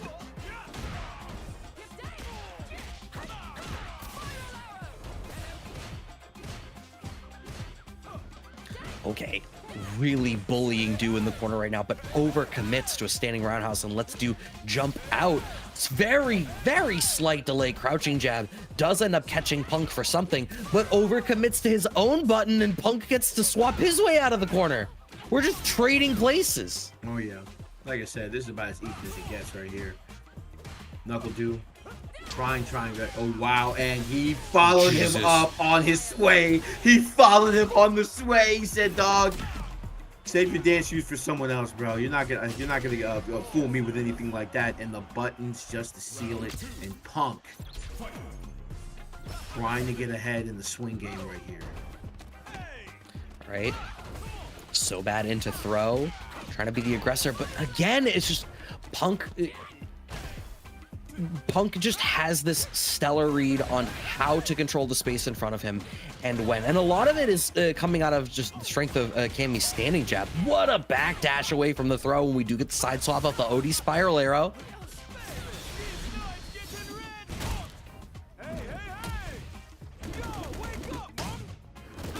Level 3 for Du, gonna earn him a fair bit of momentum here in this situation.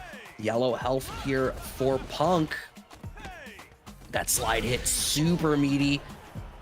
Okay, we're gonna go the full distance, aren't we, Banjo? You know what? I'm not gonna. I would never dream of a game 10, but I mean, because of the speed that these two play, I don't mind it, right?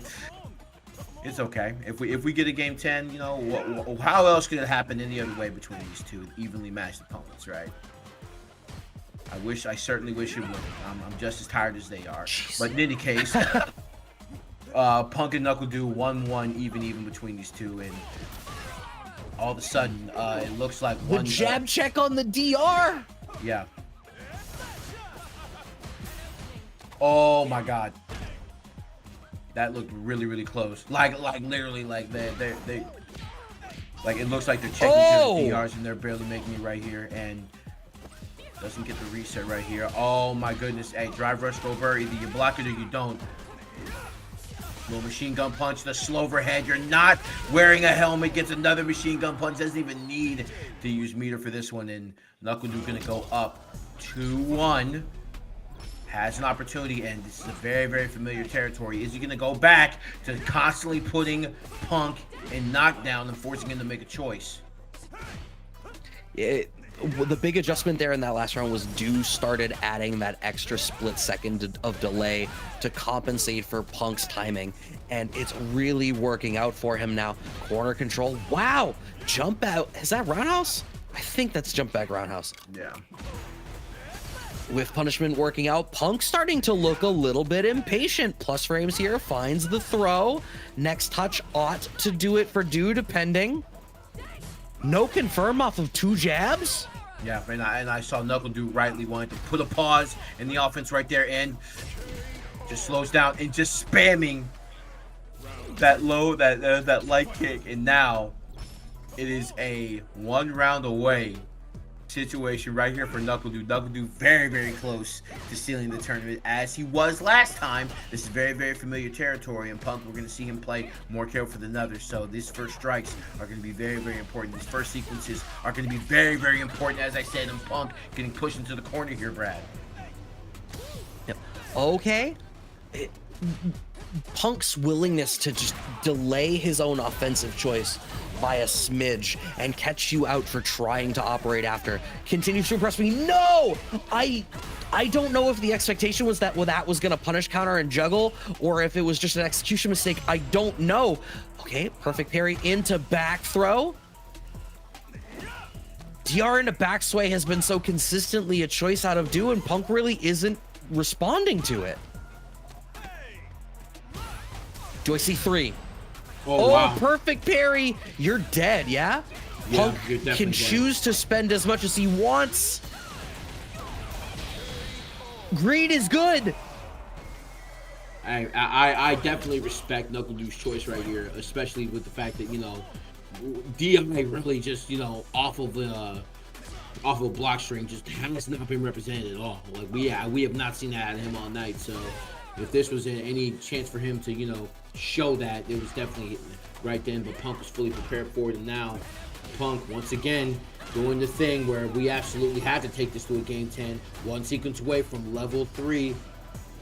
Throwing light buttons to try to get him in that situation for drive rush combo. Not going to be found here. Got to be really careful. Gets the furthest reaching crouching medium kick into level 3. And of course, we have a game 10. I wouldn't have it any other way between these two juggernauts. One more time around the bend for Casabunch. Yo. Game 10. As you said. The adaptations that I was highlighting there for DU, it just feel like they disappeared there in that last game. And so we are going to go the distance. I feel like DU is making a couple of like autopilot offense decisions that Punk is just really firmly demonstrating that he knows how to deal with the interaction of. Nice little left-right setup, finds the low short to start. Good checks, but the perfect parries out of Punk, there's a couple of these linear decisions that Punk just has really practiced answers for. Wow, that is well, furthest possible. Well, punish counter right there for that, and another punish counter. DP coming out for Punk, and Punk once again, bro. The fact that he can just cancel these lights into these drive rush combos are very large. Do we see a level 2? Yes, we do. But do you have the rhythm mon? And of course, that is no question, man. For NuckleDU, yes, that's going to be the big answer. But once again, we have seen this situation before where he is up around with a chance to close it. We saw it in the last game. Nothing doing though. Not getting punish countered, but able to get the throw off that one. And Punk Slowly making his way, man. He knows he only needs a little bit. Yo, that punish kind of sweet, bro. From that far away, dog. I knew you had to. I wasn't familiar with your game. Okay.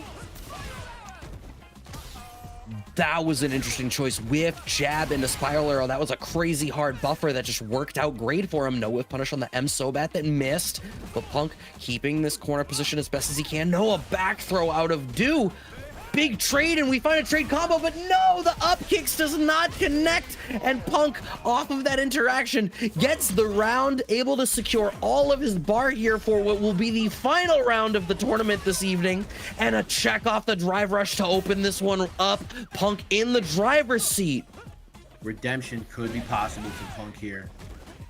Losing the tournament earlier, and here we go. NuckleDU, great parry on the slide, gets the punish counter throw into the corner himself, and knew that a button was trying to follow up with that this sway, and yo, NuckleDU with the big time level 3 to put himself in the lead, and I absolutely agree. We gotta create a deficit as much as possible, and this is getting real close. Not covering his knees, gets the hop knee, drive rush combo. Oh my God, is he gonna do it with the machine gun punches? Yes, NuckleDU. Earned but not given. Oh my gosh, 10 games. It took 10 games. But the DJ is laying all the beats, and the beats belong to this man NuckleDU, man. Great W on this night, bro. I'm not gonna lie. I'm not gonna lie. I was rooting for Punk. Naturally. Because I wanted to keep the streak alive of no guest ever winning. It's hater action. It's a hater mentality. It's toxic. I understand. I'm not. Well, think of it this way. It took a literal Capcom Cup champion 1000% to win the kickback. 100%. That's how tough of a tournament we're running here, folks. It's true. Hold on, let me get these fools over here. Understood. What's up, secondary stream? What's up? Hey. Hi. What the you in? We had to bring you boys in, you know, because I gotta do the official sign off, so I might as well do it all in one shot. He's not gonna do it twice. I'm not gonna do it twice. I'm not. No. Those days are over. Let me tell you how those days are fucking over. That was year one. That was year one, a little bit of year two, and then I was like, I'm good on all this. No, but I want to give a huge shout out to our champion and our guest, NuckleDU. Big ups to him. He said it, so now I can say it. Homie didn't even want to do the show, and then he came around to his senses and was like, you know what, I'll do it. Screw it, I'll do it. And I'm so glad that he did, because he won. He made history. There's only one guest champion in our history right now, so big ups to him, and thank you for coming by and sharing your story. I want to give a huge shout out to everybody that made the secondary stream a possibility. We were just testing some stuff out with Odd Eyes' connection and making sure everything was good.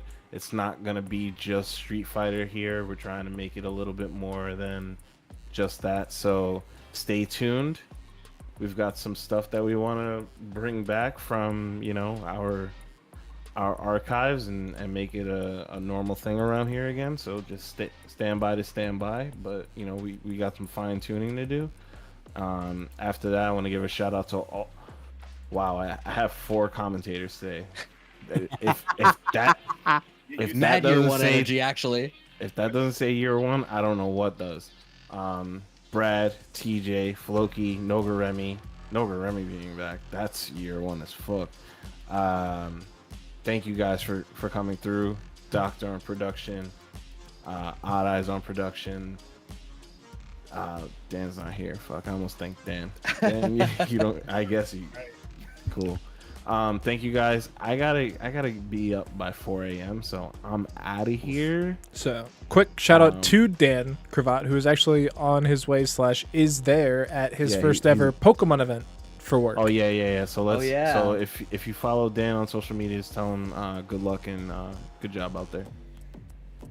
So, other than that, we're gonna throw you over to some guy that I found streaming his ranked run. He's like gold, so be nice. Other than that, we're gonna be evo.gg/awards. Vote for us. I'm gonna be doing Third Strike auto qualifier for Jazzy this Saturday at Brooklyn Games. I'll be restreaming it here, so you can catch it over here. And then what else we got? That's it, right? Yep. Gotta go. See you guys later. Good night.